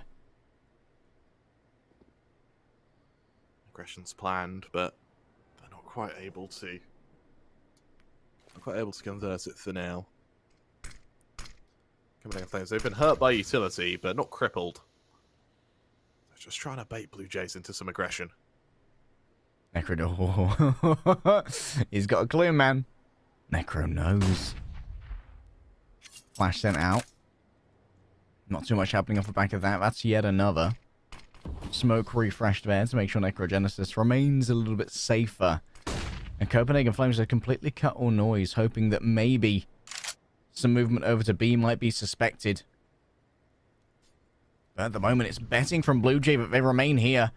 And here it comes. There's the rotation. 3 players head over towards B. They start to expend Sassanito. Unseen thus far. Might be noted. That's an easy one. Where's the second? It won't be coming. Nikita's gets rid of them. And now aid kit. They've taken some damage. Hooks are going to go for the plant. Needs to be careful not to lose their life in the post plant here. Jabby tucks himself in as best they can. 3 players remain versus 2, and that's only going to be one that remains. 2 rounds on the T side. Copenhagen Flames are feeling good about this overtime. That they are, and now with a lead, they can convert that. That's something they can work with. However, it's going to weigh on their mind. It's going to constantly be there. The reminder that it should not be in overtime. Unfortunately for them, they're gonna have to see what they can do with another tough position. They move to their CT side, a side that eluded them for the latter stages of this first half. All they need is 2 rounds. 2 rounds, Harry. That's all that they need, and Roy's looking to claim the first one here. Necrogenesis is next on the docket. for standing, one of the greatest players ever to come out of Macedonia, and they're proving such already. Necrogenesis, can they grab themselves a third? No, caught with a pin pulled, but Sassanito's able to make up where their friends lacked. Dignitas watches the cross. The incendiary heads on out to try and funnel people into the sights of a stone cold killer who's already hit themselves a 30. Maybe hoping for more. 2 CTs remain. And the bomb starts to fade away. They both move away at the same time. Suspecting B, but they've completely got the wrong whiff. Blue Jays in a perfect position now. If they can execute wild jabbies and Exodus, they can try and swarm Dignitas. AWP versus AWP. So important for Dignitas to win this. The flash is good. Dignitas is completely blinded. An excellent setup there. The discipline from Blue Jays. Jabby. Moving forward now. 1 versus 3. Surely they can't do this alone. They'll catch the first. Styles is up next. They have been noted. Jabby sends out the smoke. Or rather, the flash and then the smoke afterwards. Dives their way in. Taps on the bomb, and Sassanito just spams until the blood begins to flow. Oh, Harriet's level, Peggy. Both of these teams looking so strong right now. With a bit of a dependency on a T side on paper, the fact that the CT side was where both these teams did the most damage in this game is really kind of throwing any odds on its head at the moment. I would suspect that for Copenhagen Flames, as they bring out, say, a couple of M4s, the odd AWP, let's see if they're able to stop Blue Jays, who have consistently now, especially in regulation, gone for the strap control. Dignitas unable to get that opening pick. Necrogenesis, remember, it was a pair of frags to them that last time around. The flash is good, delivered directly to Hooksy. And Hooksy doubles down here. Believes they can beat out Necrogenesis. The answer is that you definitely cannot. For Molly, it's going to be strong. Roy's going to be forced away, but at least he'll be saved from a fiery death. And now they double down with the M4. They just begin to spam, and Danny grabs himself a pair, a trio even. 3 kills for Danny. And Jabby is now all alone. Aid kits cut their noise. They've seen, though. Jabby needs to be careful as they try and follow this around. Or will they allow for Aid kit to do this in terms of lurking? They hear the plant. It's only a tap, though. Jabby now makes their way over to Aid kit, but they can't win the duel. Aid kit, they just push themselves underneath the pre-aim, crouching down so the shots simply sail overhead, and now Blue Jays, they are on series points. What was amazing about that round as well is that for Aid Kit, he's the lurker, right? We expect to see him behind his opponents, but the role of a lurker isn't just to get kills, and we see it there. He's able to secure an entire bomb site while an execution's happening elsewhere. What it means is that they just get out of there. We see bomb backs off in a 2 versus 1. They move to the aforementioned position. He tries to plant for the CT player. Doesn't see Jabby, though. The bomb planter does, comms it to Aid Kit, who then just flanks Jabby. Great round from Blue Jays. For Necro, his entry is once again, this time not successful, but where he falls, Danny's there. Danny is always there, Kramer. It's always been Danny. A barrage of util. And Aid Kit moves up high now, trying to catch out anyone who's defending B, but it's a very passive position at the moment from Jabby. Second overtime could be on the horizon here if Jabby can win this out against Aid Kit. They move on forward here, and the smoke will soon begin to debloom. But Jabby's got themselves into a nice little nook here.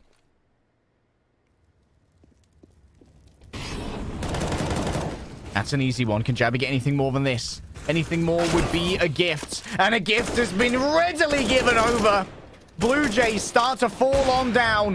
And Jabby remains. Vertigo, can it get it done? No, Jabby.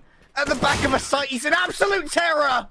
Roy brings it to bear, and here we go again. He's the gift that keeps on giving, Harry. Jabby, what a performance from him there. And it leaves Blue Jays kind of dazed. A round they really should have won. All they had to do was trade. They caught out the Orber as Nicholas went to support Jabby, but it just wasn't enough to beat Jabby. What a time to come alive as he too hits that 30 bomb. And for Blue Jays now, as they move into their second overtime, I think it's going to be a very real moment for them to understand that that could have been theirs. Now we've got to try and find some success on their T side again, but first, the CT dominance calls. Danny, once again, starts off strong, but it's already in numbers, evening up. Sassanito has been bought low. An aid kit, hoping to find something on the lurk here. They're up against Jabby. Dinked. So low. Right now, Assassinito and aid kit. But a numbers advantage is a numbers advantage, Kremer. It doesn't matter how much HP you have. Nikados needs to be cautious here, but no one's really going to be coming their way. It's going to be all about the A push. And that means that they're going to be finding Roy, who in the latter half of this series has really started to find their stride.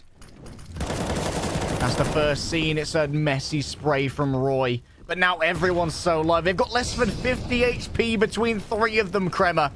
These guys could share a single blood pack at the moment. That's 1. Roy, that's more. Nikados at the back. It's so difficult for Raid Kit to move on forward. They're going to hunt instead of going for the plant. Out-rotated here by Nikados.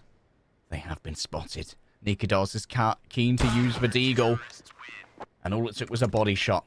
Copenhagen Flames once again start off overtime with a round in their favor. Alright, this could be... Here's the thing. We've seen Blue Jays now twice on series points and then lose it to Copenhagen Flames just having a hero play. Now Copenhagen Flames take the lead. If they don't drop it, will Blue Jays be able to mimic that success? Because it feels like Blue Jays, this is becoming a war of attrition. It's becoming a war of stamina. Do Blue Jays have that? The standard Necrogenesis will help, but it also plays against them because Necro won't know the playstyle of this map. Danny falling hurts. And will they expect Jabby to be this aggressive? Danny has done this play before where they move their way onto this ramp and it's been unsuspected by Copenhagen Flames, but you know that they're well aware of his strategy. So much value's been got off of it before. And so aid kit. Yeah, they check that every time.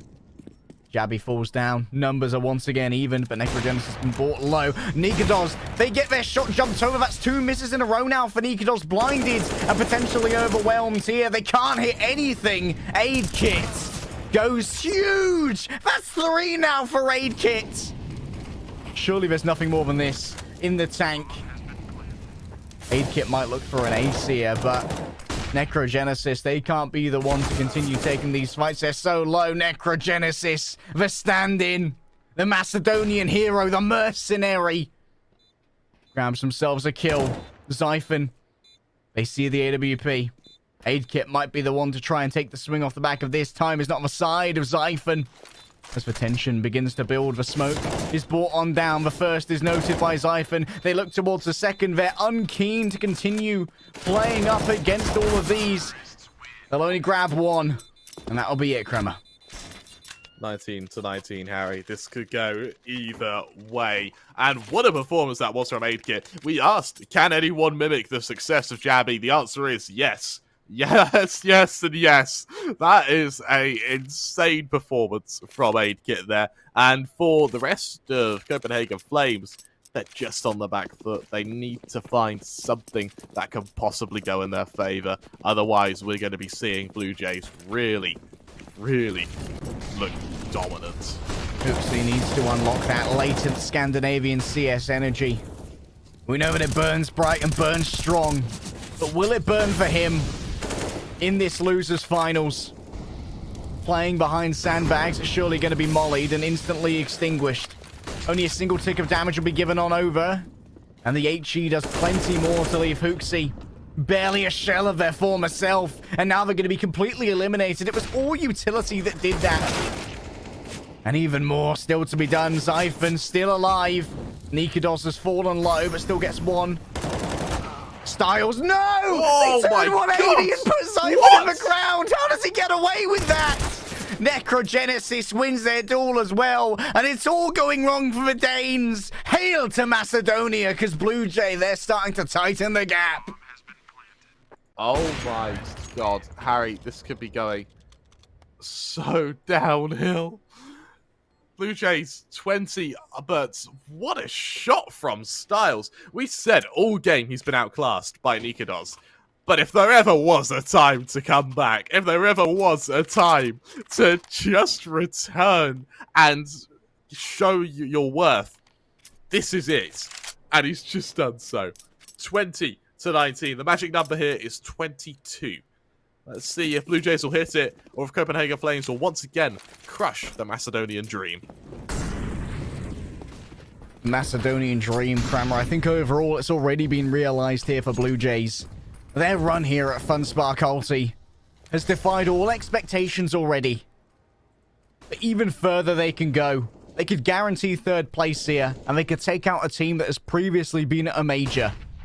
For a team ranked 50th, what more could you ask for? Kit wants to be the one to stop this, turns away from the smoke. Well, Nikados opens it up as we've come to expect. The canvas be evened. Jabby's already fallen low. Opening comes out. While Jabby is low, there's still a man advantage. Necro looking to aggress in mid. Tassanito. Will it be enough, though? Siphon. Playing it cautiously, patiently. Because at the moment, the Horde itself has positioned its way over towards A. And two defenders are going to, admittedly, be waiting here, but Siphon's doing their best to sell this. They've kept 3 players' attention. This is the best chance the Copenhagen Flames are going to get on their T side now.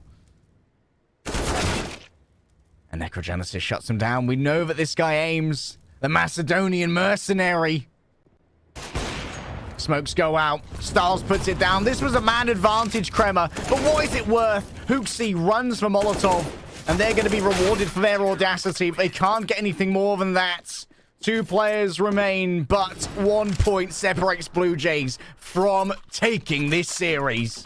What a game we are seeing, Harry. And honestly, it's looking immortal from Blue Jays. They have time and time again hit this series point.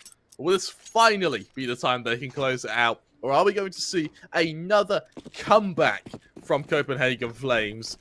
Still, a single AWP setup from Blue Jays. They don't need anything else because what they're playing, Harry, is what's working. And this is with a stand-in as well. Imagine how tilting it would be to maybe have your tournament life destroyed by something as unfortunate as a power cut on an entire street twice in a row. And you grab Necrogenesis. Oh, reliable of Macedonia. Believing that they would be your savior.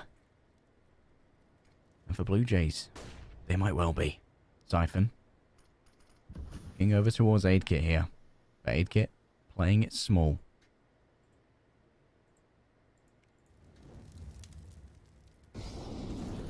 The boost up comes. Siphon maybe looking to make something distracting happen here. Jabby's moved up onto the upper level. Vaguely undetected thus far. They slowly walk it forward. Danny tries their best. Look at how close they are. Caught. No! Oh, Danny! no! How What? they fumbled this? Oh, that's terrible stuff. Siphon has at least caught off one of the rotators. But Danny, still alive. 6 HP. 1 bullet would do it. But while he's got this AK in his hand, Necrogenesis wraps around the back. They never saw it coming. Blue Jays, they can claim everything here, and a Siphon can stop it. And Blue Jays will claim the series, going the entire distance. The loser's final belongs to Viva Macedonia. What just happened? What a performance from Blue Jays. They hit series point 3 times in a row. Unfortunately, it's just not enough for Copenhagen Flames. Insurmountable force from a dominant opposition. Blue Jays, they emerge victorious, progressing to our lower bracket finals. And they did it with a stand-in as well. Necrogenesis, when he came in, you were so excited. One of the most legendary players ever to come out of their region to stand in at that juncture in the overtimes. On the 3rd map, that is so much pressure upon a player's soldiers. Upon a player's shoulders, but they performed so admirably, Kremer. Yeah, I am just lost for words. Blue Jays, congratulations for an incredible series. It took 3 maps, it took 2 overtimes, but they were able to do it. Our next matchup is K23 versus Dignitas. That's going to be in about 10-15 minutes or so. You do not want to miss that one either. That's our upper bracket finals. we'll see you in just a moment with that game as well.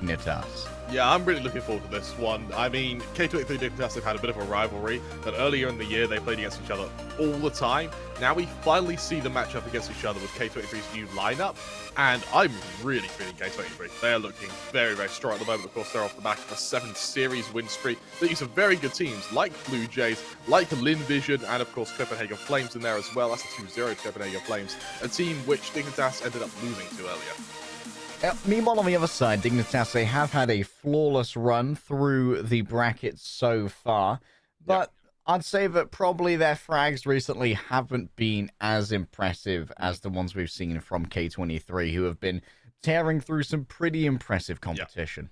Yeah, you're absolutely right. For me, Z-Power is the man to watch out for. Norbert's playing very well at the moment as well. However, Z-Power, he is that star player to really watch out for. When he has the AWP, he can be unstoppable. Halzerk as well, he's the player for Dignitas who he'll be matching up against, and Halzerk himself can really deliver, but I don't know if it will be enough to beat Z-Power. K23, in my eyes, probably going to be taking this 2-0. It really depends on the veto, though, because if we do see the likes of Vertigo, if we do see the likes of Inferno, then Dignitas could very well be putting up a fight here. Yeah, K23 are going to have to be very judicious in their bans here, because they can definitely negotiate themselves an easy way through. I think Ecstatic, it's fair to say, they didn't have the greatest performance in this tournament, and that all started with getting slapped around by Dignitas at the beginning of our winners bracket. No, you're absolutely right. And for me, I think just K23, even though they lost to Entropic, they still, I think, Entropic are a bit of a tougher side than Ecstatic are. So I'm all for K23 here. I really am feeling them here.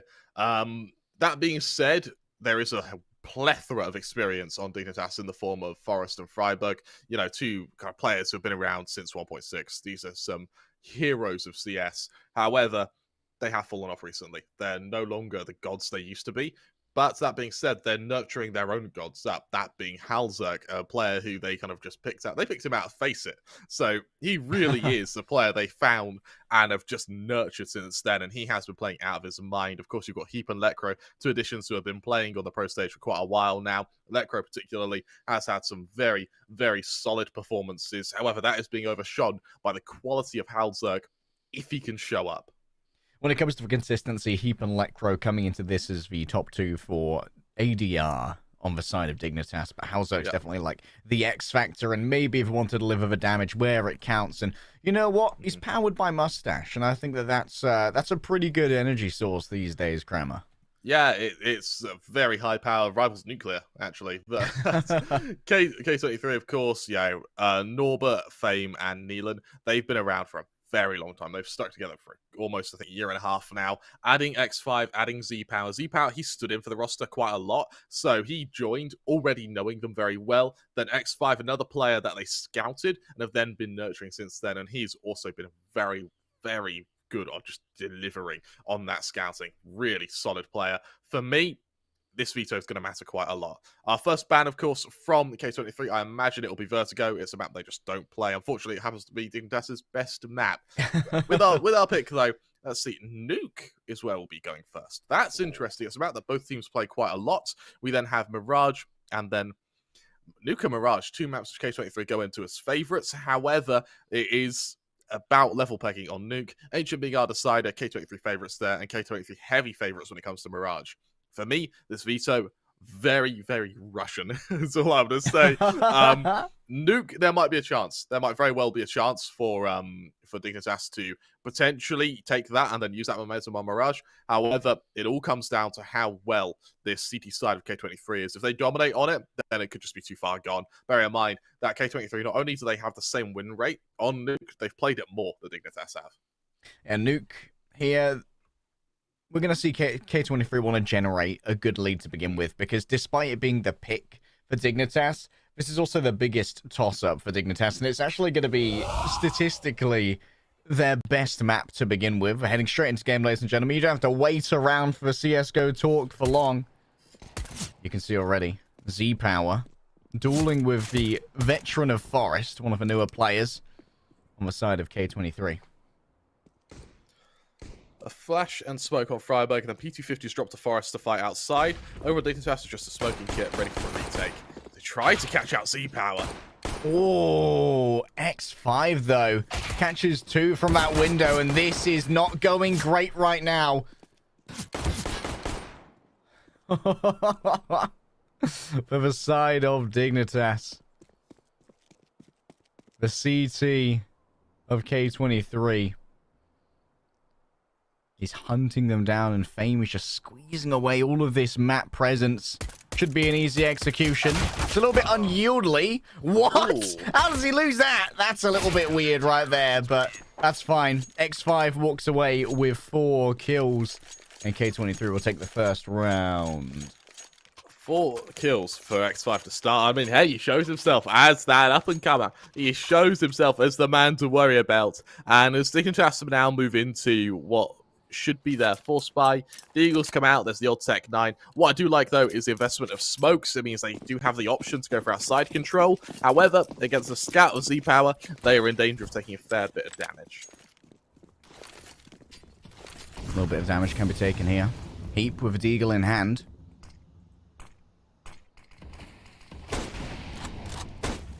Z-Power starts to take a couple of pot shots here with the scout, and then Lecro is going to dive their way across towards Secret. Undamaged thus far, but a lot of utilities being expended by Dignitas to garner these positions.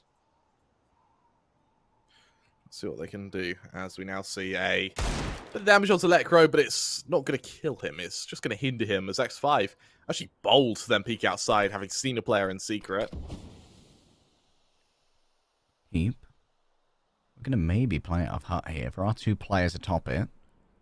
Not overly usual for that to be double stacked. But quite on the side of Dignitas at the moment. They want to try and breed some paranoia.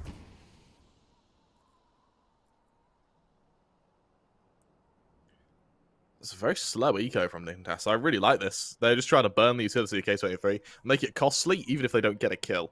Because, well, CT utility, that's a fund that stacks up, particularly when there is no money on K23.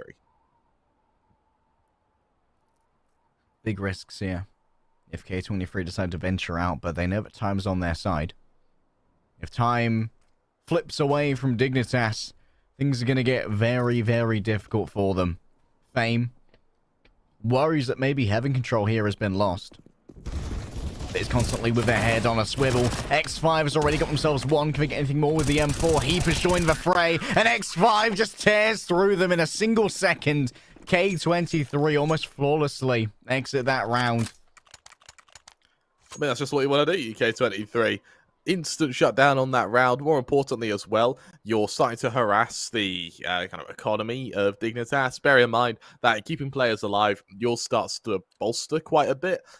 And you've got the eco to look forward to. We're going to see that aforementioned eco on Dignitas, and with the MP9 on Fame, he's really looking to farm some cash now. He does have full utility. Surprisingly, Z-Power just doesn't buy any utility here. In case of losing it, and well, sheesh. That's why. That's why. That is nasty. That's potentially a lootable weapon there as well. Z-Power's let that one drop by the wayside, but X5 making sure that any crossings to try and claim it are going to be battled for. Are they aware? Right on top of their head, though, lies one of the T's. Fame's going to be able to tear through multiple members here. No head armor, no armor at all.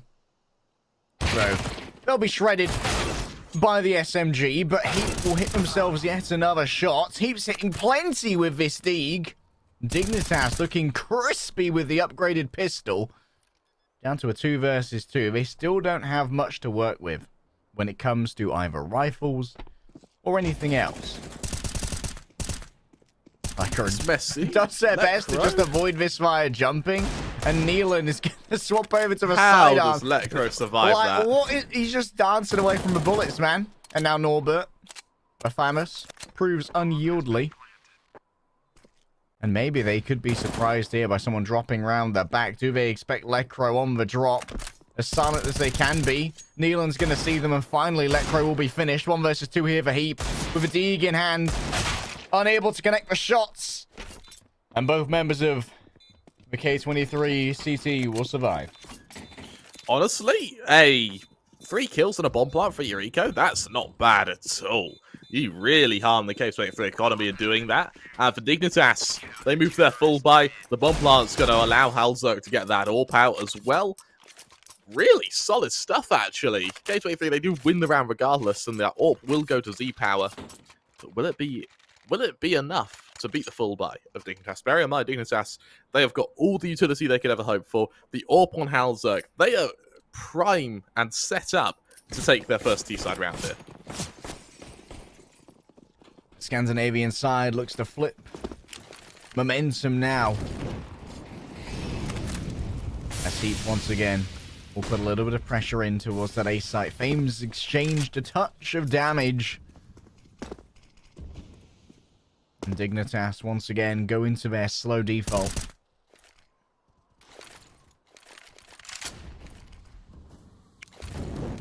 Usel's thrown. Let's see if they can stop him. That crow's got to be careful though with X5. It's dancing behind these smokes. Heap's actually forced into the fight from that molly. The fight seems to be going okay so far, though. Norbert's brought down to 12, and Z-Power's hoping to try and kill. What is that? That's a nasty little flick right there. Z-Power, built differently. And Lecro tries their best to gatekeep the AWP, and that's exactly what they'll do. Worried about a flank coming through from Secret, and they're exactly right to expect it so, but Lecro keeps winning, baby!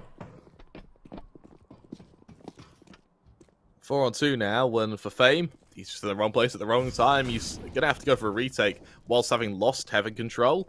That is a tall order, especially in a 4 on 2. That kill to Halzerk definitely helps, but it may be too far gone. It looks like K23 may just be considering saving here. They can double camp the AWPs here, though. Both of them are on the right-hand side by lockers. And you can see that Fame is starting to close the distance. I think the AWP may well have been thrown off of Heaven alongside Halzerk's corpse. And there may be a little bit of onus here to try and make a play for control of that weapon. Fame lies in wait in Forest. May feel the need to start dropping. Fame sees them come on through. The second comer is going to be in the way of Lecro, and Fame just makes sure that anyone who moves through here is thoroughly gate-kept. Not the ideal economy here for Dignitas as they finish it.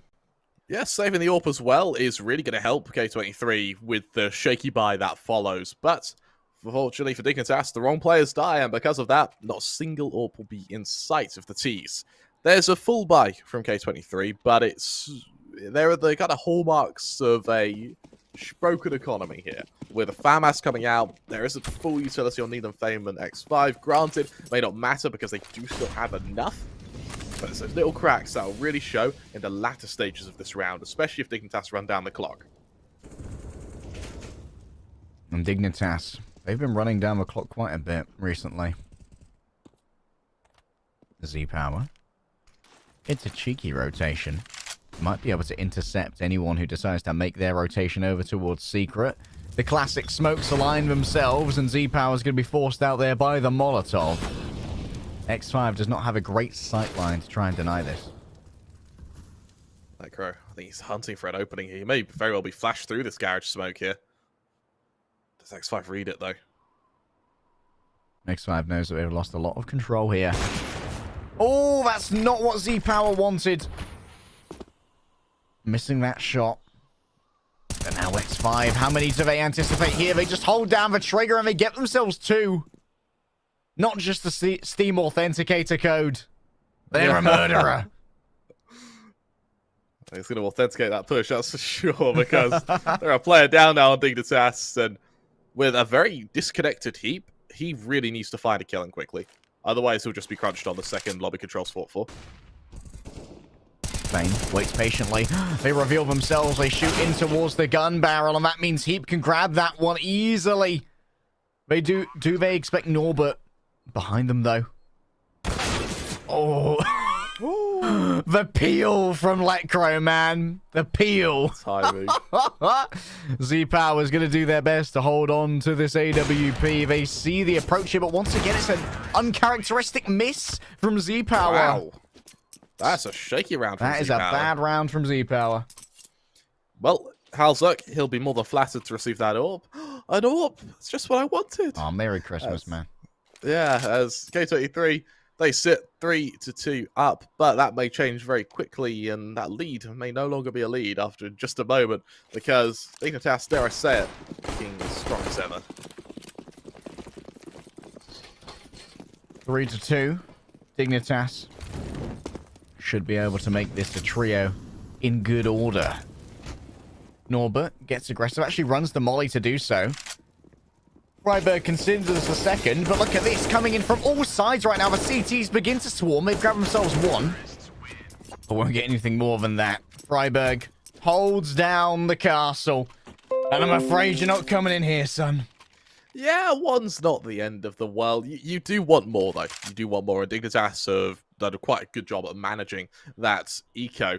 For now, there's going to be a bit of an uncomfortable position for K23, where they can buy, yes, but if this fails, they're down to an eco and it counts as double Dignitas. Dignitas, knowing this, they shut down this round. They're going to go 5-3 up. They're going to start building a bigger lead, and that's when K23 really find themselves in a lot of trouble. Trying to avoid that. A good placement of a crosshair. Not a huge amount of damage done, however.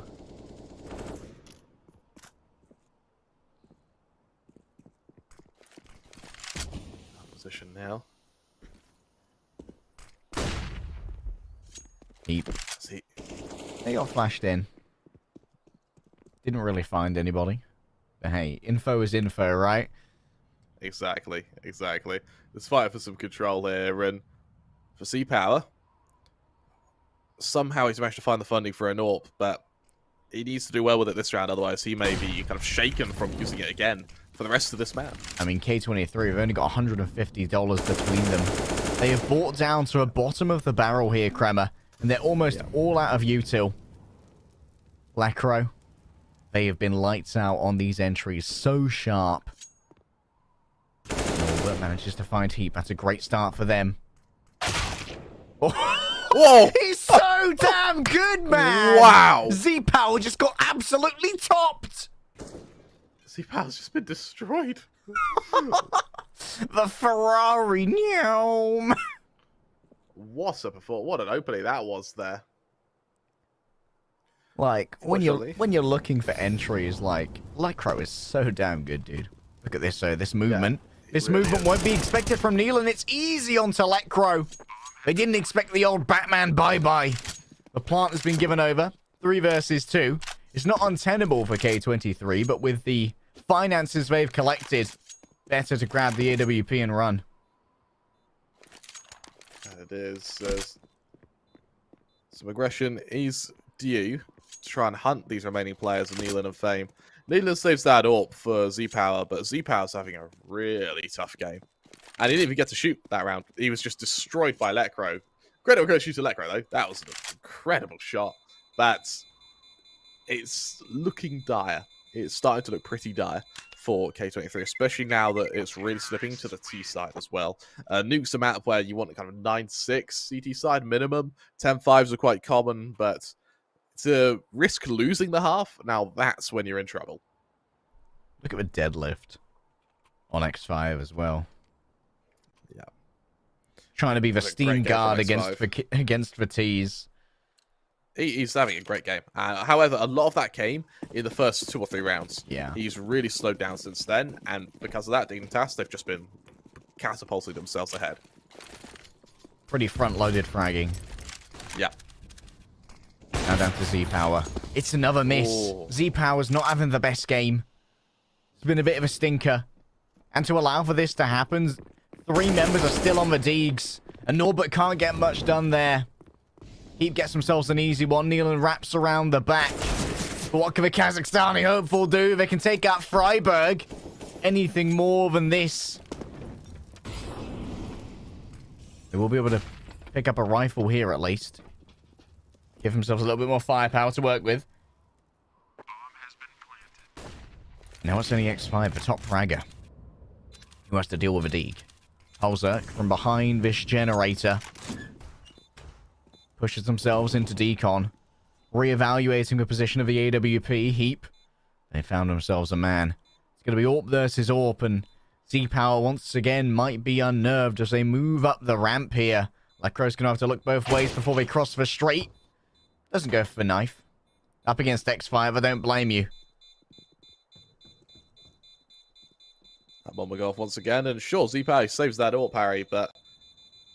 Is it getting any value as an AWP?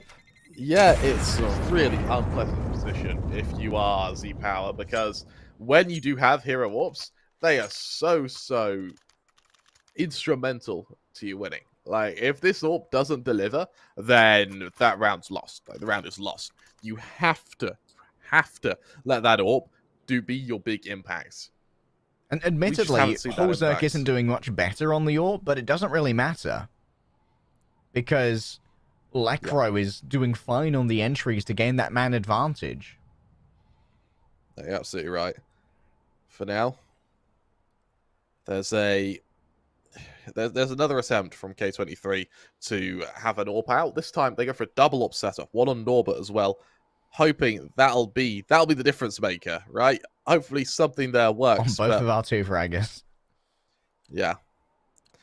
We're going to have to see if it's enough, though. I am still very, very wary of the fact that for K23, this is a must-win round. They just need to find one round where they can absolutely dominate with the AWPs. Get some confidence. Look at this run here, though, from X5, trying to get a huge amount of space. Does Lecro expect that this much ground has been taken? The boost here. Onto Holzerk. X5 could find themselves a nice little peek here. It's a good flash. And X5 can hear the dropping. Getting plenty of information from this area.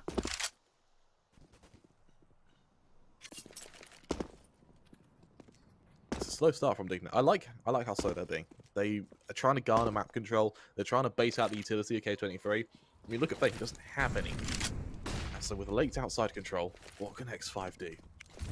X5 expects it here. They might get spotted crossing. That's a beautiful flash right now, though. Still, it wasn't enough to help out. Everyone simply took cover and waited for their eyesight to return. Z-Power. They need to make up for the losses previously. They need to garner some value from this AWP. Nealon likely will see this smoke fade away soon. And they're good enough to take out Lecro. They won't grab themselves a second Freiburg here. Good on the refrag. And Z-Power's feeling awfully isolated as ramp has been taken over by Norbert with the AWP in hand.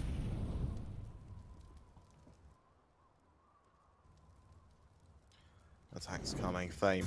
This angle didn't work for him before, but he's having another try at it. I think Forrest will land full. Lovely adjustment there. Onto the head. Still, it's going to be a battle for Z-Power. Still, it's another miss. And then they're going to fall as well.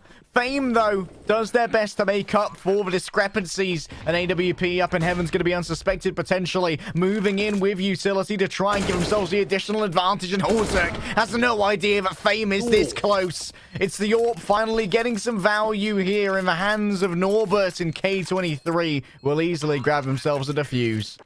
It's a very clean round up until that retake there. Fame, incredible round on his part, but Z-Power, he's just not hitting his shots, Harry.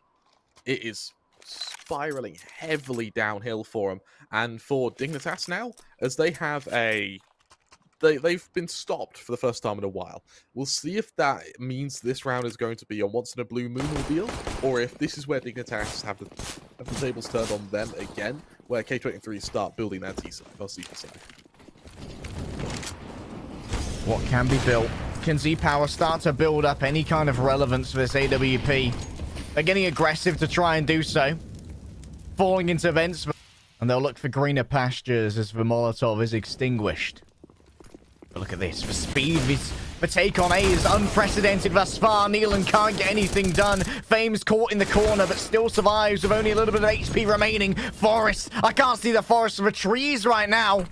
And now with 2 AWPs remaining, this is really complicated to look at as a retake. And it might already be a save call.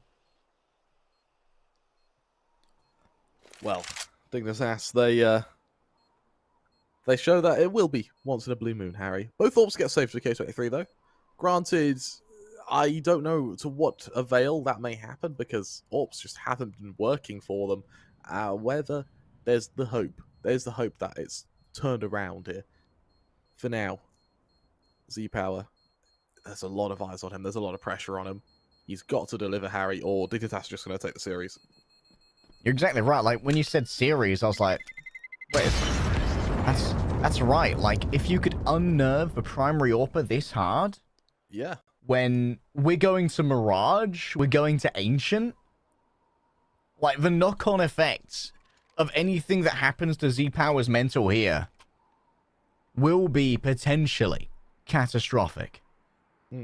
Looks like K23 are on boot camp as well. Might well be. If we see them without the Discord background, though. I imagine they're doing that to try and hide strats. They have a whiteboard behind them. Whiteboard stealth.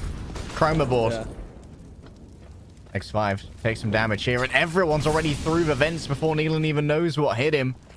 And this is already going to be a plant for speed on Dignitas. They went molasses slow for so many rounds that I barely even knew they were present as a T side. But this is so different, Crema. And they're rewarded for the mix-up in tempo. It's staccato movements. Hulzerk finds fame. And this is the thing with a double AWP. If you get that plant, you can essentially force a save if you can even get them down to 3 players. Yeah, I think they're getting a save with 4 players left standing, Harry. Dignitas now 7-4 up. If this is dominant, then I'll take back everything I said about K23 being favourites. Dignitas are just going to steamroll them. Like, when you're going for a 4-man save because you've got 2 AWPs and the AWPs have got 1 kill combined between them the entire time, is it even worth saving them? Yeah, I think rifles would... I guess in some cases, rifles would be better. You can just find a way to stack them together and then just trade off one another with rifles. However, with an AWP, if it misses, it's gone. Like, you're not recovering that. And in this case, well, for Dignitas, 7-4 to lead on their T side, this is a perfect position to be in. K23 shackled to the idea of the double AWP dominance. But between 2 AWPers, only 1 kill has been found thus far. The rest have been done with pistols, rifles, and another menagerie of armaments. Norbert, oh, they were going to get a freebie. Crema! It's all going wrong. And we're only 11 rounds deep. This really is proving to be dire for this side. I mean, there's hope, right? There is the hope that Nealon, or even better still, Z-Power or Norba can find their turnaround. But it's just not looking likely, Harry.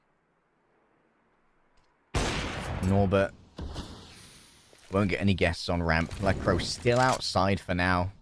Sort of transition to a lurking default role. Norbert may well be checked once again here by Heap. It should be a winnable fight with that gap in the smoke. Norbert should have an advantage. Heap's made their walk. Norbert. Oh, that was a beautiful fake right there to allow for Hulzerk to make it happen. And Lecro has made sure to catch X5. That was still on 11 frags. K23, the emergency brake has been found.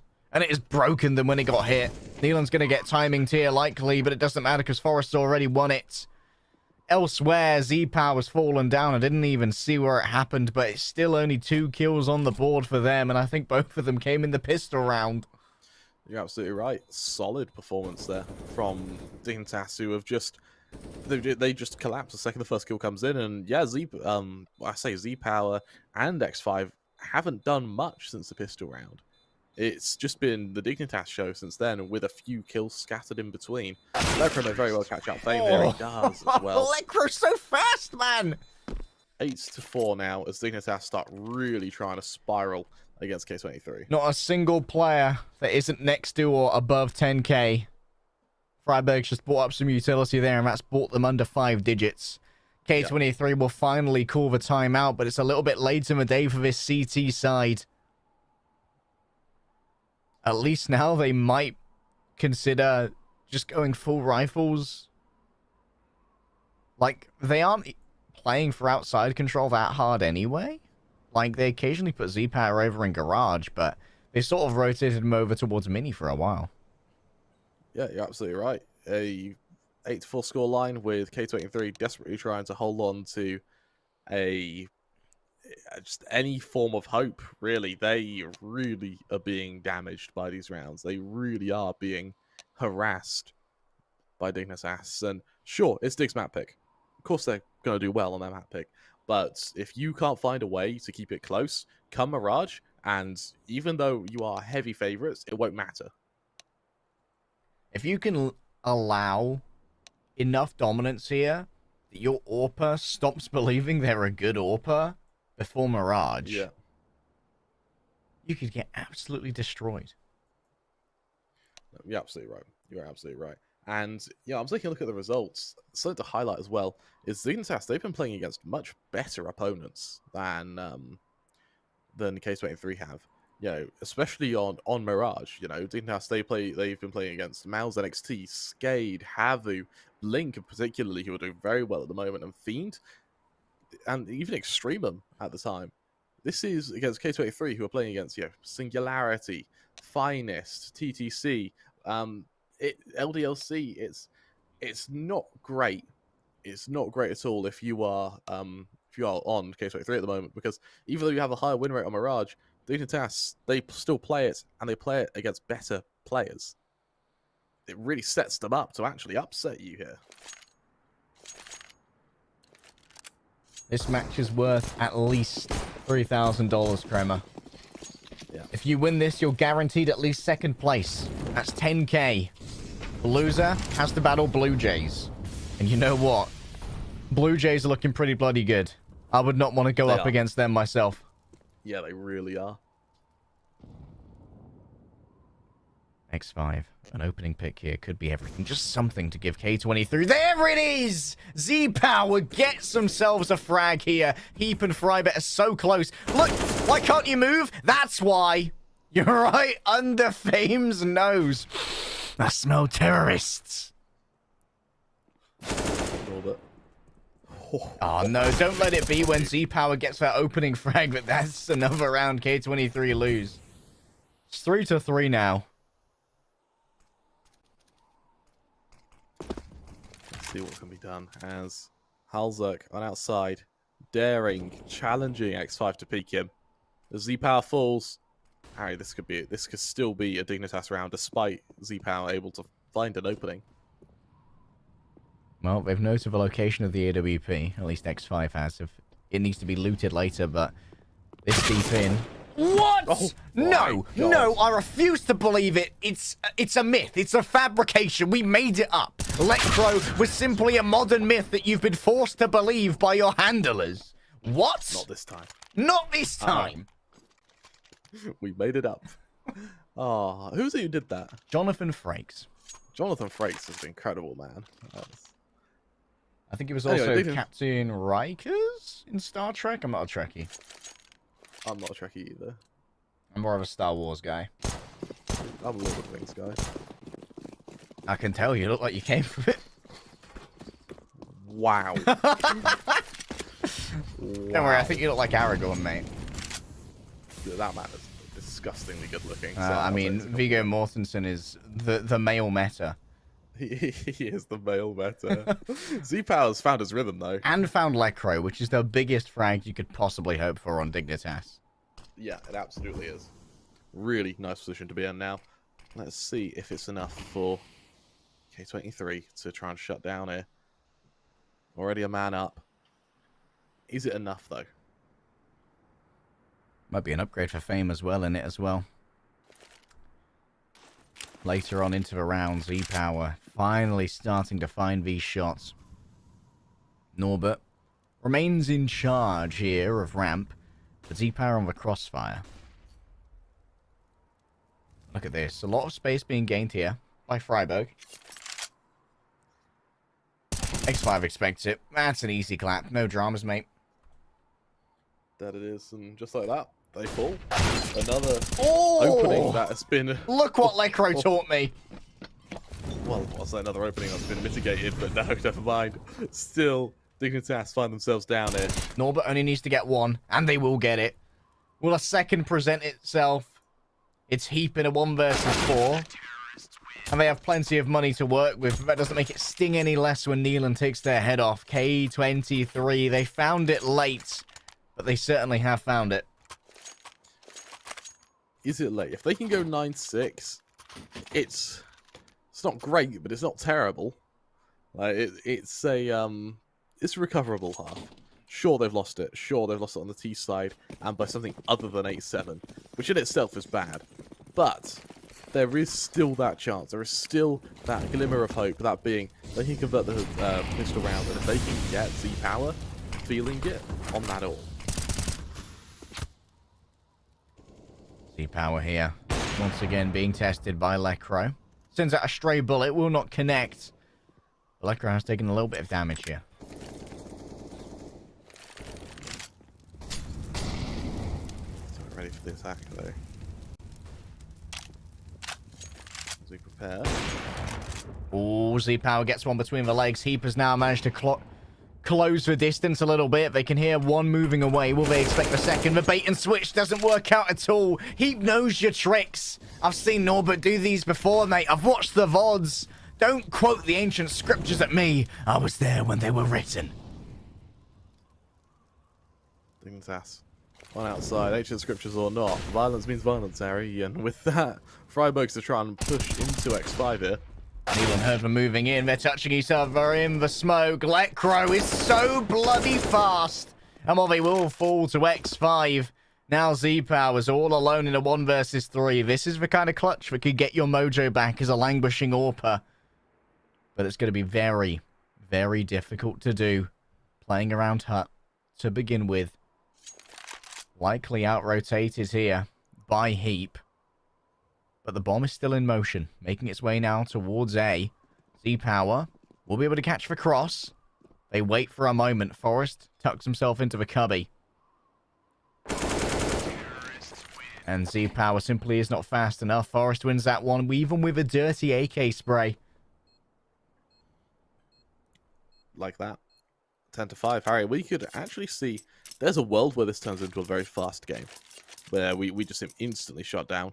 However, piece of me thinks that maybe Dignitas could have a rockier CT side. Bear in mind as well, we look at kind of win rates spread over the games that have been played. Both sides have a big preference for their CT side. So for Dignitas, this could very well be a fast game. However, for K23, there's hope. Hope is a dangerous commodity, Kramer. It is. And I worry about what Lecro can achieve when it comes to running headshots. If he can do it with an AK, he can do it with a USP. Heap here looking to be overwhelmed.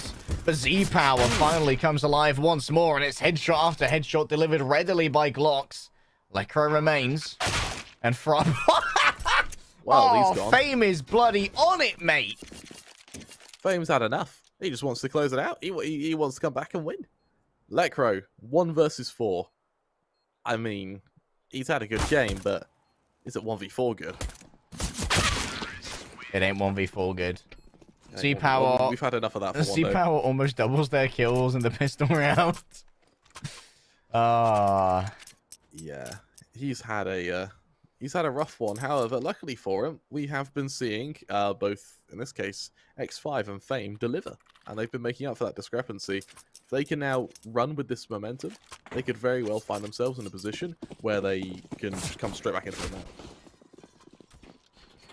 Maybe it's T-side favored for both of these teams. Deagle investment from the side of Dignitas. But with this head armor, X5 might find themselves in a tricky position with trying to get value out of his SMG. If they engage at range, they're definitely going to be outdone by Deags.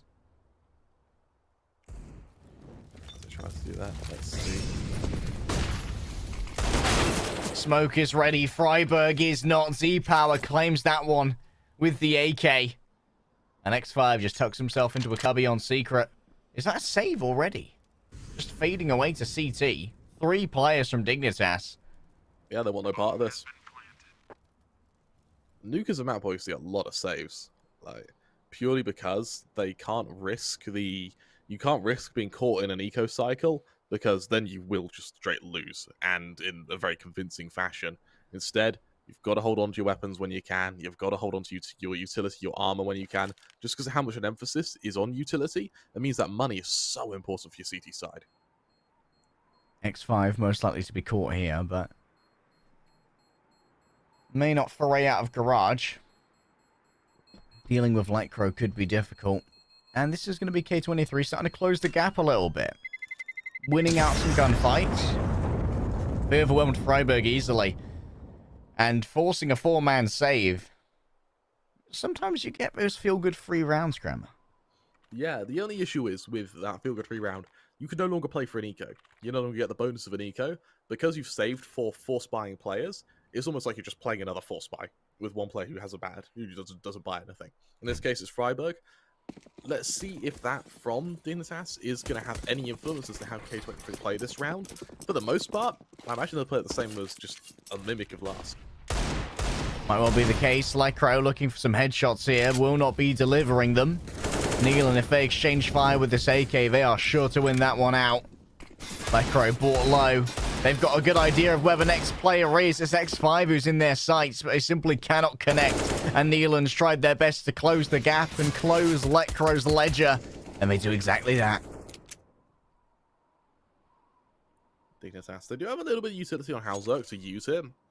Granted, it may not work, but what might work is the Zeus on Freiburg. Oh, Harry. Oh, Harry, I'd love to see this. I love Zeus kills. Please. I mean, the likelihood of X5 making this run, though.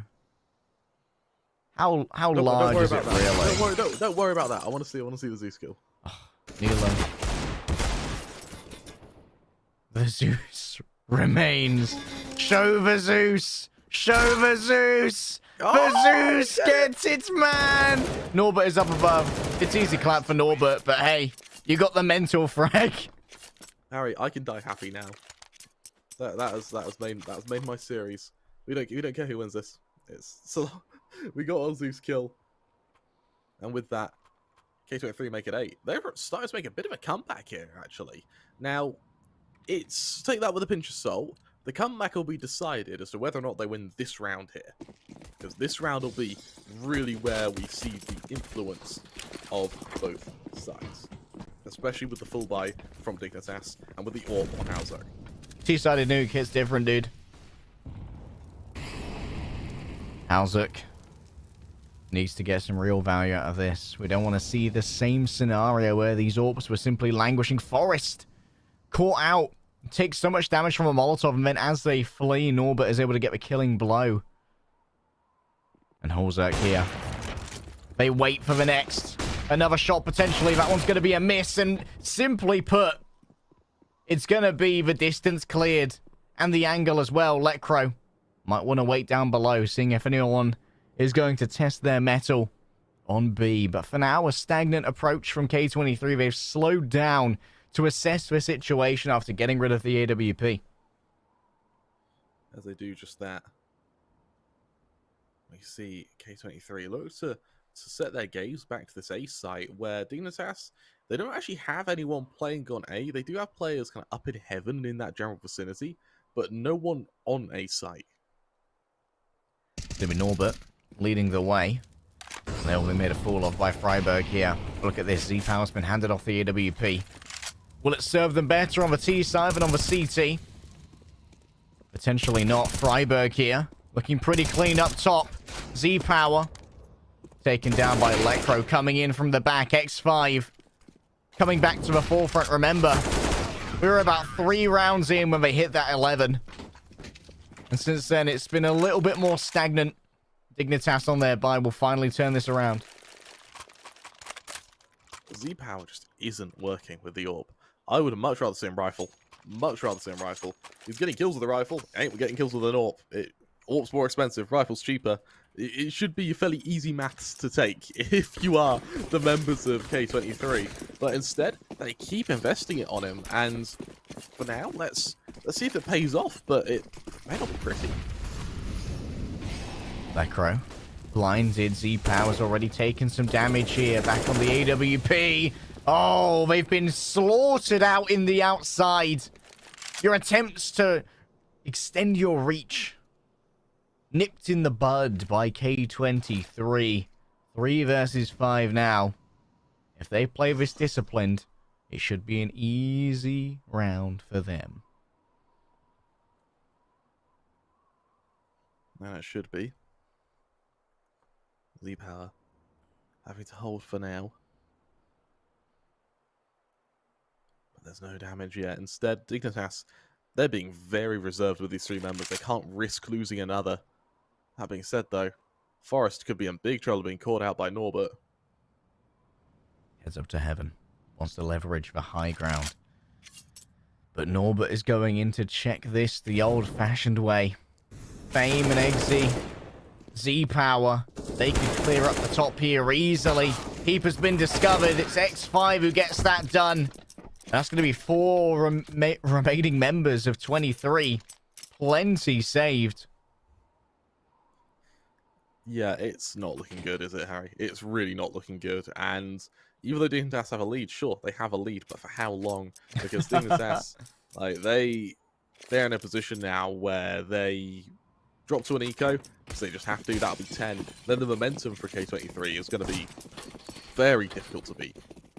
Very difficult indeed. And I don't know if they can stop it. Momentum is a powerful force, Kremer. And Lekro's trying to bring that force to bear. Or at least stop it with this Deagle. CZ, a nasty angle. Forrest waiting to see if someone wants to open this door. If they do, they'll be granted a quick appointment with a machine pistol. Now, Heap. He's the one called to action. 50 Action Express. Let's see if it stops. Is it high action or action replay? Oh, that's a nice 1D. 1D! Bam! There's actually a collateral as well. They did a significant amount of damage to the player behind. A numbers advantage now to Dignitas, but a good amount of gun management happening here up on top of those boxes to make sure they can't be claimed by these CT members. Good presence of mind from K23 to get that done. I quite like the thought process behind that. To just throw your guns out. It means that you can leave ramp without being wary of an AK flanking you. Neelan looking to probe now down to B with Halzerk and I believe and Freiburg to worry about. Freiburg playing the bait and switch here. Still, we do expect that there is a second. And yes, that is going to be caught easily by Z-Power and Neelan. Bomb Forrest just playing under with the CZ. It's not ideal at range. And Lekro. 2.1k in the bank. 1 versus 3. It ain't looking good, mate. No, it's not. And Z-Power's woken up as well. Uh-oh, Harry. He's here. And this has connotations for Mirage as well, regardless of whether or not K23 can compete on Nuke. Yeah. They've narrowed what was a humiliating CT side down to a 1-round deficit. Dignitas certainly looking better on the T side. It's just T-sided Nuke, Kremer. It's how it is. If they don't win this next, fight, K23 could very well run away with this game easily, because Dignitas, they have such a heavy pressure, such a heavy reliance on getting their full buys and making them work. That's why they're able to steamroll their own T side so well, because when they have guns, they're good. But they're at a stage now where they only get guns once every kind of 2 or 3 rounds. And they want to get one of those AKs onto Lekro. That's exactly what they've managed here. Allow him to return to the run and gun meta, where previously they had so much success. Lekro's been assigned to controlling outside, but people are not going to be keen to meet them there. X5 is most likely currently playing up on top of Silo.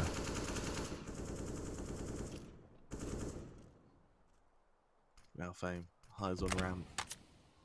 Hoping not to be caught out. The rest of K23 stagnate, trying to bait Dignitas into using this utility. With only 2 mollies and a single smoke as well, the utility usage isn't great for Dignitas. They really need to wait until they know it's an execution before they try and stop them. Ozark starts to walk with the AWP. That smoke is going to be missing. And so Norbert here needs to win this duel. Tempts it. Tempts it. And so will be executed. And it's for second AWP that also strikes its man. It's a very different story from the K23 double AWP. And Hallzerk now emboldened to continue looking for more. Z-Power's going to be moving directly into their sights. And my AWP is much bigger than yours. I think it doesn't matter who has a bigger AWP, Harry. It's what you do with it. And in this case, Hallzerk, he's just getting around single-handedly, tearing through K23. It's all onto X5 in a 1 versus 5. Only 1 point of damage has been done to Dignitas this whole round. And X5 not entirely sure what to do with this scenario. Dignitas can start to once again exacerbate that lead. They don't have the bomb in hand. They wait patiently. That's one. And Forest dies after time. Still so too does X5. And both the AWPs do survive. But Forest and Freiburg, they're going to have to be asking for buys here. Yeah, that's a little bit of economic damage that I don't think Dignitas quite foresaw there. With another timeout being called by K23, let's see what they can do in order to really keep the pressure on and recover from a round which really was one-sided up until the final kills at the end. But at that point, it was already lost. I would love to see outside control from K23. We haven't seen full outside control to Secret, full outside control wrapped to Heaven. It's always been a lurker who sort of sits on outside here for them. Did we just see a dolly zoom? Man, some cinematic angles happening right here. No, these are great, aren't they? It's the good stuff. K23, keep your strats hidden. But at the moment, it's the AWPs that are hidden. I like the teddy bear that's on Neelan's PC. It's true. Well, it's one of the ones you can turn inside out and it looks angry afterwards. I don't think it looks inside outable. It's not reversible. No, that's the word. Yeah, also not inside outable. Inside out. I think inside outable is a great word. We'll make it a thing, Kramer. K23 trying to make sure that the safe site's inside outable with an execution primed and ready. Dignitas. It's on to Freiburg and Forest trying to stop him there. Oh, almost fully blinds himself. Freiburg gets a double. Both Neelan and Fame falling down, but Z-Power a little bit more dynamic on this entry here, but has been brought low for their trouble. 16 HP in Nor, but it's not faring much better. There's not much HP on K23 at all. This is an army of dead men here, as they will just have to back off and save them. For Dignitas, that'll be 13, a step closer to victory. That same distance is what will end up separating both K23 and themselves. With no money on the Russian side either, they desperately need these weapons to be held. The only good news is that Dignitas aren't feeling incredibly comfortable in terms of their budgeting either, so yeah, the likelihood of a hunt here is fairly low. And Z-Power will be thankful for that, because sitting on $100 at the moment, they definitely could not be affording another AWP. That's very true. And he is getting kills with the AWP, but he's not doing the one-man army that he needs to do and that he's used to doing. I think because of that, he may very well be getting toxic. Like, it's not toxic, getting tilted off the back of just being unable to deliver when he knows he can. Sometimes the brain just no worky, and that can be worse. I've just checked, by the way, that the little squid thing he has, octopus thing, it's inside outable. It is indeed inside outable. Yeah, it is. That's cool. I wonder if we can contact him between maps and ask him to inside out it for us. Change for squid, just in all caps. Give no context. Boy, change for squid. I don't know if it's a squid or an octopus. To be fair, I think that when it's in plush format, the differentiation doesn't really matter. Yeah, it's a change sequence, please. Change plush. Oh, Fame. Broken down. X5 lost as well. This is already not looking good here for K23. A trade for Forest is more than good enough. And Neelan now tries their best to survive alone on the points. But it can't be done. 3 members survive on the side of Dignitas and K23. Now they're going to have to give up match point. That they are, Harry, and this could be the start of a very downward spiral for K23. They don't have money. Forcing here would mean risking losing the game. And when this is your opening game, you really want to make a statement in it. Instead, they go disciplined. Pistols come out. There's fragments of utility on Norbert, but with no flashes, actually. It'll be interesting to see how this plays out, as looks like K23 may try to rush outside. I trust Fame with a dig. I trust Norbert with it as well. Fame, that's what I wanted to see. Lekro's down, but Hulzerk, the one-man army, could return. Dropping down to lower ground, hoping for more fruitful pastures. And Fame knows it's better to hide away from that. Discretion, the better part of valor. X5 doesn't get the message, though. And so Hulzerk is given another blood sacrifice to continue summoning the great god of victory. Still a 3v3, though. There's no upgraded weapon for K23. They've been unable to get to the players they've killed. Because of that, it's still pistols, but they could swarm Freiburg here. Freiburg stands ready. The first, the second won't be coming through. Fame gets so much done, and they're going to get themselves an upgrade. Fame has had a pretty good game thus far. Hulzerk having to peek into him. Open hand. Oh, that's a beautiful flash and a beautiful adjustment. Hulzerk now can be caught. How does he do that? Oh, my goodness. E-Power is slain. Well, that's the way to hit 15, isn't it, Harry? That'll do, mate. That'll do. Yeah, it is. Well, Dignitas, one away from victory to open their map pick. K23 still a little bit away. They've still got a bit of catch-up to do. However, they do have the full buy to do it. Orp gets dropped to Z-Power. There'll be AKs and everyone else. There'll be utility to bolster it. This buy is as good as it gets for Dignitas and for K23. The question is, though, is it enough? And the thing is, Dignitas don't have to worry as much about dying and dropping weapons here. They've got a little bit of space to work with. K23, if they're going to get overtime, it has to happen with the same economy. They've already lost Nealon. Hulzerk is feeling it. They are feeling the need for violence. X5 might be spotted as this smoke de-blooms. As it starts to fade away, the head will be spotted. Hulzerk doesn't want a part of that because Lekro's already found it. The call was made, and the answer was given. Norbert noted in the corner there. Potentially they may have seen him, or maybe they haven't. Enough has been seen to take out Hulzerk, but Forrest good on the refrag. Fame is still alive. Wow. Okay, that's a way to end it. Dignitas, 16-10. We'll take our first map here in the Funspark ULTI Winners Final. We're going to have a quick 5-10 minute break. When we return, we're going to be able to see if K23 can strike back at Dignitas over on their map pick of Mirage.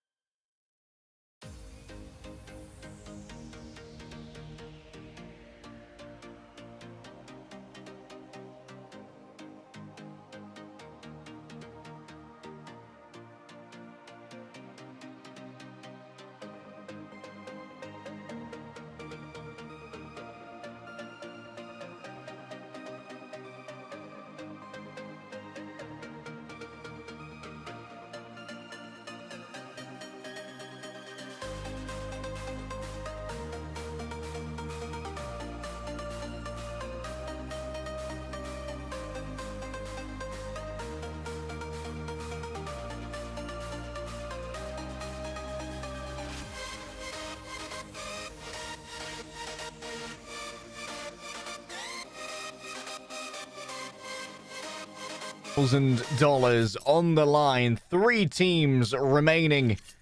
And 1 map already to the good here for Dignitas. Welcome back to Funspark ULTI Winners Finals. I'm Leg Day, joined by Kremer, and this is Mirage.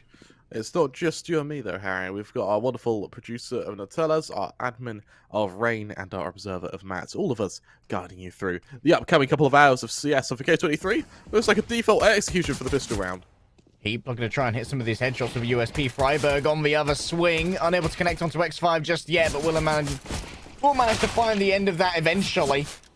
Z-Power starts off strong here with a pair of kills, and this is exactly what we wanted to see from Z-Power. Waking up in the second map. They had a good end to Nuke, but they couldn't quite secure the map for their side. K23 definitely better on the T side than on the CT when it came to Nuke. And will the same song be repeated on Mirage? Heap certainly seems to think that's not going to be the case. Norbert now alone in a 1 versus 3 without much health to their name to begin with. And they are going to lose what's left.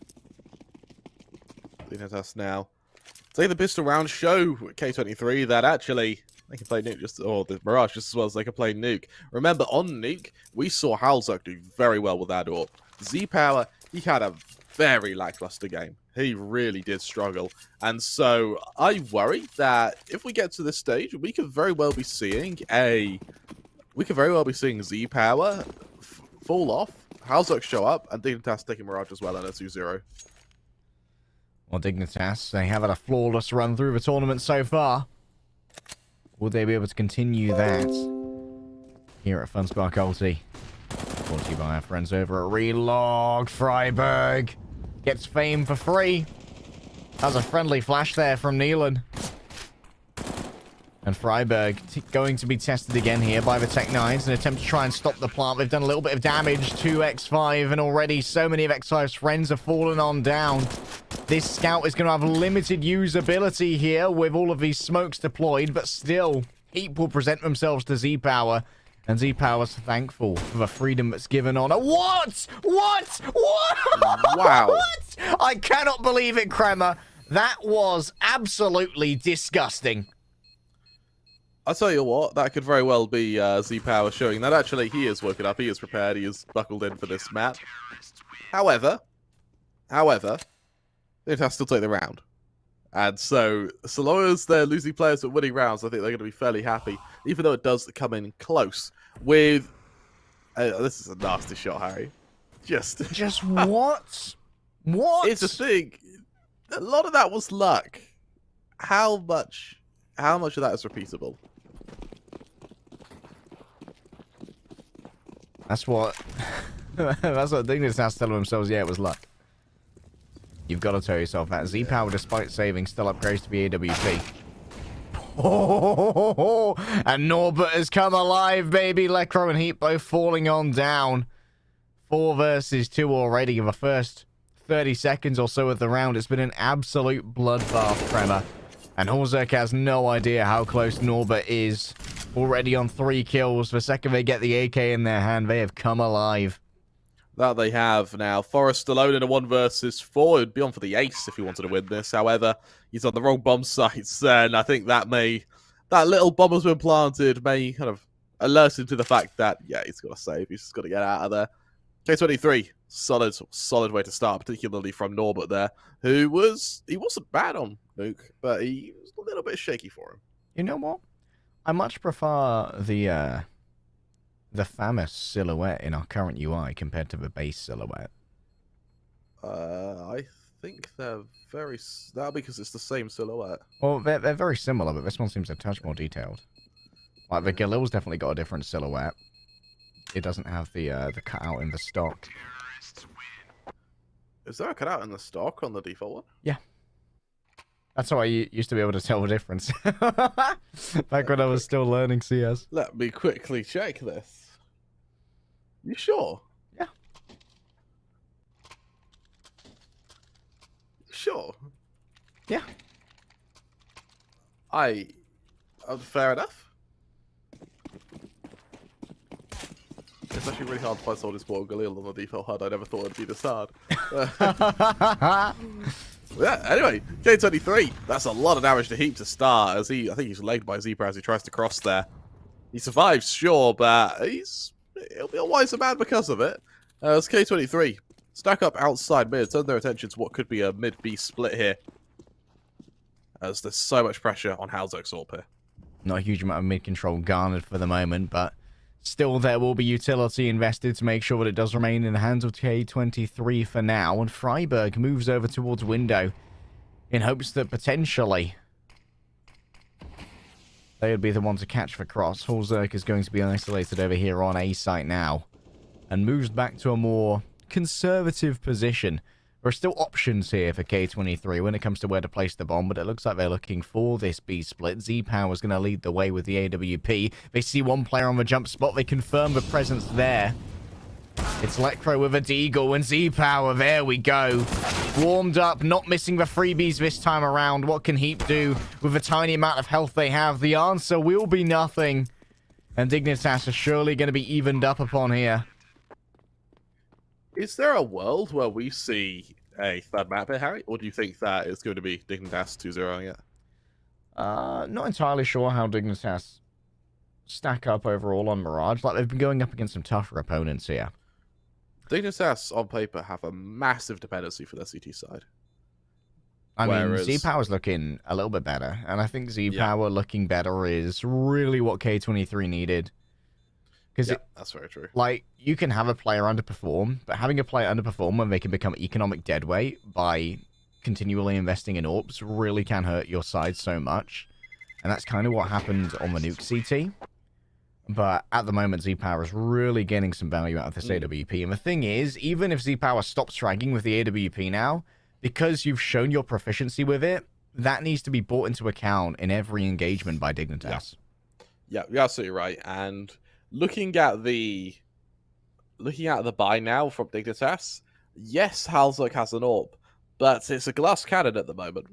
And he is really in danger. Sure, he might peek window, but he's in so much danger of just being naded to his death here. Ooh, Lecro. Nice movement. But Z-Power's already opened this up again. This is what we wanted to see. Return of a king. And A-Site has basically already been seeded away here by Heap. They don't want to deal with this all by themselves. It's only a USP in hand. No util, no armor, no diffuser. I was thinking about maybe they'd try and look here to catch someone on their entry just by playing a one-and-done spot, but that's not going to be the case. Lecro hangs out within the smoke of Connector, and already Molotov'd his CT spawn. And Dignitas, yeah, I think that they're going to be taking what weapons they have and running as far away as possible. Yeah, just get the hell out of there. And for K23, that'll be their lead, 3-2. They are looking very confident on Mirage. These have been some very fast plays. They've been very definitive plays. They have not been doing this sort of tentative kind of in and out shoulder peeking. Obviously, a lot of teams fall victim to. And for Heap, unfortunately, he's fallen victim to a bullet in the skull. One taps across the board here, and a Famus lost as well. Forest will just die to the bomb. Ref, he's diving. No way that's real. He's diving, ref. You ever seen someone get hit by an explosion? Oh, sorry, that sounded morbid as hell. I meant account of being a normal human being, no. Have you do you know the force of a shockwave though? I imagine it depends on the explosion. For what is that? For 3-6 sticks of C4? I imagine it's quite a bit. Yeah, that's fairly realistic. It would jellify an aquarium. It would jellify it. It would. An aquarium wouldn't stand a chance. You could get some real massacres done at Bournemouth Aquarium with that thing. Yeah, not even orcas could defend against C4. Orcas are they're like the bullies of the sea. Like, yes, today we shall be looking at the greatest predator the oceans have ever known. This is C4.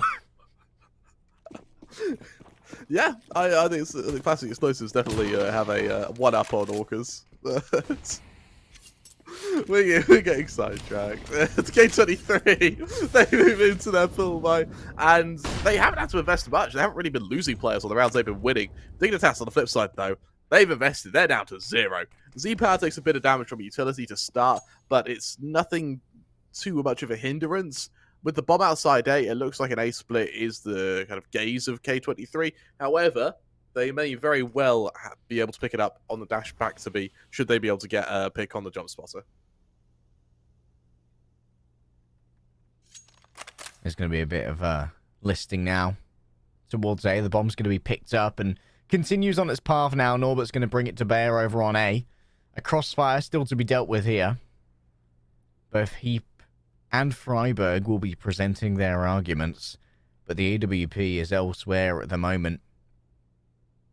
Could find itself a cheeky angle from all the way back towards B. Z-Power, they've had themselves a great game here on Mirage, looking to exacerbate this. Checking over towards under, Heap found themselves a poor timing, and they are going to lose the duel to Neelan as well. That should be the site taken freely as Freiburg and Heap are gone. And a well-delivered smoke means that AWP is useless. The Dignitas on Nuke that was just outclassing K23 isn't there. And it looks like K23 are just doing it back to Dignitas. So see how you guys like it. As you really see the difference in comforts when it comes to maps. Where over on Nuke, Dignitas, they're confident, they're flashy, they're taking aim duels. On Mirage now, they're just completely passive. They don't want to fight mid. They're kind of shoulder peeking everything. Whereas K23 are just all over them. K23 they're just executing so well. Feels like Dignitas are having so much trouble winning any kind of gunfight. They're not finding anything on fair footing. Another bomb explosion, another point on the board here for K23, who are keen to take us to a third map here in our winners finals. That they are. And with Dignitas moving into a...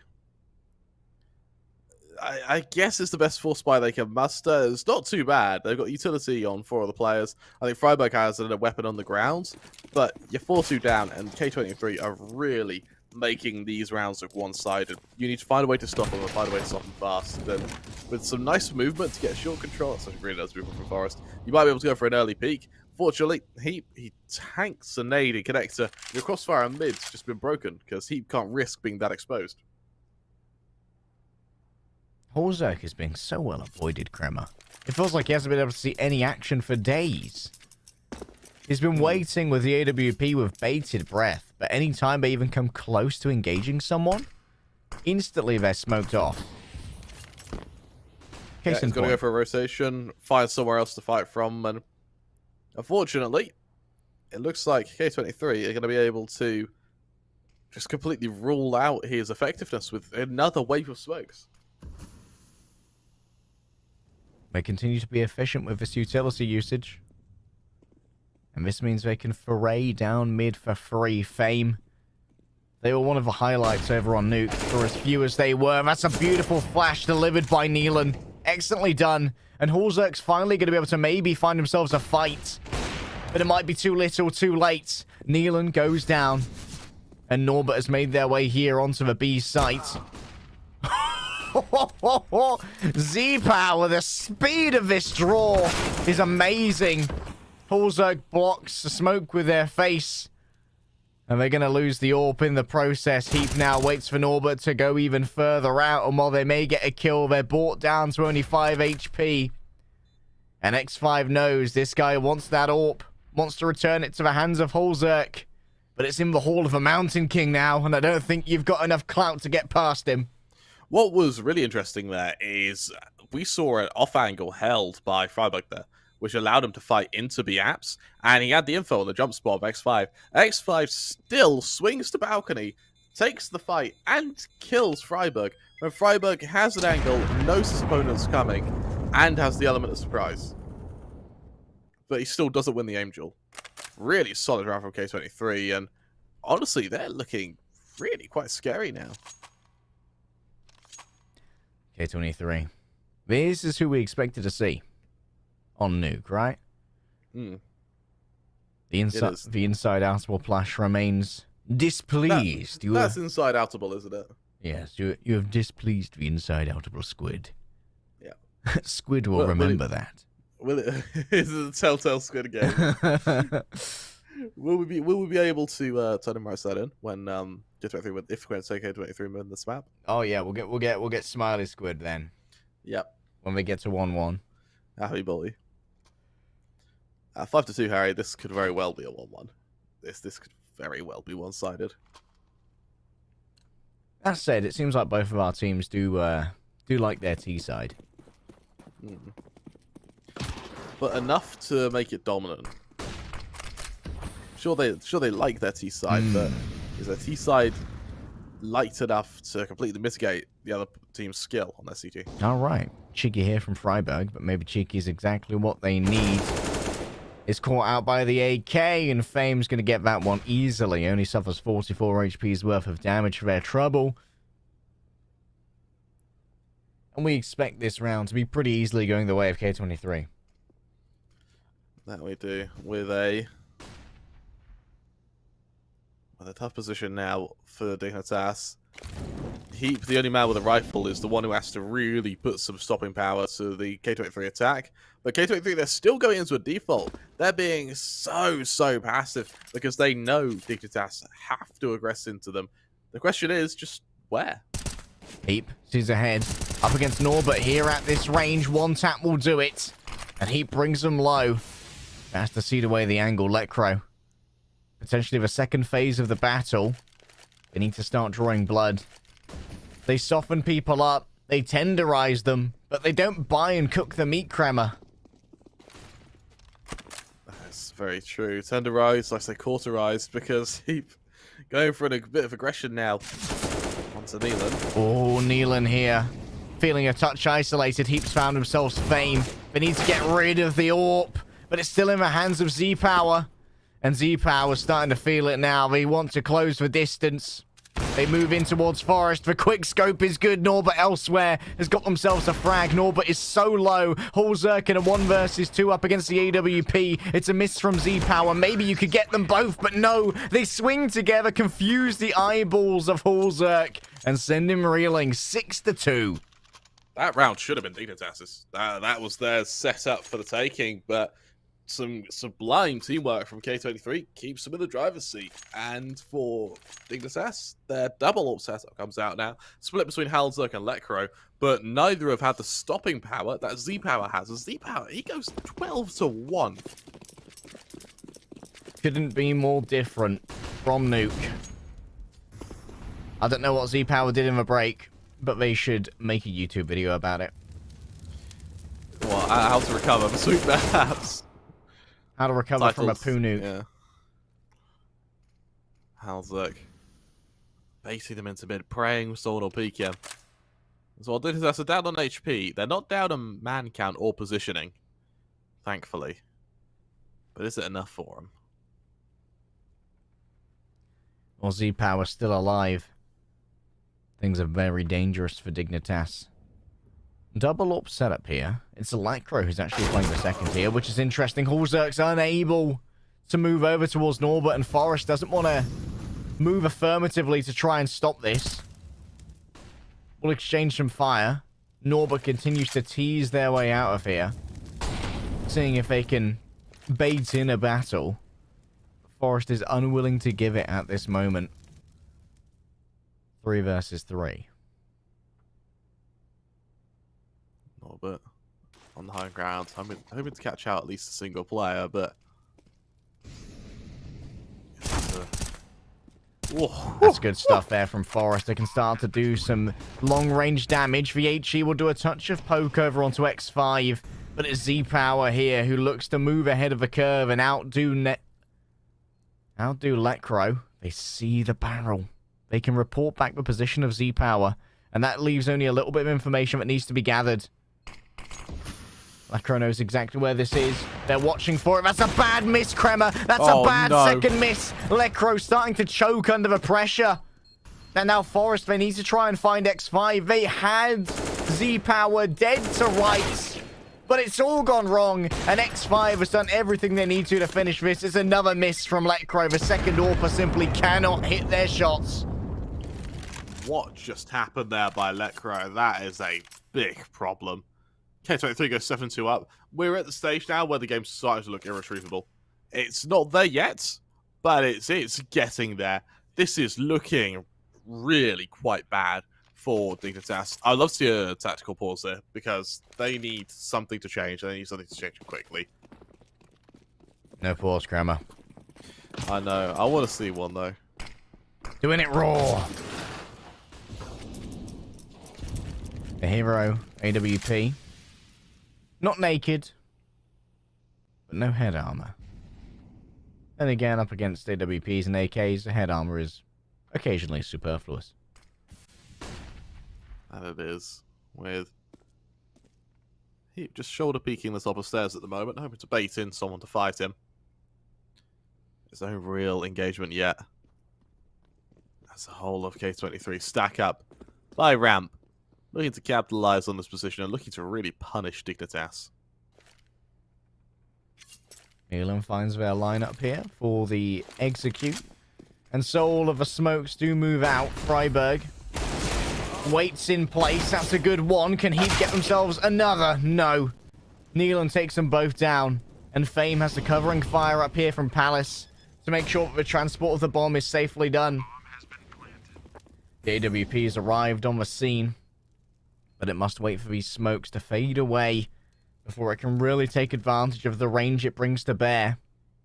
A check onto Palace here is going to be essential, and Fame is waiting up there readily. But they will be smoked off.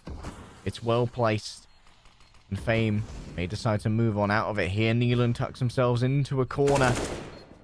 Easily takes down Forest. The AWP falls as well, and Holzerk simply cannot win this in a 1 versus 3. Well, the K23, so they have to. They just trade off one another. Z-Power, he's only died once this game, Harry. He's a morsel. It's mad. It's just the bullets are curving around him, wanted style.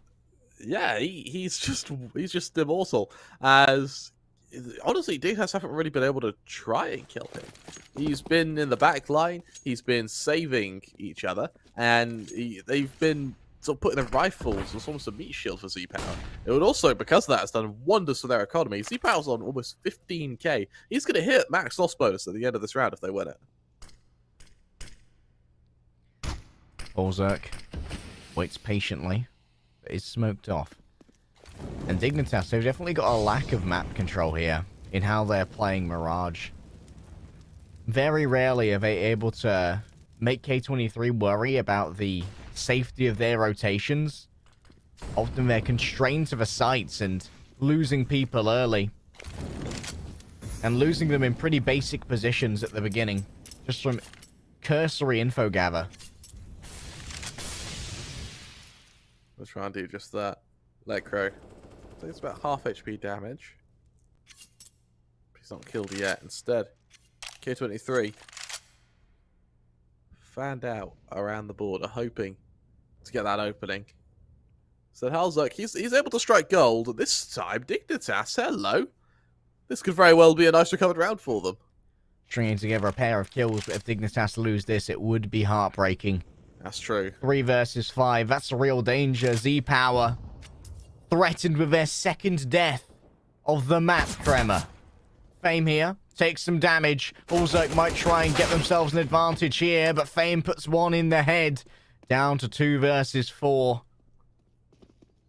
However, everyone's concentrated over on B site, and the bomb is making its way over to A. Nealon slowly going to be able to get something onto Freiburg. That's a beautifully done flash, and Z-Power will finally be slain. He's got max money, though. He hit max money, Harry. That's insane. So hit the maximum money you can possibly achieve in CS. 60,000. He hits it. He drops his teammate, buys an AWP, utility, armor, and a pistol. And he's still got 8k in the bank. It's a Z-Power diff, man. That is actually the Z-Power diff. Dignitas, they now have a couple of M4s, the odd bit of util, and more importantly, that AWP on Halzuk to try and stop Z-Power. They desperately want this to be an 8-7 half. But is it really doable? Norbert makes the crossing. The smokes here has made it even safer than with the jump spot by itself. But they do still take damage. Forced to extinguish that Molotov, and that means a smoke has been expended. That might weaken a future attempt at an execution. Only 3 smokes remain here for K23.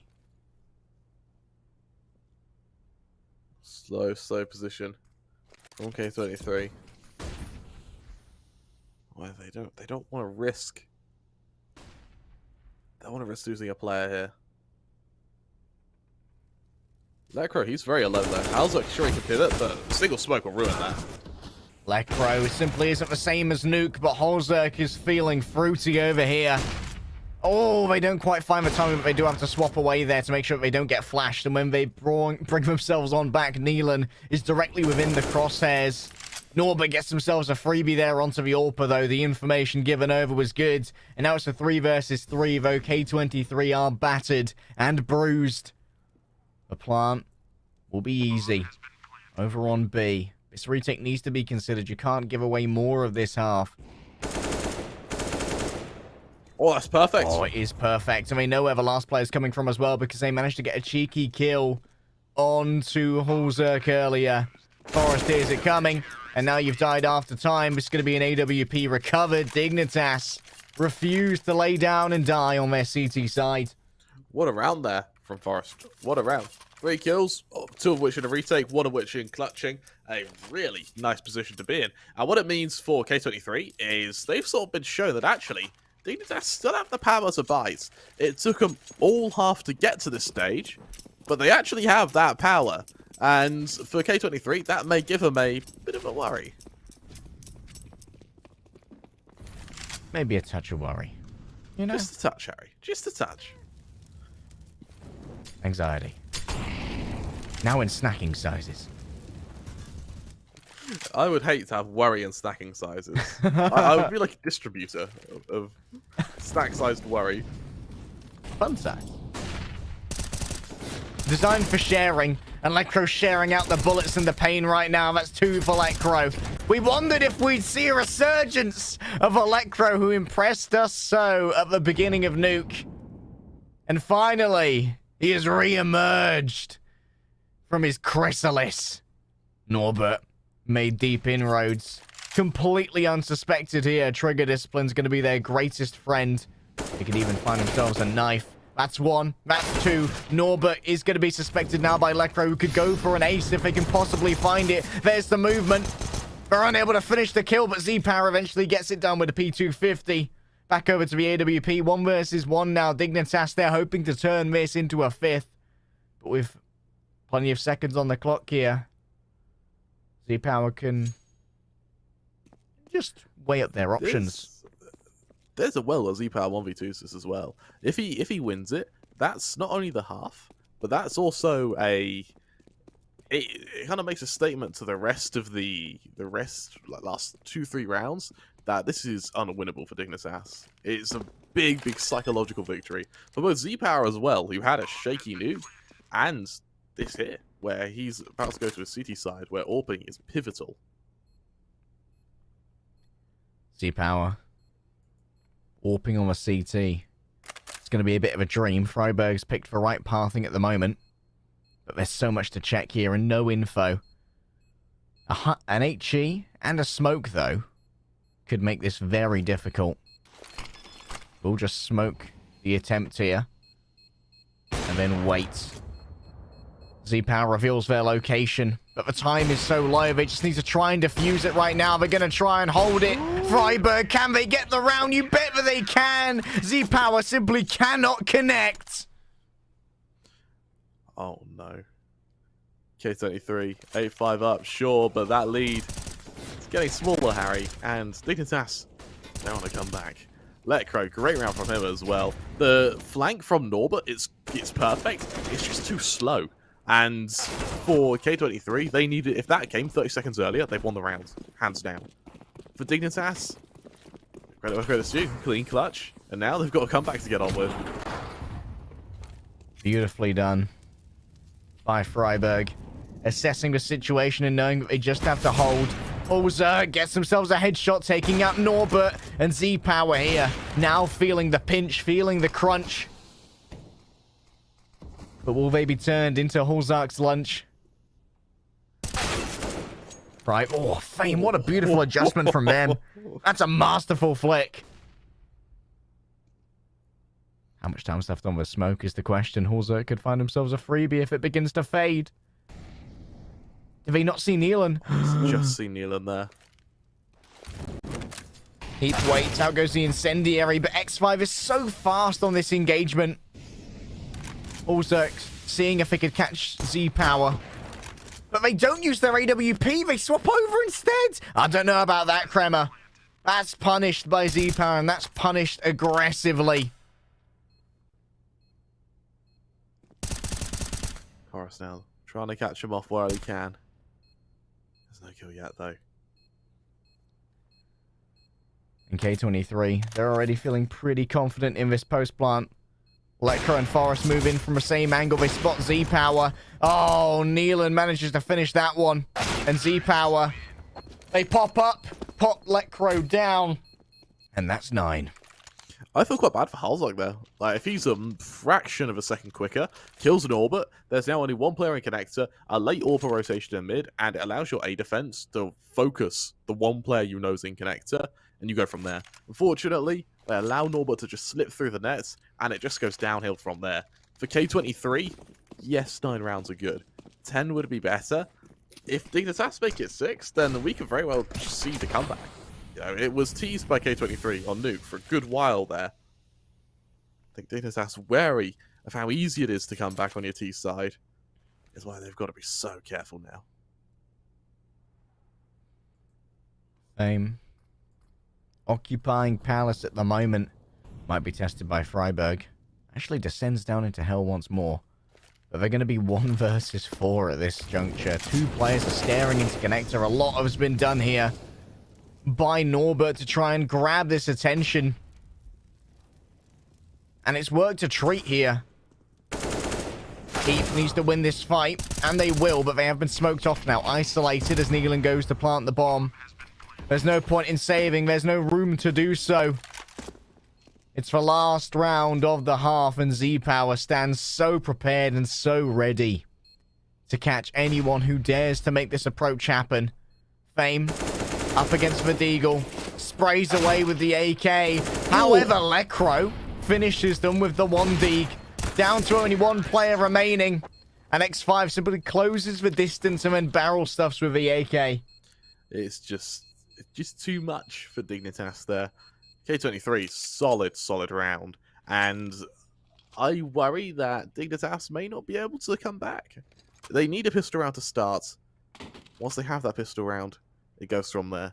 But the reason they did so well on Nuke is once they have their money established, they can really just take off. Once they have rifles, once they have the AWP on Halzog, once they have that economy. However, K23 take the pistol rounds and then keep them in this sort of eco lock, then it won't happen. Fame trying to destabilize this already with an early punch to the face. However, it's Z-Power at the back. Oh, he's come alive. He's 18-3, Kremer. He's got a KD of 6. Where was this on Nuke? Where was this on Nuke, Harry? We knew that K23 with Z-Power showing up is strong. I didn't think it would be this strong. I didn't think it would be this strong. Didn't think it would be as weak without him, though. Heap and Freiburg. They have to recontemplate the plan now that they're working at a man disadvantage. I mean, over Z-Power. They claim mid with an iron fist. And now they'll play for market instead, moving over to try and catch the aggression here. It needs to be Big Lecro again, but Big Lecro simply does not exist. That was a nice little flick from Heap. But up against 4, it's too much to ask. And that is going to be K23 hitting 11. 11-5, Harry. I worry that it just goes downhill. Yeah, I really don't see Dignitas making the comeback from here. There's a chance. There's absolutely a chance if there's an upset, not in this round, but in the buy after this. But K23, especially in that pistol round as well, the idea to have the bait and switch, despite playing it at such a wide range with Z-Power, it works. And it shows that we've got I think it's Norbert, the IGL, who's got a really good read on Dignitas at the moment. Norbert's been able to find a bunch of openings. Fame waits and waits and waits. And if there's an aggression here for mid, if they meet Z-Power, if they move to the window, I fear for what may happen to Dignitas, because it certainly isn't going to be pretty. No, it's not. It certainly won't be. Heap might test Fame. And you'd, every day of the week, be betting on Fame to win this one. No armor. No head armor. That SMG will tear through you. Let's see if it's enough, though. K23. Very T3 on aggression in ramp here. So X5, he's gonna find out as we get fairly late on into the attack. Even though there's only 35 seconds left. Should see the first player there. There's that drop of the smoke, and here could be that rotation from short. The SMG looks to feast, but Neelan's not going to allow it. And X5 decides to close the gap the best way they know how. Headshots across the board, heading up on top of the white van. And I haven't seen that many frags from a white van. Actually, never mind. Abandoning it midway through. That was an abort mission, was that? Yeah. Yeah, abort mission. Let's see if there's a let's see if this is we aborted, Harry, because right now Dignitas, they're left with AKs around the board, but they don't have that AWP on Halzerk, which is where their damage has been coming from. A lot of the damage has been given over that way. We highlighted Halzerk at the beginning of this series. Lecro, will they expect Fame? That's a beautiful bit of movement. And a looted AK, a fresh upgrade. And Dignitas, a broken man. They've been put over K23's knee and summarily spanked. Yeah, they absolutely have. It's not a great position to be in at all, is it? And with a man down against the bonus, remember, the bonus of K23, this is where they should get quite fearful. Heap, at least, representing the side well. 2 kills thus far with the AK. Now 3 versus 3. X5 spots one on the cross. Norbert's unable to win the fight. And Forest, they're lucky. They just spray. And eventually a bullet connects with a head with 7 HP remaining. It was a well-placed flash. Freiburg here. Ideally, they want to defeat Neelan. But they can't do just that. Surely not the 1 versus 3 clutch from Neelan. This would mentally break Dignitas. An AK in hand. And they know that if they can win this, they've got some rounds to play with. They can take the risks, Kremer. They're closing in on Heap. But potentially they can isolate Forest here. Down goes for smoke. A tap on the bomb. Neelan just is going to be swarmed by bullets. I quite like how brave that is. To think, sod it. I'm in a 1v2. I've got money, I've got rounds. Let's just try it. And he goes to so it doesn't work. But if it did, Harry, that would have been a hell of a way to set up your victory. Dignitas, though, putting one on the board in a fairly hasty fashion, could be their kind of twitchings of life. I don't know if it's a death rattle or or the inklings of a comeback yet. It's too soon to decide, but it's certainly something. There's still life. Don't know how long there will be life though, Kramer, when Z-Powers finally summoned the AWP to their able hands. Mid is no longer really an option for Dignitas. I don't want to be testing Z-Power in these waters.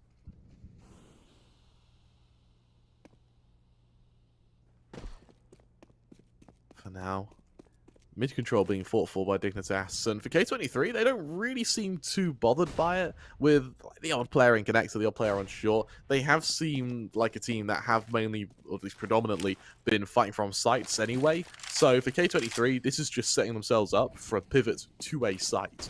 With the top con smoke, it looks like it will be a short take. The question is, though, the K23 they're brave going through that smoking con.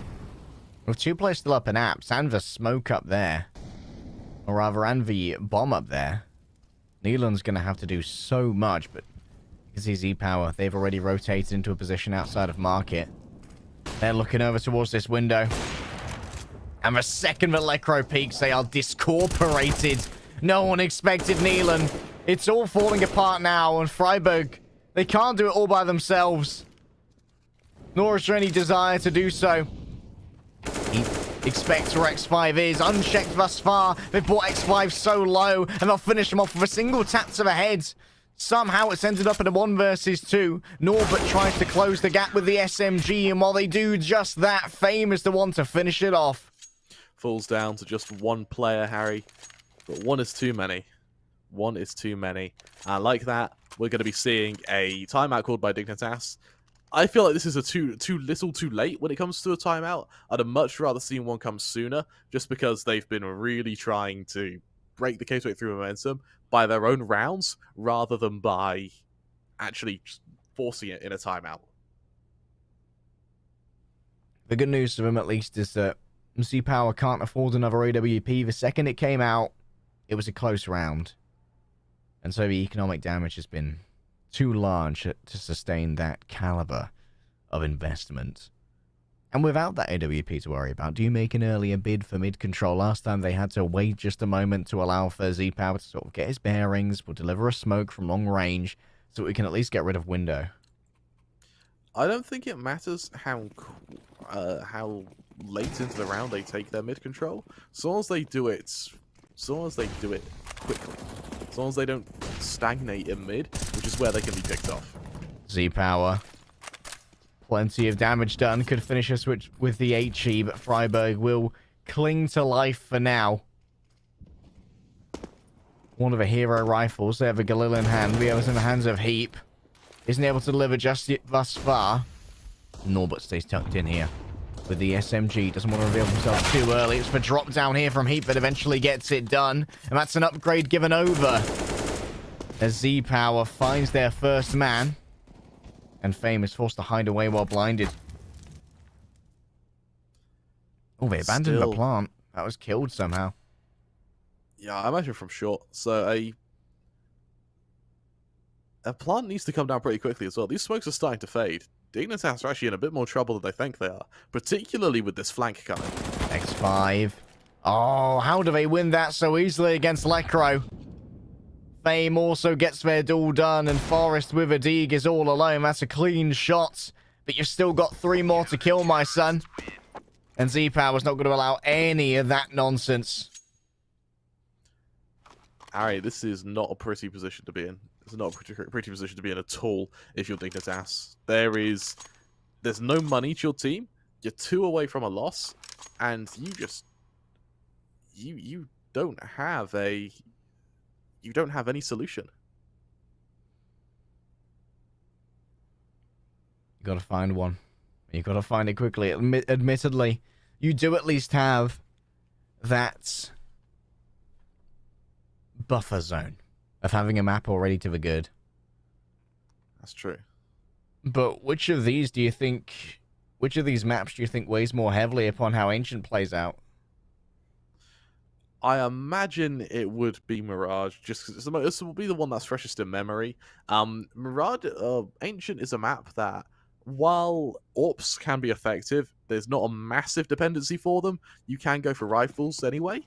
And so with that, I'm interested to see if I'm very interested to see if that means that Halzert goes for a rifle on the CT side, or if we see Z-Power do the same. Because Z-Power with a rifle wasn't very good on Nuke.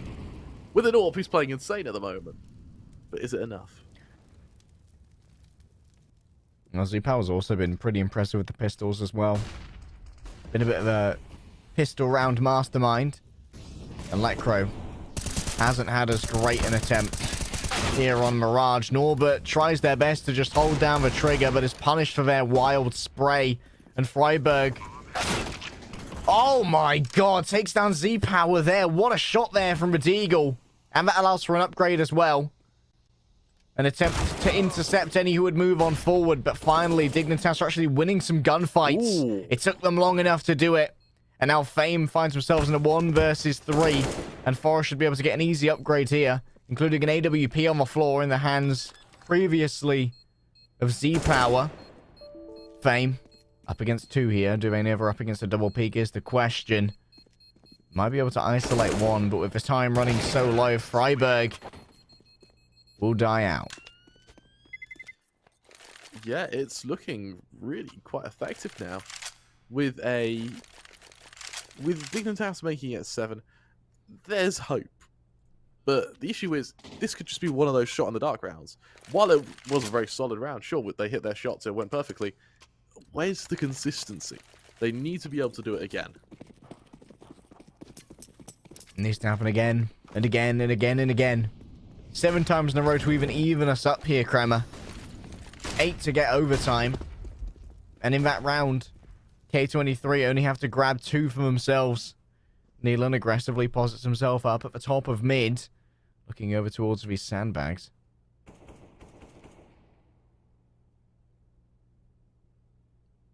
Lack of utility here on K23. They've brought down to the bottom of the barrel and they've been focusing mostly upon weaponry. And that's the hero rifle gone. Fame and Nealon are down. That's a bad miss though from Hulzerk. But that does at least confirm some presence. The knowledge should be enough, right? The knowledge that there's people there could be enough. They're 2 players up. If X5 can't get this AK and turn it, there's Dignitas are on their way to make it 8. Do you see a comeback happening, Harry, or do you think it's just too far gone? I think there's room for Dignitas to do so. Like, if we can see Lecro return to Nuke Lecro form, when they can consistently buy an AK, things are going to look much better. But you still got to do a Z-Power here with the Scout. They can tenderize some players, but can they finish them off is the question. It doesn't matter. The rest of their team is doing the work for them. Norbert walks away with spray and pray. 3 in the round for X5 as well. K23 hits themselves a match point while breaking the economy of Dignitas. I told you, don't let X5 get that AK and use it against them, because it will spell trouble. In this case, it absolutely has. With 15-7 being the scoreline, there's not much going in the way of Dignitas here. Mac 10, Deagles, the odd AK. It's not what you want when you're fighting for your life on Mirage. K23 looking primed and ready to send us to a 3rd. Fame stands where the smokes would land. Oh my god, the HE just blows them away. And Molecro makes a concerted effort to try and survive Kremer. That's going to be 1-1, and we are going the full distance today with our losers and winners finals here at Funspark ULTI. That we are. We're going to go to a quick 5-10 minute break. When we return, we're going to be seeing our 3rd and final match of Ancient. Trust me, this is all warm-up for Ancient. You do not want to miss this. We'll be back soon.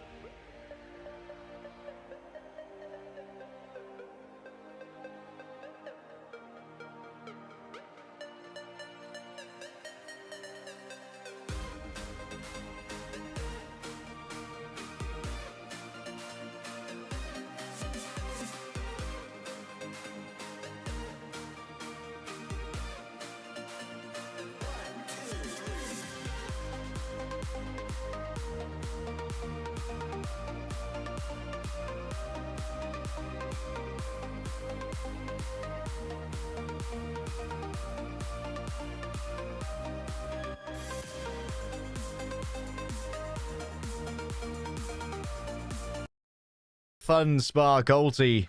2 best of 3s. And here we are. In map number 6, it's going to be Ancient between Dignitas and K23. We've seen a bit of a weird circumstance where K23, Z-Power just wasn't there on Nuke, and they just lost. They then went to Mirage, Z-Power was most definitely there, and they won.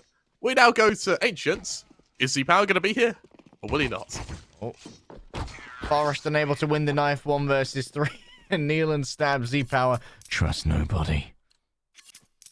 Especially not your mates. The CT side is chosen first here for K23. And Dignitas will have to make do with the T side. Here's the thing, Ancients had a really weird meta recently, where when it first started, and this happens every time a new map comes out, so quote me on it. But it's actually the opposite. When Ancient first came out, everyone went, it's T-sided, it's T-sided, it's T-sided. And there's basis for that. Bearing in mind that Ancient is one of those maps where Ts can start fighting CTs really early on, particularly on B. Whereas on, say, maps like, say, Mirage, for instance, there's a good few seconds to wait while everyone gets into position. That's not the case here. And so because of that, we're seeing a very close map, all things considered.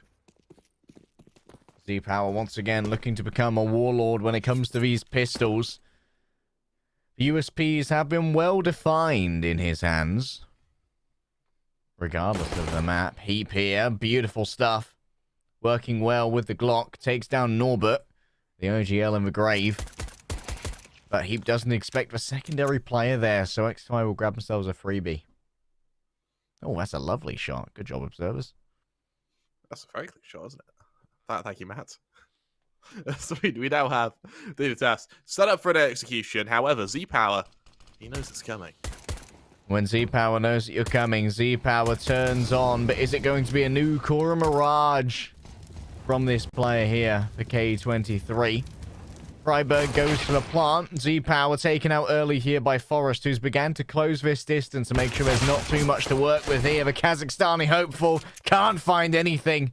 And Dignitas start off strong here on their pistol. And as they get 1v4'd by X5. I mean, he got a 4K in the last pistol round he played. It's highly likely. Only add 1 more for the ace. But the bomb is too far gone. Dignitas still be opening up with the pistol round, going 1-0 up over on Ancient. Now remember, Ancient is a map which Dignitas do not play well. They've really struggled recently with 3 back-to-back losses to Blink, Linvision, and Indie Are. Over on K23, they too have lost Ancient to Entropic, but before that, they had wins against their Static and Linvision. So that consistent bit of data is the game against Linvision, where K23 won 16-8, and Dignitas, they lost 16-13. Losing to Indie Array as well, one of our first teams we cast together, Kramer. That was the K23 Indie Array match, I think. Might well have been. I think a couple of these players might have been on a different CIS side. No. Indie Array, we cast them against Go, the Polish side. That was it, yeah. Either way, tough position, tough map for Indie Array. The fact they're able to beat K23 is something to... Oh, that's a weird bounce. Dignitas, just to hold to it. Dignitas, they're so mid-control to start. Only 1 SMG invested in here. That's in the hands of Holzerk. And for now, they're going to be looking down the pathways towards A with that SMG. They're not going to have to deal with a huge amount of weaponry on the other side. There has been the force up to these Deagles for Famus, and of course for Scout in the hands of Z-Power.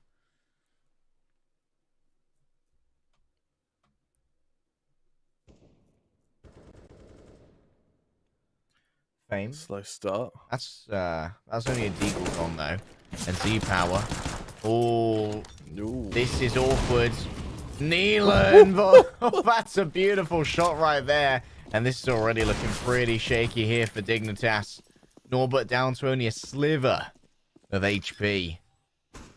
This has already been a little bit damaging. A looted AK as well in the hands of Neelan. Could cause so many issues. The smoke shall begin to dissipate soon. And Freiberg will find themselves exposed in this position. Re-smoked by X5. Nealon finds the looted AK to be of high value here. As Stryberg, they might try to stop this defuse. It's just being held by Nealon. No one wants to close the gap. It's a full 10 seconds with no kit, but it seems like it's going to work out. And Lekro can't afford to lose this AK now. With 13 HP, they will just about survive, but K23 make good on their force. Solid round there, and just like that, we're going to be seeing a very difficult position if you're Dignitas, where the bomb plant helps you force by here. However, your hand is sort of forced because of the saved AK of Lekro. Got to invest around it. The fact they haven't is really surprising, because you've given K23 the lead and just sort of sacrificing this AK, hoping it'll go for hero play. I don't agree with that. I don't agree with the CK, Harry. Your objection has been noted. Thank you. Write it down. It'll be on Send the it to official KMS. record. Yep. Luckily, we haven't induced the wrath of KMS this tournament. He sent a jump scare to Ryan while he was casting the other day. Really? Yeah, I know. I was really worried we were going to see one, but he's being merciful to us. I think it's because we're new. That's why. He doesn't want to scare us off yet.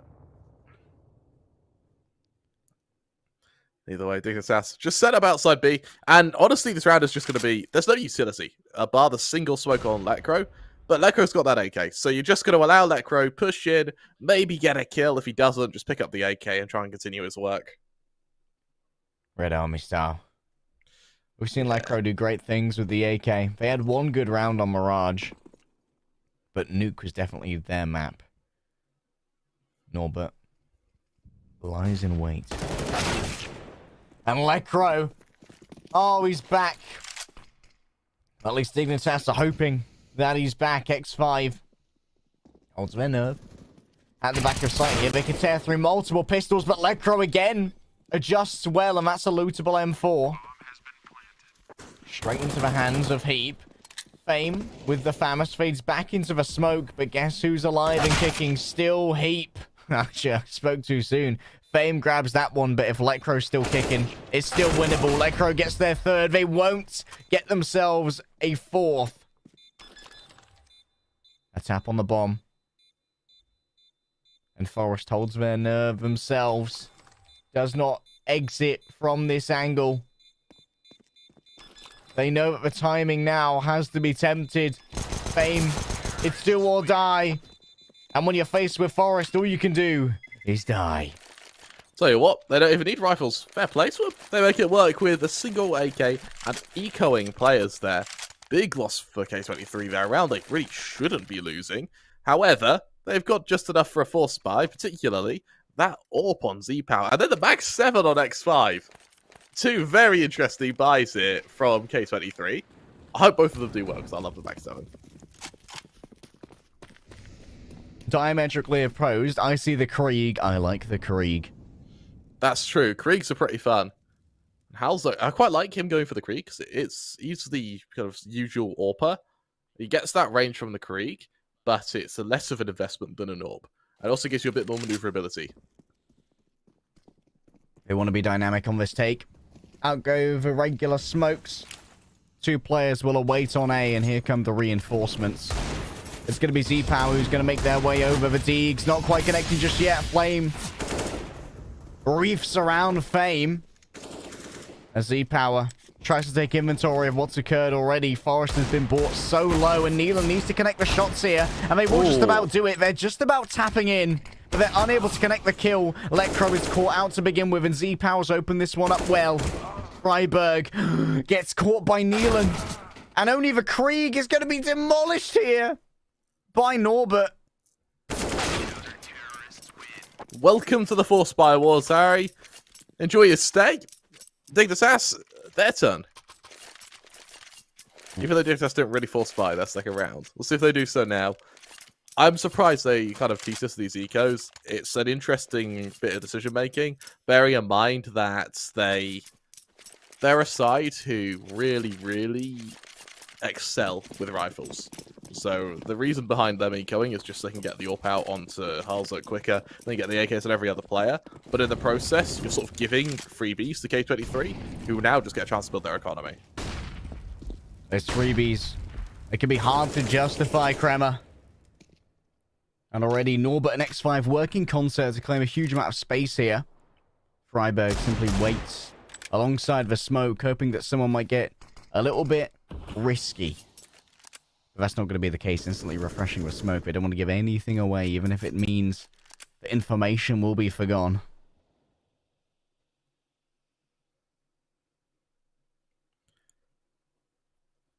Tough position now for the members of Dignitas. A slow round on their part, and they might use this this week around. Just spread out on your default and just talk.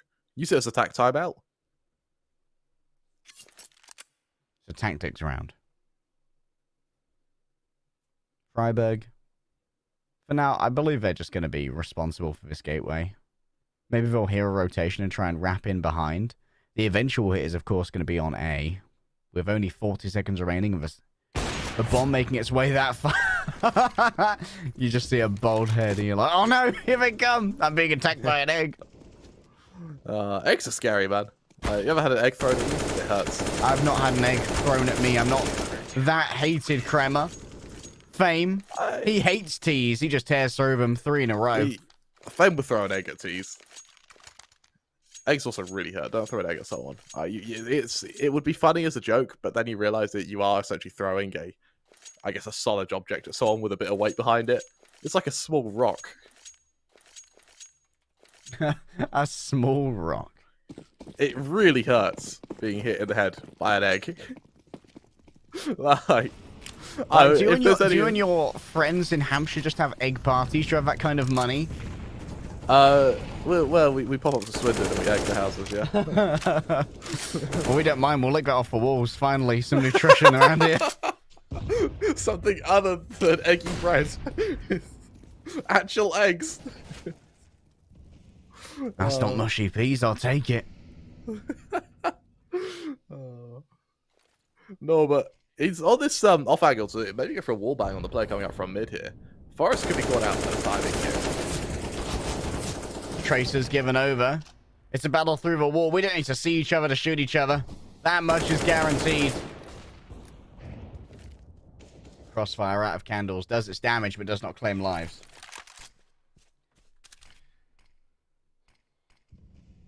There's a big stack outside candles here. Big stack, which Norbert, he's alone to try and hold this.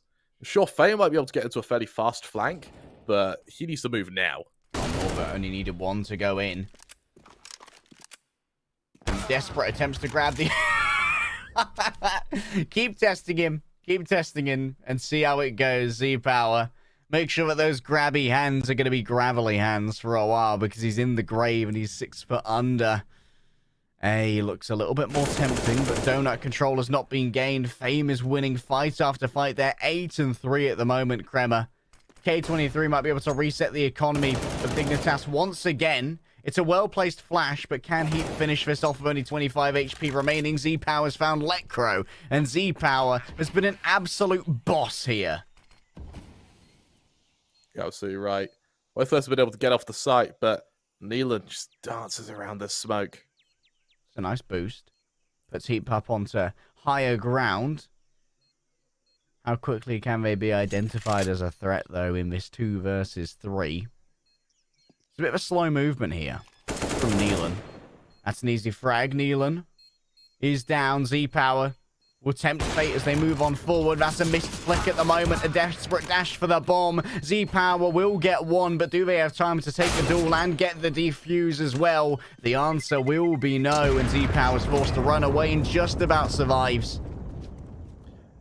3-3, Harry. Blow for blow, these teams go. Neither want to be hit down to that losers match against BLUEJAYS. No one wants to play them against them because, honestly, BLUEJAYS, they were bloody good earlier today, weren't they?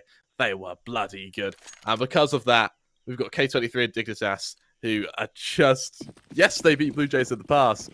Can they do it again?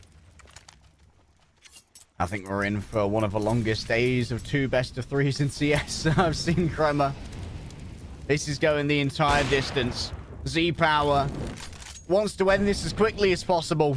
Heap's going to be a victim of that, and Norbert's going to make sure they can try and control the cross. This isn't expected at all, and the bomb's down on the floor now. Still, it's down to a 1 versus 3 as the dust clears, and Halzerk's not got his primary weapon in hand. It's only an AK this time around. And the bomb might make its way down to the B site, but it's going to be met by the second AWP in the hands of Fame. And Halzerk surely can't survive this. It would take a monumental miss from Fame. They've got this on lock, man. Maybe you could find a timing here. Maybe you could wait long enough that there is the belief. The second AWP is presented, maybe. Actually moving with a Deagle. Fame expects that Halzerk's going to try to close the distance, and they will. Another miss from Fame. That's why you have a second AWP, but not the first. A reload's given over. Do they expect the second AWP? It's actually the Deagle in hand right here for Z-Power. And Halzerk's taking out 2 of them now. Not the 1 versus 3. They try to get ahead of the curve here and move themselves over towards Nealon.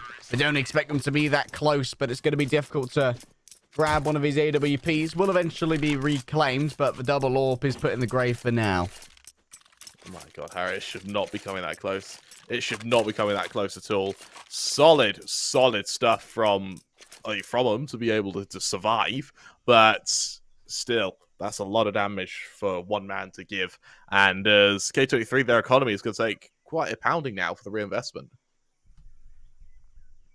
Still no turnaround on the inside out to a plushie. The meta needs to change. It's a Dignitas timeout. Figuring out what to do with this meager economy that they've got left now. It's so strange that they got quite thoroughly trounced. It ended up 4 versus 1 at one point. And credit, it was almost turned around by Halzerk. But almost is not completed, Grammar. You're absolutely right. And because of that, we're going to have to see if Dignitas have any solution to at least what has been a very solid early round from K23. That's not it. Nealon's got the right idea. And Forest is going to try their best to take away a good amount of map control here by occupying candles. But at the moment, they're simply acting as a spearhead for their team rather than a map control claiming lurk. And there isn't really much in the way of utility to help Dignitas make their way onto this site. A single smoke, a single flash.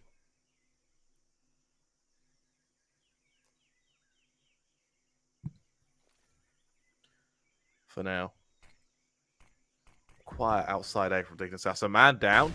Probably isn't something they were expecting. Instead, they're just looking to teeter onto this beef site, encroach on this position. But X5, he's dug in. It's Norbert to be that first point of contact. Kramer, once that smoke fades, there's nothing left here for Dignitas. They've used their flash, they've used their smoke, but they haven't used up the last of their vigor. That's in the hands of Heap right now, but they won't last long when presented with X5's Famous. And this Deagle from the back. Heap doesn't have much to work with. When it comes to health, they'll be smoked off. And flashed as well, actually. There's the smoke. The CZ lies in wait. X5 tries their best to hold this here. They're just going to try and hold the defuse. Forrest has been warded away. This should be the completed defuse. And forced to walk away with 6 HP between them and a couple upgraded pistols. That's not ideal for Dignitas. Not ideal at all. They didn't even kill anyone, so that is a tough performance. Tell you what is a tough performance. Freiburg, he's currently Mr. Bond going 007. Oh no. Potentially the mental shaken, not stirred. In this case, very, very much shaken. Maybe overdoing it nonetheless, as we see K23 just have to hide for now. And try and invite the Deagles into their warm embrace. Warm embrace of death, that is, Harry. See, the sad irony of 00's status is actually that it's a license to kill. But, Freiburg's not using their license right now. No. It's expired, man. Hey, there we go. 107. X5, though, refuses to allow any even meager victories. Does so much damage to Forest, but admittedly, Forest did get a good reward for penetrating that smoke, and that's a looted M4 to work with. That it is. Z-Power in mid, Necro. That's a bold swing. Forest with this M4 is going to have to do quite a bit to make it costly for K23. However, we just said the way Mirage ended was if X5 gets that AK, then he could do quite a bit, and he won the game. So there's a chance for Forest to close out this round, but he needs to kill it and he needs it fast. Z-Power. They've been lights out since Nuke. I want to know what the coach said to Z-Power after that map, man. Because whatever it did, Z-Power is a changed gamer. He's missing a couple here, but maybe a little bit unnerved, thinking that they're losing a huge amount of space. This Famus is well trained at the moment. He needs to connect a headshot. They want the 1D. That's exactly what they needed, Kremer. Heat pitch shot after shot. Surely they can't do it on the next one. They move in towards Neelan, and Neelan controls their spray well. It was close for Dignitas, but at least they've done a touch of damage. That comes very close, doesn't it? And for K23, that's... Yes, it's a win, but it's not made there. That's really not helped their economy in any way, shape, or form. Dignitas, we see the full buy come out. Utility to back it up. There wasn't a bomb plant, so their economy has been absolutely flattened by going for this investment. But if they can beat K23, then it could very well just count as double anyway, because K23 will have to go to the eco. K23 want to do their best to avoid that and continue some momentum here on the CT side. Heap has managed to close the distance onto Norbert. That's a beautiful exit, though. Well done by Neelan. But Heap, still the big boy. Still a potential X-Factor here for Dignitas. Remember that Mirage was actually the first map that they dropped in the entirety of this tournament. It had to happen eventually. And eventually it certainly did. But maybe they could be dropping their second here. K23, they've got themselves a nice lead, but they won't get themselves a nice lead in terms of manpower here. 2 versus 4. But members of Dignitas have been brought incredibly low. They have that aggression Z-Power. That could be the start of something, Harry. Indeed it could be. It's a lot more tenable now. 2 versus 3. X5 taken down. And now Z-Power. They can't do the retake with the AWP all by themselves. And they want to save this considering the state of their team's finances when they could possibly buy for someone else moving forward.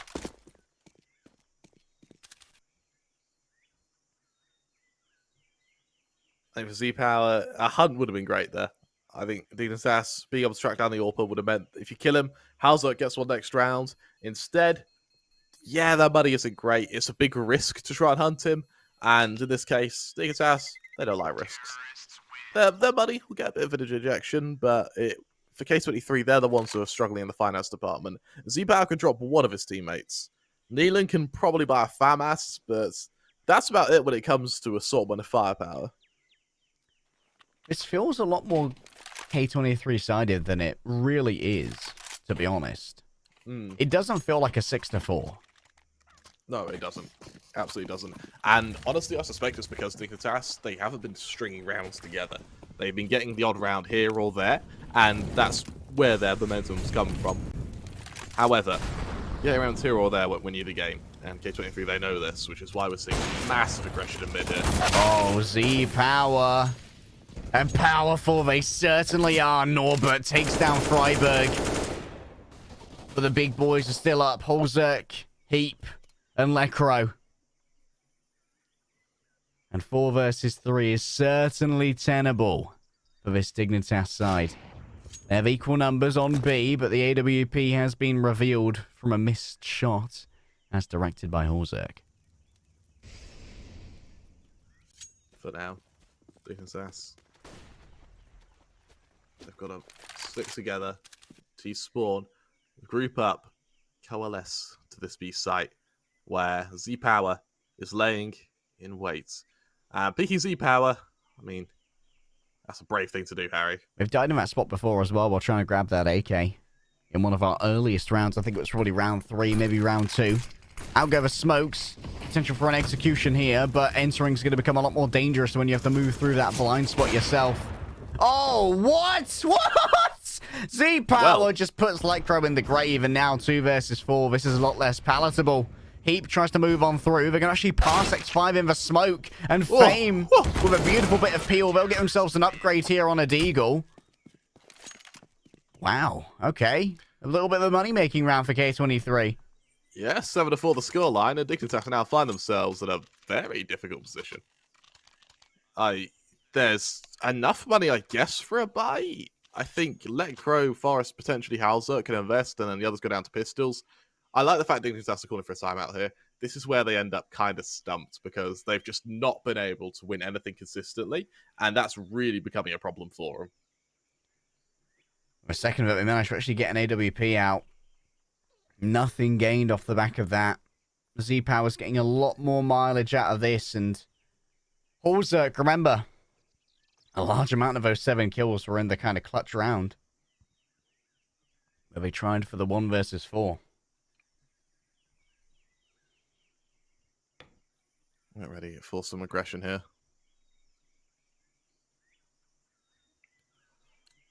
For now, K23. If they can take it, I want to say, 9 or 10 rounds, then they're in a game-winning position. Particularly with their skill and pistol rounds. For Dignitas, though, it's any round will be good for them at this stage. Just anything will be good for them. With these pistols, that AK on Lecro, it's like a semi-buy, not buy. Lecro may be a little stunt for cash next round, but for the most part, everyone else should be all good.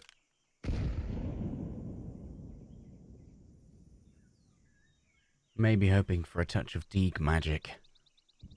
But can the old gods be summoned here? Surely, Dignitas must feel abandoned by them at this point. 7-4. Admittedly, some would say that if this is CT-sided, although we have already made arguments countenance to that, that maybe you could aim for a 9-6 and call that rescuable. The crossfire here at Candles should be able to claim plenty, but Lecro, we've seen what they've got on these speedy engagements. Norbert puts them down in the grave. That's 2 already. A third, maybe. X5 is the one to pick that up. They didn't expect the second, and now the bomb stands on the other side of a smoke, and to get that, you have to go through a very difficult area. A beautiful flick from Z-Power. I like that. Okay, so 3 make it 8. They guarantee a victory in the first half, Harry. The question now is to what extent?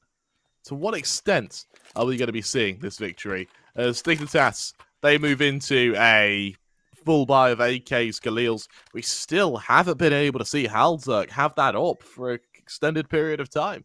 Because K23 have just got such a grip on their opponent's economy, it's really been playing against them. We see K23 actually call for a tactical pause here. I quite like that. I think, you know, your opponents are about to move to a full buy. You then call the pause to try and get into their minds, get into their psyche. What are we going to do, Kremer? Aha! Why have we got attack pause on our buy? Are we going to get aggressive? Do we need to hang back a little bit? Where are these set nades going to be? Is it going to be a flash out into mid? We have had before for Dignitas a couple of players dropping as they try and make their way in for early mid control. We know that the set Molotovs are often put in. However, the gunfights we've seen... Oh! Look at the fist bump. Okay. Oh. Almost dared. Almost dared. That would have been a... that would have... Call the attack pause for a fist bump. That explains why the Squid's so angry. He almost got it. I bet he's been aired before. That hurts, man. How are you supposed to trust your teammates? Hurts. Well, he's stabbing each other in the back, in-game, and in real life. My teammates are betas. Yep. Oh, it's perfect. Nice little lob there on the HE. It actually comes back and hits him. Oh. Bit of a surprise. Yeah, so, that I didn't order a boomerang. Frankfurt, he comes so close to death there, but just a wee adjustment on that shot, and that would have changed it all. Introducing the brand new your child's favorite new toy, the Fraggerang. What would a frag comprise? Just a boomerang with a boomerang with a frag grenade taped to it. Would it have to have 2 grenades on either side to counter the balance? That's true. Yeah, you need either double nade or one directly in the center, or maybe one on the top and one on the bottom. Like a spinning top. Yeah. Like a Beyblade, but with M67. The aerodynamics of a fraggerang need to be considered. Yeah. X5 patiently awaits entries here, and Candles has been claimed. There's still another phase of the attack that needs to be executed upon. And 3 smokes are available. The first will be sent on out, and while it was ambitious from X5, ambition had to meet practicality halfway, and practicality didn't want to move from the seat next to the biscuits. It didn't budge an inch. But Z-Power, what's he doing, man? He's tearing them apart. He stopped the plant as well. Z-Power simply built differently. He's going on a rampage. Oh, they almost got themselves another one here. They're just using up the mag of the AWP. It's 3 versus 1. Hulzerk surely can't do it alone. They look for the first. They grab the first. A single tap. Yes! Oh my God! I said he couldn't do it alone, but I couldn't be more wrong. That is bloody clean. Well, that's why he doesn't have the AWP, isn't it? He brings out an AK instead, and he can do that. I mean... Z-Power, take your seat, mate. Bam. Bloody Kingston Town. Wow. Like, you had a look at Z-Power and was like, thanks for the AWP, mate. I'm glad you hand-delivered that one to me. That was incredible. Oh, my Lord. I don't know what to say. That's mustache power, man. That is mustache power. Unfiltered right there. I was about to give you a gun fact, but I don't know if I can say it now. No gun will ever be as impressive as the biceps that lifted up that AK. Yeah, it's actually a gun fact I told you before, how the L96 or the AWP used to be in 308 Winchester. And essentially, that's a big bullet. That's a big bullet. Shoots an entire cathedral. An entire cathedral. if Z-Power was firing one of the OG AWPs and was in 308 Winchester, then no one on Dignitas would be alive right now. I feel like the backblast on that would be huge. It's got a fairly long barrel, so you usually shoot it prone, so you'd be all right. But yes, they're throw it with Jester. Oh, heap there. Hit by the double. And Norbert's the one who claims the killing blow. Z-Power trains their rifle down the range, but they got the wrong idea right now. The rest of Dignitas is having a team huddle at the beginning of mid.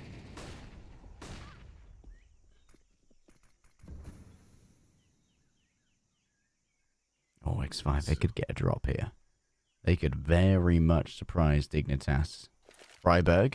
Oh, turn away. The timing could be good. The flash is solid. Freiburg tries their best. They swap over to the M4 to finish the job. And Freiburg marauds forward. The Raider has arrived. I'm going to need you to put all your gold in the bag, please, sir. This is a Raiden. 4-on-3. Sure, K23 are a man down, but they've got Z-Power, right? He kind of counts for 2. This should be a freebie plant. This should be Dignitas' round. I say should a lot. But Hulzerg has made me unable to trust myself. Because he's a bit of a clutch meister, you know? And at this point, maybe you want to save the AWP, you want to save the M4. $0 on fame, and Z-Power's not looking much greater. The rest of the team, Z-Power has the most money. That he does. And I mean, backing off of saving music, you could probably drop a teammate next round. So we'll just hold on to B-side for the moment. You can see Lekro is flirting with the idea of hunting with this Galil, but they don't have a huge amount of money in their own right as well.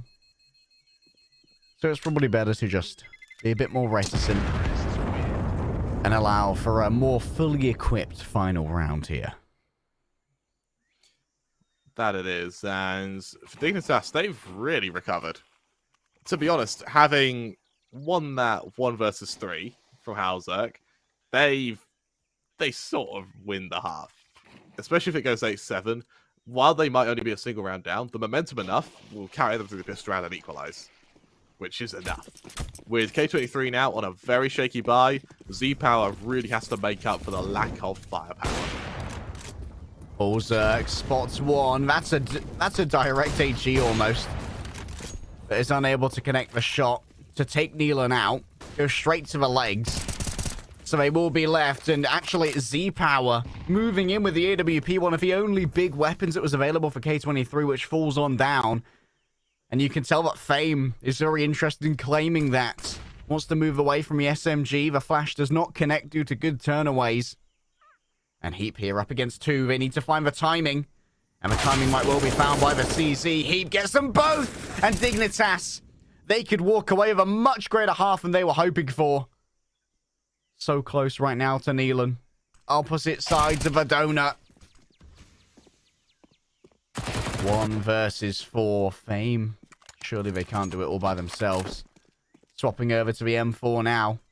Going to be moving straight into the path of Lecro. But Fame hits the shot that they need to. 1 versus 2. Plenty of time on the bomb. Crossing over Hulzerk's zone of influence. And Hulzerk simply does not miss those. Like that, we're going to be seeing Dignitas with 7. A really well-recovered half, considering they were on the path of losing, 10-5, 11-4. Really nice stuff. For now, we're going to be seeing for the pistol round, K23 need this just so they can recover, just so they can show that they're still on top. If not, then Dignitas have this kind of weird twilight zone where they can go off the back of a very one-sided clutch and just stop the rest of the game. With a single flash on K23, that's all they have for a pistol round. Norbert makes a lot of space very quickly, and Lecro, they've been a little bit of a slouch in the pistol rounds compared to their compatriots. Can they change that here? Forced to reload, but they do have a secondary player to try and work off of. It's going to be Freiberg who's there. Good to go. Z-Power once again proves himself to be an absolute menace when it comes to these. But Forrest is just as committed to the concept of murder. Freiberg has no idea that Fame is behind him, but Fame's run out of bullets for the moment. It took a while, Kramer, and it was messy to do so, but K23 walk away with 3 players still alive and the pistol. That's really what they want. Sure. I don't think they got a bomb plant, so it could be nicer for them. But the fact that they're able to just get those kills, just get the round on the board, I think that's really what matters the most at the moment for them. With a forced buyout from Dignitas, it's a couple of Deagles, the odd bit of utility. It shouldn't hinder K23 too much unless they set themselves up to be killed one at a time.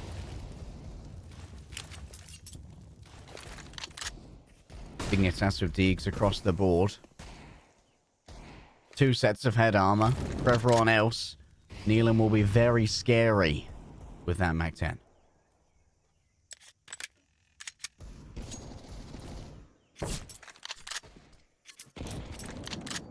Now, aggression in mid. It's stagnated quite a bit here. And for K23, I don't like how they're split up. Particularly with these 2 players who are isolated in mid, they could very well be swarmed and killed, and K23 will find themselves in a 5-on-3. Forrest is low and a little bit vulnerable here. But Hulzerk, if we know anyone can do it, he's the boy. But Galil's going to be facing him. It's the AK, actually, that is set upon to use the utility. A touch of blocking in the smoke.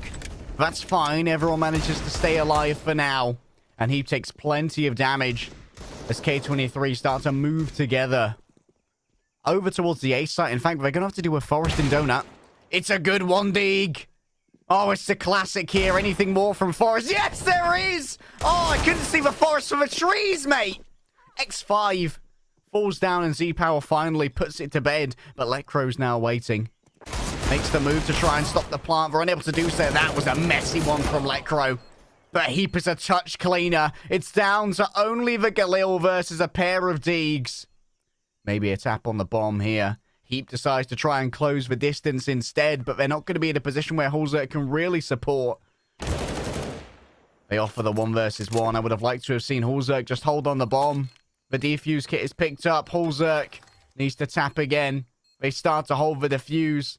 Neelan keeps on tapping away, but they don't see the diffuser. And Hulzerk grabs the round, and he's chuffed, mate. Neelan stared at the guy defusing there and just didn't react. Hold it, you won't. Bet. Yeah, that's surprising. And for Dignitas, that's exactly what happens on anti-ecos. When you feed 1v1s to deagles like that, they're going to consistently punish you. K23, a big drop of the ball there, as Dignitas keep it close. There you go, 1 round separating the two of them. A forced buyout from K23, the bomb plant will assist in that. As Forest gets the opening. Second tier rifles for Thamus comes out on top there from Forest. And Lecro's hoping to get some real value out of his SMG, but blinded, they are going to be warded away into Donut for about a moment. X5 now hoping to support Nealon when it comes to making this duel happen. That's a beautiful blind delivered by Hulzerk, and that works for 2. Freiburg is the one who claims the killing blows, but the setup was just as important, and Z-Power might not be able to see, but they can see that this round is banjaxed, mate. And Dignitas even it up. Just too late. K23 now. They don't have any money whatsoever. They dropped to the eco. And for Dignitas, they've still got that LP9 on Lecro. He's about to farm hella cash on some of these players. And honestly, even though Z-Power's playing out of his mind, that's it when it comes to fragging output on K23.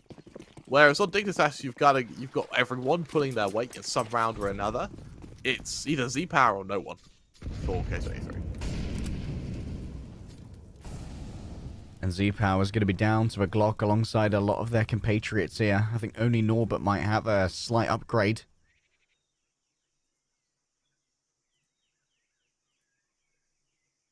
And so here for Dignitas, they are happy to simply be patient.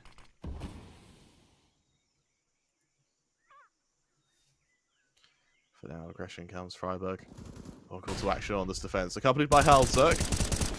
Freiburg grabs one. Oh, it's going to be an absolute massacre on the sites. Still one player will be lost due to an unfortunate reload. And again, it's Z-Power, like you said, Kremer, who's always the one who comes up trumps 21 and 10.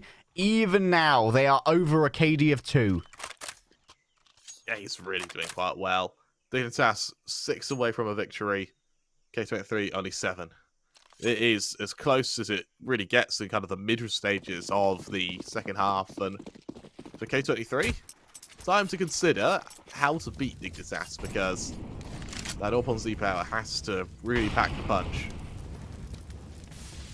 And it can be tough to extract that value on the T side, when you know that the CTs are going to be pretty happy to stay in more conservative locations like candles and simply wait for you to come forward. Actually, the CT's moving out very aggressively here, and they're punished for their arrogance. Norbert's quick to make sure that that's not going to be viable. But HEs deliver X5 from the land of the living.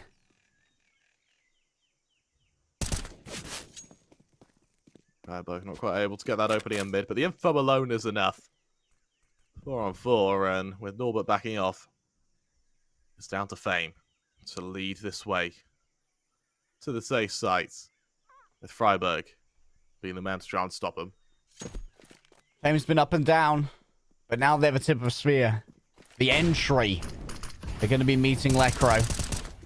And Freiburg as well. The blind is good. No one's connecting shots right now until Freiburg gets their eyesight back. And then they control it well to get rid of Fame. As you move on forward, the bomb is dropped to the floor. Freiburg is a mastermind, the warlord, the overlord of A. And you are no longer welcome here to K23. The bomb is dropped to the floor. And with 23 seconds remaining in a 2 versus 4 setup here, Kremer, I think this one's safe to call a save. Yep, that it is. Z-Power just needs to get the hell out of there. He's still pretty close for comfort. And for Dignitas, 11 to 10, or 11 to 9 they now lead. As K23, they've got no money on anyone. It's either a force buy around the saved weapons, or you just try and eco as a side, let these weapons do the damage you can, then die, and then focus on the round after. Even in a force buy, though, you are really tempting fate. Bearing in mind that you don't know if Hulzerk's dropped that AK to get an AWP. He hasn't, but K23 this time out, they need to try and decipher that. Weighing up the percentage chance that maybe an AWP is in play. K23. It's not been the best T side. Sure, they won the pistol. And it was a little bit messy, but still with 3 players.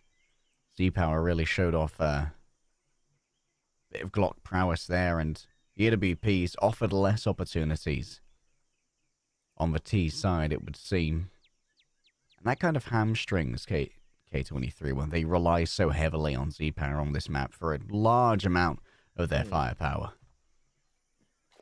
Let's see if there's a chance for K23 to recover, because if they can't do it quickly, they can't do it in this round, then they are running out of time. And we saw, particularly on Mirage, for Dignitas, their adaptation came too late, and it was just too far gone, they couldn't recover. An exchange of utility, a single tick of damage given. Nealon actually takes a couple of ticks. Might have been blinded stepping within that. Heap can hear the jump spots. Will they be tempted into going for a more regular peek here up against the Tech 9? Wow. However, you want that AK, don't you? I bet you do. Holzerk has lost the sight. But they might be able to gain themselves some good leverage here.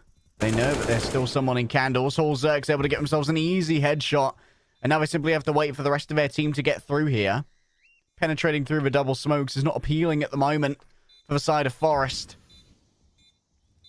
The smokes might well be refreshed. Z-Power now has the defensive position that serves them so well in the post plant with this AWP.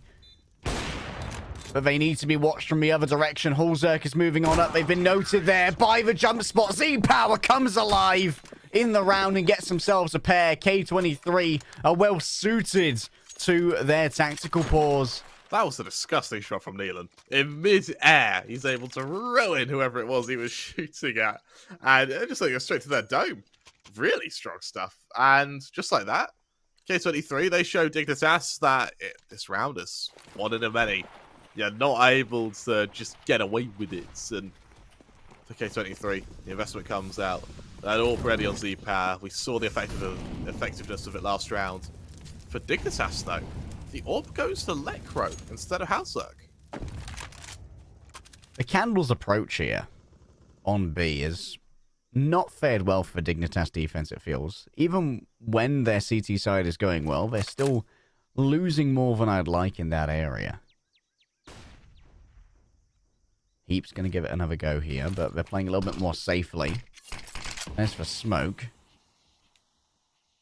And now Heap, they feel like maybe they can isolate the right-hand side. Presence will be confirmed, at least, from those tracers coming on through. Forest holds it down. They look to a first, but Nealon just skids to a halt and puts a halt to Forest's life. Dignitas now down one, and Heap has taken a bunch of damage to boot. Freiburg, do they know how much space Nealon has gained up here in their foray across mid? Attempting to cut off potentially any additional attempts at map control. Holzerk has closed the distance. They've kind of flubbed it onto Norbert, though. And Z-Power might have accidentally killed Heap there, I feel. I think he might have missed the first and hit the second, but a kill's a kill, Kremer. Now it's 4 versus 2. Lecro's fast to adjust when it comes to the AWP. And for now, Freiburg's just trying to make sure that no one can plant easily.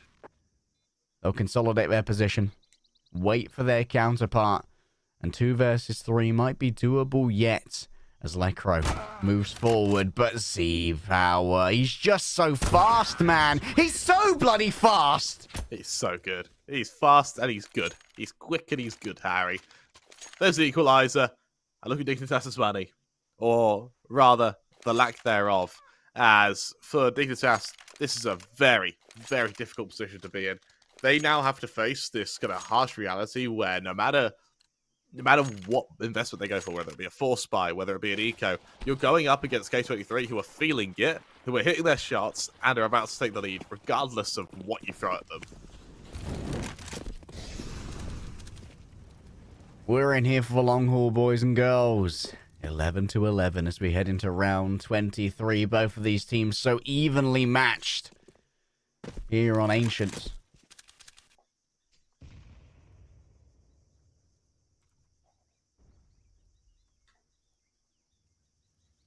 For now, so start. Z-Power has such a nice angle though, over to the jump spot. Tries to get aggressive. Knows about this presence. Has to be careful, but careful not enough. Norbert claims their life. And while we don't expect Dignitas to be winning this with their lesser arms, Dignitas fans will want to see a couple of kills here at least. Not allowing K23 to start snowballing an economy into place as we head towards our final rounds of regulation.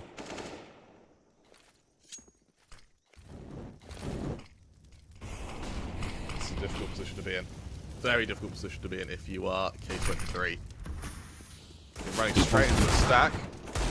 Norbert's just winning every gunfight that they get offered. That's 3 already for Norbert. Might even look for the ace here. But they are going to be denied it by Fame. And Lecro grabs themselves a kill here. Still Norbert watching. They know that that is a heavily desired weapon. That's 4 on the round for Norbert. A beautiful performance from, did you say he's the IGL? Who, Norbert? I'm fairly certain he is. I could very well be mistaken, though. I don't know K23 very well.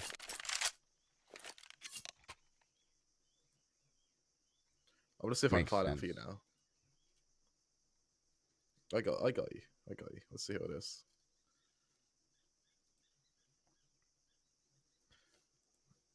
Bad news, Harry. It doesn't say. Oh, this is Neelan's the in-game leader. All right. There we go. Now we know. It does say. I'm glad we were able to find that one out. we have the facts now. Of course, all Dignitas is Freiburg, and he's always been the IGL to watch out for. The mastermind behind Dignitas' run into this tournament. Remember, guys, that this is not the end for either of these teams. Regardless of who wins, we're still in the winner's bracket here. The loser of this has to go up against BLUEJAYS, who are looking bloody scary. Yeah, and that isn't appealing to anyone, is it? Like, there is no nice way to go about that. As Dignitas, they go to the full eco. K23, I think this is both a happiness and a victory, a sigh of relief for the fact they don't have to play against BLUEJAYS. They can keep this momentum. Yeah, keep the Macedonians at arm's length, you know? Exactly. Try and just get some bracket space from them. Freiburg can't survive when faced with X5's rifle. And I think that's a... Nope, never mind. X5 is just absolutely dominating. In fact, all of K23 are. Forrest is going to be checked here, surely. And Neelan doesn't even take a single point of damage. No one's taken a point of damage yet, Kremer. It's flawless thus far. There's the point of damage onto Neelan. Not sure if it was all done by Lecro. It might actually have been a touch of friendly fire. But every single rifle will survive. That they will. And just like that, we're going to be seeing a beautiful position now from K23. There's a full buy of Dignitas. This fails 14-11. Follow up eco 15-11. All they need to do is win this round, Harry, and they've guaranteed overtime. But winning this round, that comes with its own problems. Halzok has the AWP out. Everyone's on rifles. There's utility to play with, and more importantly, Dignitas here with a vengeance. Forrest forced to back away for now. Look at how Fame, they've already closed the gap here. Forrest could get caught with a flash in hand. Fame. Oh, you see the end of the AK through the smoke, and that's an easy kill for Forrest. But it's 4 members on A here, and this is going to be forced into a retake. Should be an easy plant. X5 is going to be the one who's responsible for that, but actually abandons their post quite quickly after taking a touch of damage. Still, the bomb is down, and that's all that matters in the end. Lecro considers their options with the M4 to try and make a speedy retake alongside Halzerk. They need to be there to attempt to retake potentially. Everyone coming in from Donut at the same time. The flashes might well be good. But does Norbert win out the duel against Lecro? Easily. Norbert is on fire today, and the bomb's starting to run low on the timer. At this point, it might be too far gone, Kremer, but Norbert doesn't care. They'll still keep on murdering. Norbert does it again, baby. 4 kills on the round. He is absolutely brutalizing them. That he is. And I mean, I like how Zpat, he creates such a target for himself that while everyone's looking at him, it's free reign. It's open season for Norbert to just charge through each and every one of them. Dignitas, they now have little to no money, a the odd bit of pistol, the odd bit of armor is the only thing they can boast going into this round without screwing their economy for what could potentially be the final round. K23, they found their momentum at the right time, and for a while it looked like it was a Z-Power show. Norbert shows this could be a two-man army. There might be a second man to this army, but I ain't talking army of 2. I'm talking army of K23. And they've brought plenty of arms to bear here. They should be guaranteed the overtime. Surely, this will be 15. Up against Vertigo once more. A force buy for Dignitas, hoping that maybe they can damage the K23 economy to make it easier to battle back for that overtime if they can't win this round, which is certainly not in their favor. Z-Power, at least, sacrifices some of their health to stay within that Molotov and look for an early pick. And this might make them a little bit more vulnerable to these Deegs. What could do with Norbert. We're going to lead this kind of counter charge over to B main. There's no defense on B. So if they shift out, they could very well catch these players off guard here. Oh. Good trade there from Holzerk. Oh! But instantly, they're just decimated. Norbert with the double on the HE. Stand over there, boys. I've got some fresh meat to generate. That was a dive there from Neelan, if ever I've seen one. Shut down, Mr. President. He's diving. That wasn't even shirt pulling there. He's like, he didn't touch him, ref. Didn't touch him. Can you get a yellow for diving? I think you can, can't you? Yeah, you can definitely get a yellow for diving. Yeah, that's a yellow. You did not challenge Z-Power on this angle. Well, you do, but only once, yeah. You don't challenge Z-Power on that angle twice, yeah. to be accurate. And Lecro now, they are running low on palatable options. A Deeg in hand, armor to work with. They might be able to grab that AK. They have been noted here by Z-Power. But Z-Power's actually going to surrender this, and Lecro. I like that. They're going to look at this! Oh, the tech on the gun! That's pretty cool. Alright. That would ruin the gun in real life, though. That's a small dub. They talk about how AKs are like really durable, not so high explosive, unfortunately. Just blow up your AKs. And high explosive blasts the AK as your hands. It's not firing. Like it's broken in one way or another. Also, you spoke about how the barrel of I think it was Fame's gun was how smoke there. That's a advertisement for getting bullpup weapons. So bullpup, you know how the AEG has the magazine behind the trigger? Yeah. That means you can have a longer barrel without it sticking out loads. Because there's less space. Granted, bullpups took a while to become good in any way, shape, or form, but the Styrog's really cool. I wish you were allowed Styrogs. Wish you were allowed guns, Harry. Wish you were allowed anything in the UK, man. Actually, now I think about it. We don't get nothing. We don't do nothing. Get baked beans and chips. Yeah, that's it. Pinnacle of our excitement. Oh, you want to put some ketchup on those? Oh man, it must be a Friday. Yeah. Wow, Bougie. you're posh. Yeah. K23, they're on match point. They want to book their ticket to the grand finals, play for that 25 grand first place prize heap. They need to go big here. If they fall down and Candles is opened up, they're caught with the smoke in hand. That's not ideal. Do they expect the second, though? Freiburg reveals their presence early. They simply have to. And while it is even Stevens trades, Dignitas needs to string together multiple rounds here. They can't settle for even. Look at the flank of Fame. This is perfect. It's beautiful. That could be the game, Harry. That kill there, that could be the game. Lecro wants to make sure that it's not. Here comes the movement. Fame waits, and Fame kills, and it's all down to Forest. What can one greenery boy do up against all the might of K23, and they still have to deal with Z-Power? The big boy. They've been noted. That's an uncanny miss, but there's the finish. K23, they're going to book their ticket to the finals, and it's down to Dignitas to go and fight BLUEJAY in our reconciliation. I tell you what, though, that was a bloody good game. And for K23, it's a hard-fought but well-earned victory. Solid performance from both teams there. However, it's K23 who emerge as our victors. Just so back and forth. We thought maybe after seeing Z-Power on Nuke that potentially the big hitter for K23 was kind of in the garbage can today, but whatever the coaching said, whatever the IGL did to bring Z-Power back into this game, I want it recorded, I want it on YouTube, I want it played to me before I go to sleep, because they awaken Z-Power in a way that I did not know possible. No, you're absolutely right. It's something with him because he played incredible when it came to our final 2 maps of the series, particularly on Ancient. He just got better and better throughout the series. With that, K23, they'll be our first grand finalist.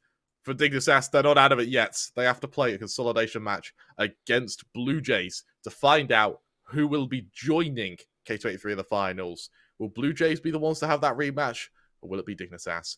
Find out tomorrow, where the action will continue over on the Funspark ULTI playoffs. I've been Newcastle Camera 3. I've been joined by the wonderful Leg Day. Our producer to tell us, our observers today were Chev and Matt, with our admin Rain. All 6 of us, actually. We had a change of observers, made this whole thing possible for you. So, of course, go give them all the love as well, because honestly, they're better at their jobs than we are at ours. So, go give them all that support and love. Give the channel a follow if you want to know when we're next live. With that, though, we'll see you all tomorrow. Have a wonderful evening. Bye-bye.